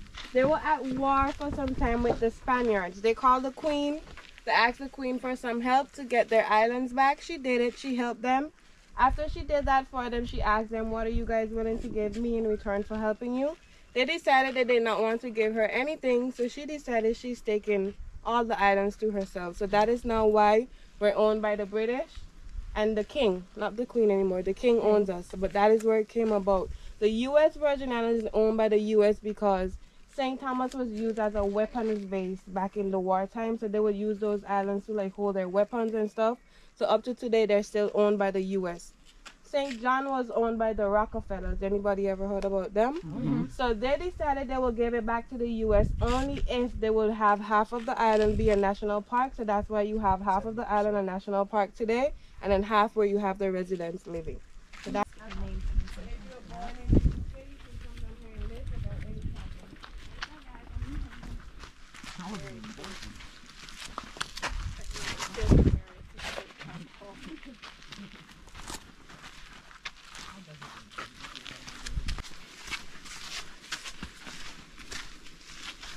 Alright guys, so you guys came in on your ship and you got to do excursions, right? But the best way to see the BVI is what these people are doing. What they did, they came into the airport and they got on a catamaran and they're what we call island hopping.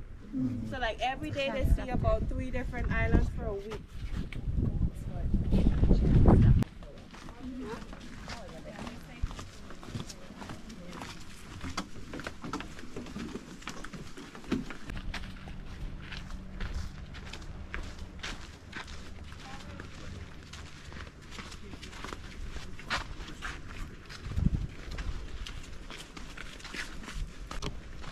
It's gonna determine how stuck we get in those caves. So once you get on this beach, it's just to take a picture of the scenery. I don't want you guys to miss that. That's not where we're swimming. So you meet me right back out here before the other groups come, and sometimes they decide to pass. We don't want that to happen, okay?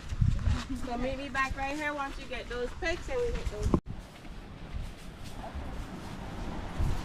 Oh wow, look at this. How beautiful. Wow.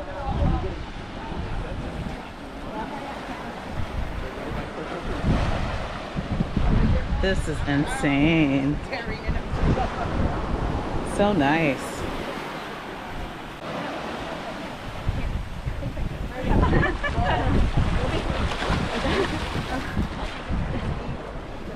All right, we're trying to beat the crowd. So she said, quick picture stop, keep it moving.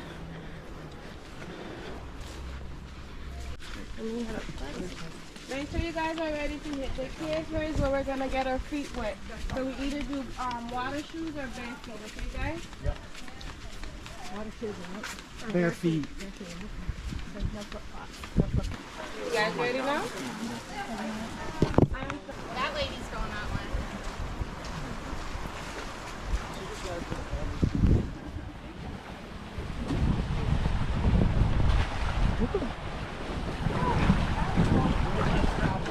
All right, we're going to the caves.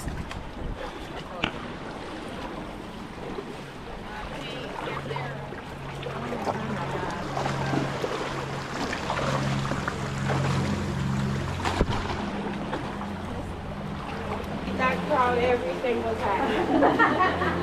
Alright guys, so you're gonna follow me once we get up. We're watching our head when you see the cave coming in on itself, okay?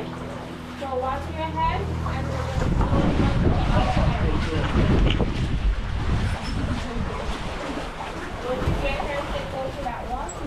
Oh. All right, you got to duck and got to get low. Woo. And then stay closer to this wall so you can get to the rail, okay? Okay. I got you from slipping. Thank you, thank you. Mind your head's going down right here, okay guys? Here, wait for the tour guide. Stay closer to the wall, guys, to prevent from slipping. Mind your head. Stuck my shoulders in. Mind your head. Wait. There we're staying in between. If you don't know, let me kind of show you guys. Mind your head. You guys behind, mind your head coming down the stairway. Don't mind me doing some illegal things. So we're staying between the rocks.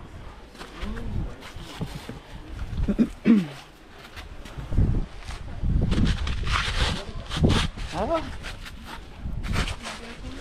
One foot at a time. Thank you. Thank you.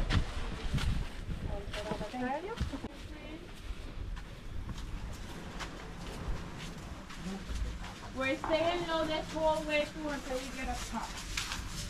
All right, staying low. Ooh.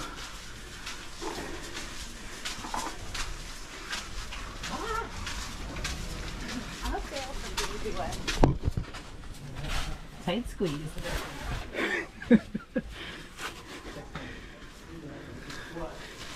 Alright guys, so these stairs is what are gonna take us directly down into the caves. They're very steep and you're gonna wanna turn backwards or you're gonna wanna do sideways, alright? All right. Sideways Put the or camera up. backwards, one step at a time. Yeah. You're still about there. Oh, this is cool, babe. Once you get down there, guys, I'll be right back. Sideways or backwards, it's like some ladders.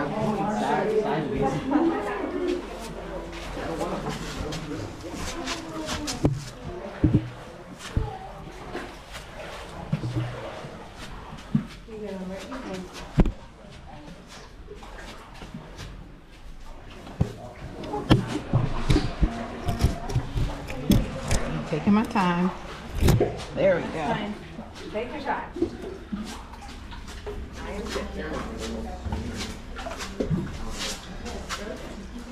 Oh, wow. Whew.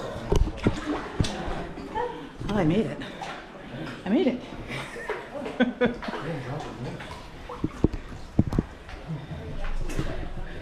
Oh my goodness. All right, I made it down the stairs.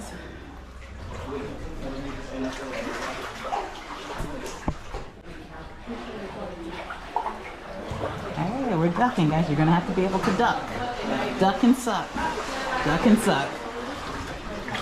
Ooh, them shoulders. Ooh. Ooh. All right. Look at this. Oh my gosh. I'm so glad I took the tougher route.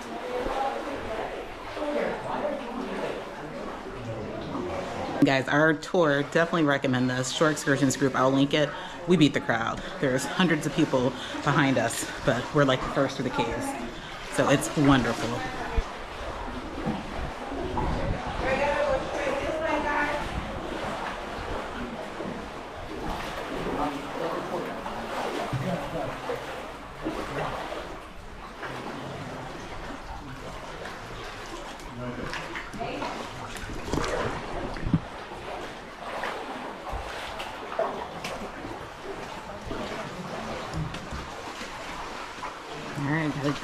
Got a duck again.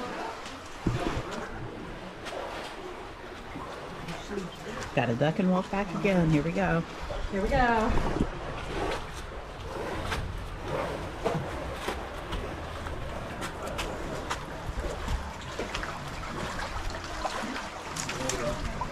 Got it. Back down, sideways.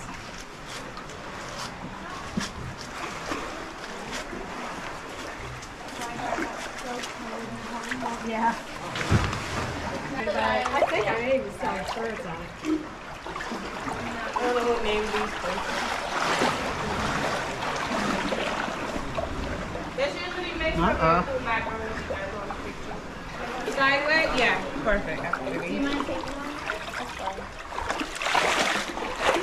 Yeah, let me. Did I grab your bag or you're okay?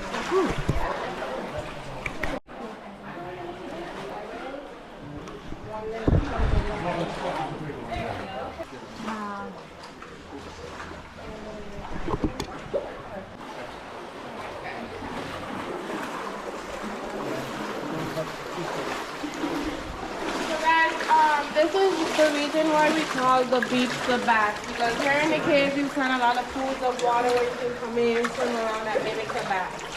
That's why they call them the bath. You can come in, they can swim.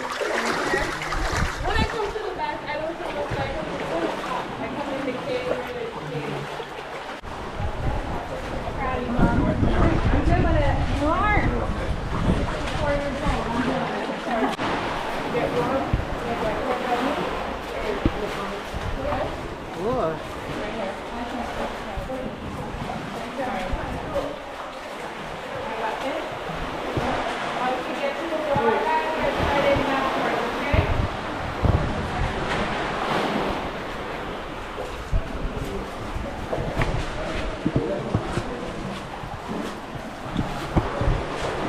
Hey, backwards.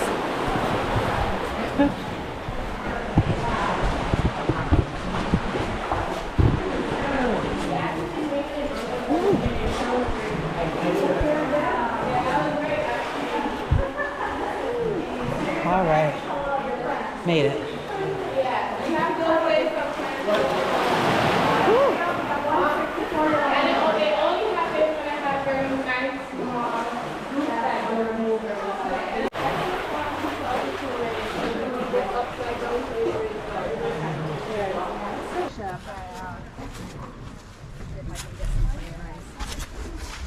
But then I also put a fan under where the entry point is here. Oh. And I put the fan, and then that helps dry it out.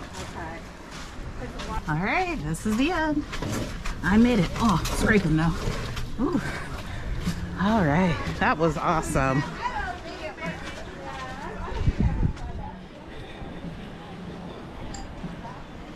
I will.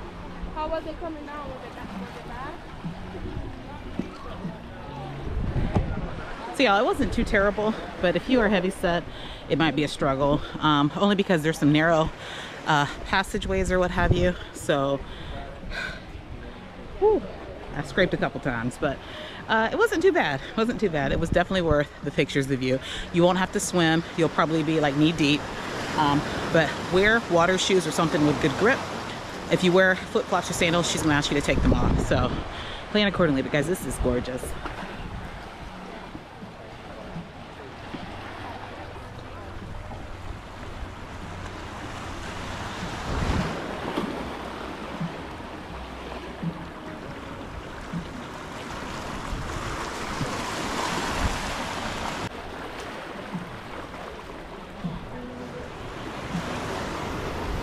right, so something to note, so there's really no benches or anything, so make sure you bring a towel. I did not bring my towel today. Looks like there's one table. A little bit of shade over this way. I'm probably going to try to find a rock to sit on. We're here for another hour and a half.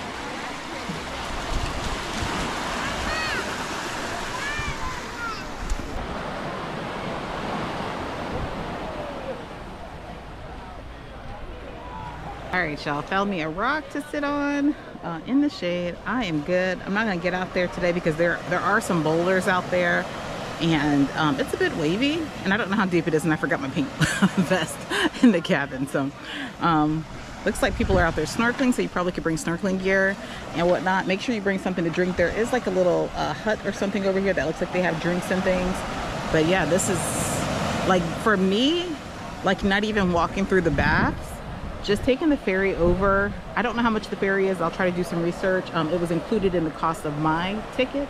But just catching the ferry over here just for this, if you can get off early. Now, if you have a late arrival, or if you have a late arrival, if you have a late tour, it's probably going to be extremely crowded. I can only imagine how crowded this is going to be in a little bit. But Shore Excursions Group, they did their thing with this tour by having us 8:30 meetup time. We were on the ferry for the 9 o'clock and we were out. And we had a taxi waiting for us outside the gate. Everyone else was piling into other taxis and our taxi shot out. So it was definitely organized well. And our tour guide kept saying, yeah, we can stop and take pictures. So it was, if you want something more relaxed, and not as rushed, because it was certain photo stops we had to kind of rush it a little bit just so we can stay ahead of the crowd. But you have to ask yourself, would you rather have a rushed picture than a crowded picture? Because if you wait and you're gonna be with the crowds, everyone's gonna be in your pictures, because people don't have the courtesy to stop and let you take pictures. Some people will get in the picture, they'll take it and keep moving. So I, for one, loved having my own pictures. Beautiful, and the tour guide did take pictures, so if you're by yourself, she will take pictures and video of you. So that worked out. I would say this is definitely where you might want to have a 360, but there were some points where 360 camera, if you don't know what that is, but there were some points where I had to kind of tuck the camera away or whatever, because I had to hold onto rope to pull myself, things like that. It didn't require too much exertion. It was more the getting low and squeezing that could be a challenge, but it wasn't like a hike uphill. Most of everything was either leveled or you were walking slightly downhill. So it's not like a steep walk or anything. So really it's not as bad as I expected. I read some stories and saw some videos about it, and I thought it was going to require a lot more exertion. That's why this morning I said I wasn't sure if I was going to do it or not because of how I was feeling. But I feel great. I did it. I'm so excited. Got some amazing pictures and videos. So highly recommend this if you are visiting Tortola and you want to catch the ferry over. I will absolutely do this again, but I would only do it again with Shore Excursions Group.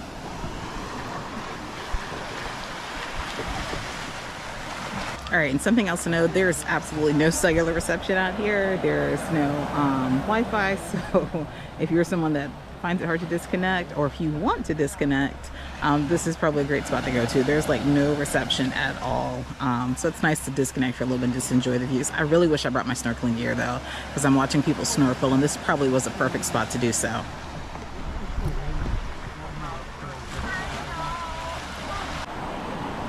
All right, as you see, it's starting to fill up quite a bit now, and I'm still just sitting here on a little rock in the shade. So if you walk further down, this is where you're going to find this rock. It's like perfectly shaded too, so yep, it's my rock. But it is filling up out here. We have around 1 hour to stay here, so around 12 we leave. All right, so I'm going to start walking back towards the entrance. That way I can take a look at the shops and the cafe that's right there. We still have about another 50 minutes or so here, so got time to do that. And if you are coming here and you're going to take the easy route, let me show you in reverse the path that you're going to take to get down here. I think she said it was like a 10-minute walk, but it was an easy path to get here. Doesn't require, you know, going through the rocks, this and that, what have you. But let me show you, kind of speed it up for you guys and show you the path that you'll have to take.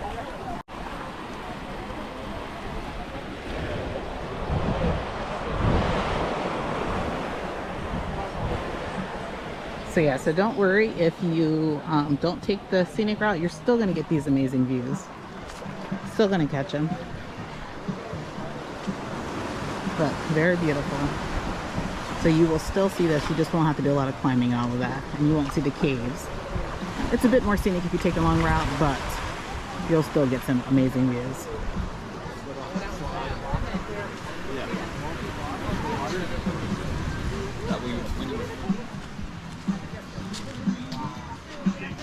You see there is a little shop here, some food, drinks, a couple of vendors.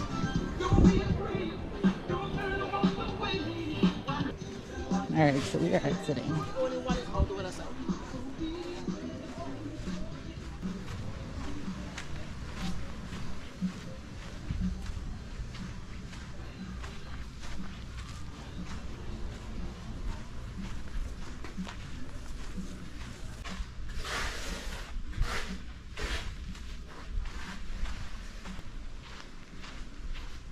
So as you see, it's still a little bit of a hike, but not much.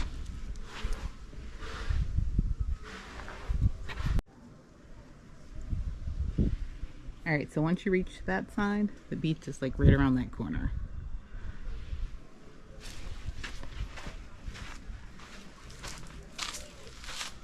I would probably recommend wearing water shoes or something, because there is sand and some uneven paths. So again, this is the easy route, just to get you down to the beach.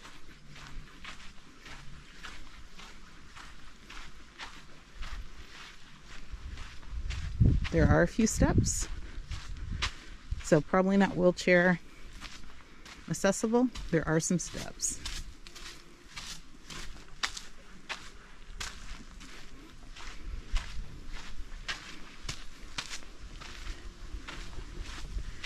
And if you need to rest on your way down or up, there's a bench right there.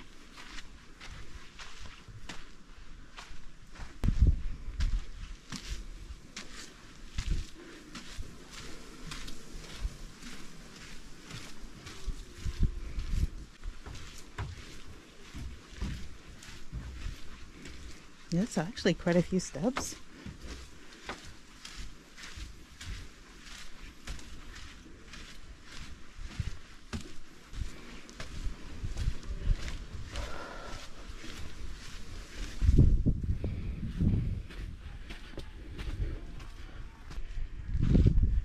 All right, I had to stop and catch my breath.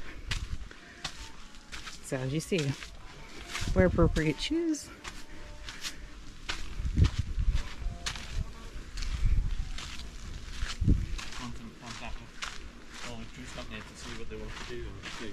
Book up in advance. It looks like more stairs this way and a narrow path.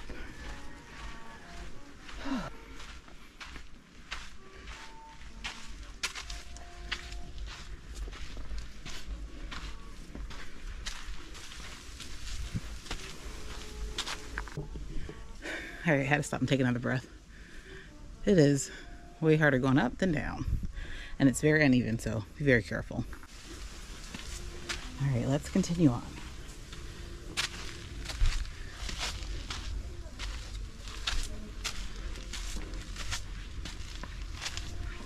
Oh, we've made it. So 5 minutes walking straight. Might take 15 minutes if you're really out of shape, but we are here, back to the top.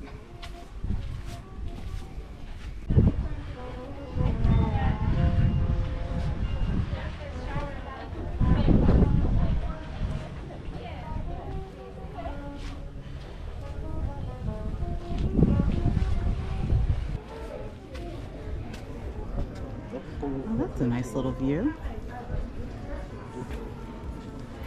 Very nice. So yeah, there's a restaurant and bar right here, but I won't be eating there at those prices.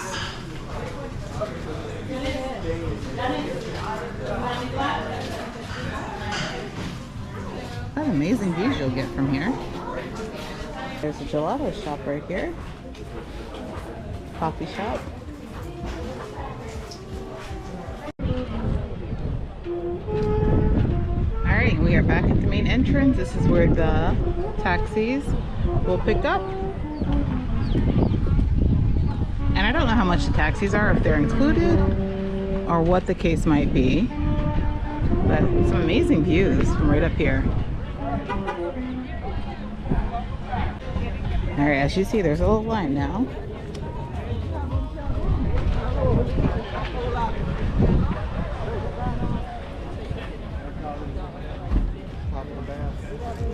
So it's probably definitely best to come with the tour.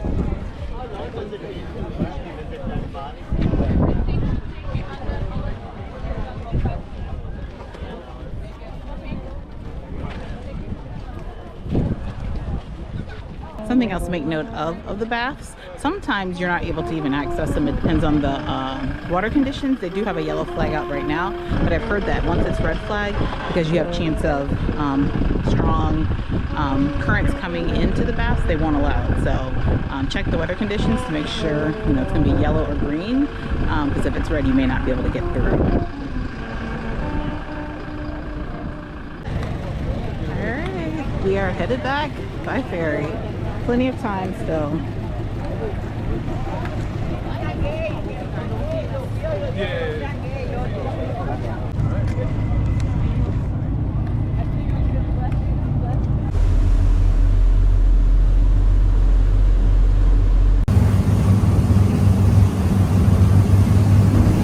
Alright, so made it back to the pier. I still have 4 hours to go. Guys, highly recommended if you've ever considered going to the baths, even if you have some limitations. I would say try to take the easy path just to catch some of those amazing views. It was absolutely worth it to me, and it wasn't as bad as some of the videos that I've seen as far as the harder route, but highly recommended. Again, Shore Excursions group, check them out. But I'm back here in port. I think I'm gonna grab some lunch while I'm here because it's almost 1:30 and the ship only has lunch until I think 3. And I have dinner at 6, so I think I'm gonna grab something light here while I'm here. But just so you know, if you are trying to get to Cane Garden Bay, which is where I was at last time, if you go right around this red building, you'll see some taxis there. I want to say it's like $30 round trip for a taxi per person to Cane Garden Bay, which is a popular beach area. Now, it is not really good for families, I don't think, because it's always high tide, very, very wavy. But I had a great time last time I went there. But yeah, lots of shops and things right here in port. So you can, like I said, get off the ship. And these two are here. We have Norwegian Gem, which I was just on. When was I on Norwegian Gem? I was just on Norwegian Gem a couple weeks ago out of Jacksonville. And Brilliance of the Seas. So I'm gonna go ahead and grab something to eat.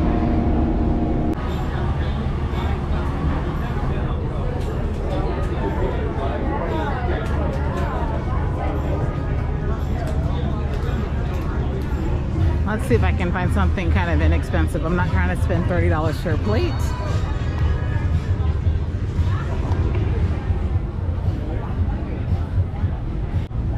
All right, and these little food kiosks go all the way down here, so let's see if I can find something.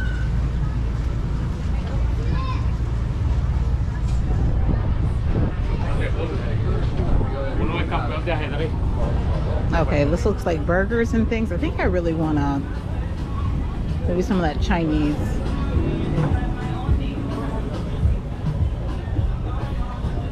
Yeah, I think I changed my mind. You guys know I'm cheap. I take all these cruises, but I'm really cheap. I'm not going to spend money. I'm going to go back to the ship and get some lunch. Oh, looks like it's about to take off now. Let's see if I can catch it. So I forgot that they were barbecuing on the deck for lunch today. I totally missed it. It's 2 o'clock now, so it looks like they just cleaned that up. But they were grilling hot dogs, burgers, and I think some chicken and things.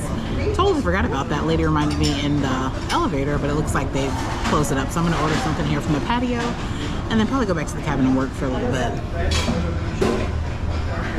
Oh yeah, look. Roasted pig they had.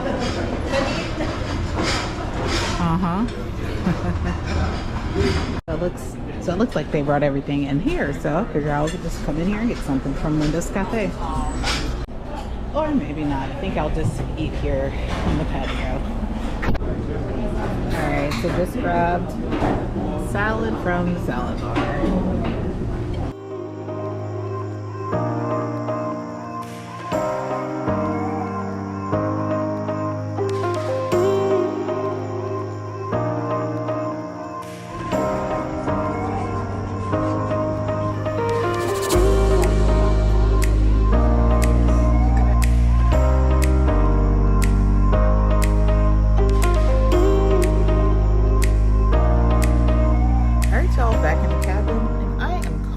a night. I feel like for this series, I probably didn't highlight as much of the ship as I normally would, but I guess that's part of cruising Azamara. You are cruising for these itineraries. I was off the ship a lot. I did share some of the things that are happening on the ship, but again, there's not a whole lot going on. There's a show tonight, and then I think a pianist, and then some sort of karaoke or something's happening as well. But had an amazing time on Azamara. It will not be my last Azamara. I'm looking forward to some of their other itineraries out of other countries. So plan to probably get something on the books for next year. So stay tuned for that. But overall, I would say if you are someone who's adventurous and you want to experience new ports, if you want to have a very port intensive cruise, you don't mind a cruise that's a little bit more laid back, a cruise line that, you know, at least for this itinerary, seems to attract an older demographic, you know, a retired demographic. If you don't mind that, and you don't mind that the ship just doesn't have like all the extra bells and whistles, it's truly just getting you from port to port. But they do have an amazing white night. They do have their as amazing evenings, and other activities that are signature to Azamara. Then this is for you. If you don't like any of those other things, it may not be for you, and that's okay. So I hope you enjoyed this series on Azamara Cruises and all of the ports that I stopped at. A few of these ports I will actually be back in next year, so stay tuned for those, and check out the other vlogs as well from some of these ports. But appreciate you guys sticking around for this adventure. I did have one heck of an adventure. Tomorrow's disembarkation. I will be disembarking in San Juan, Puerto Rico. I'm not going to highlight or show anything about that because it should be pretty easy. There's not many of us getting off the ship, actually. Most of everyone is continuing on for the next leg. And so I'm one of just a few people getting off the ship, heading back home out of San Juan. So it should be quick and smooth disembarkation. I've already closed out my account. I've done all that. The staff on board has been absolutely amazing. Yeah, absolutely amazing. Probably one of my best crew, probably one of the best that I've had so far this year. So yeah, really don't have anything bad to say. I will do a full review video at some point, so stay tuned for that. And as always, I appreciate you guys following along our family adventures, my solo adventures, all of our adventures. The next one is in 2 weeks, so stay tuned for that. That will be on MSC World America for our MH Family Adventures holiday group cruise. So hope you guys have an amazing holiday season. And if you're watching this in the new year, because you probably are, because I probably don't have it all edited, have a happy new year. And if you are looking to plan an Azamara cruise or any cruise, feel free to reach out. I would love to help you plan your cruise vacation. I will see you guys on the next cruise.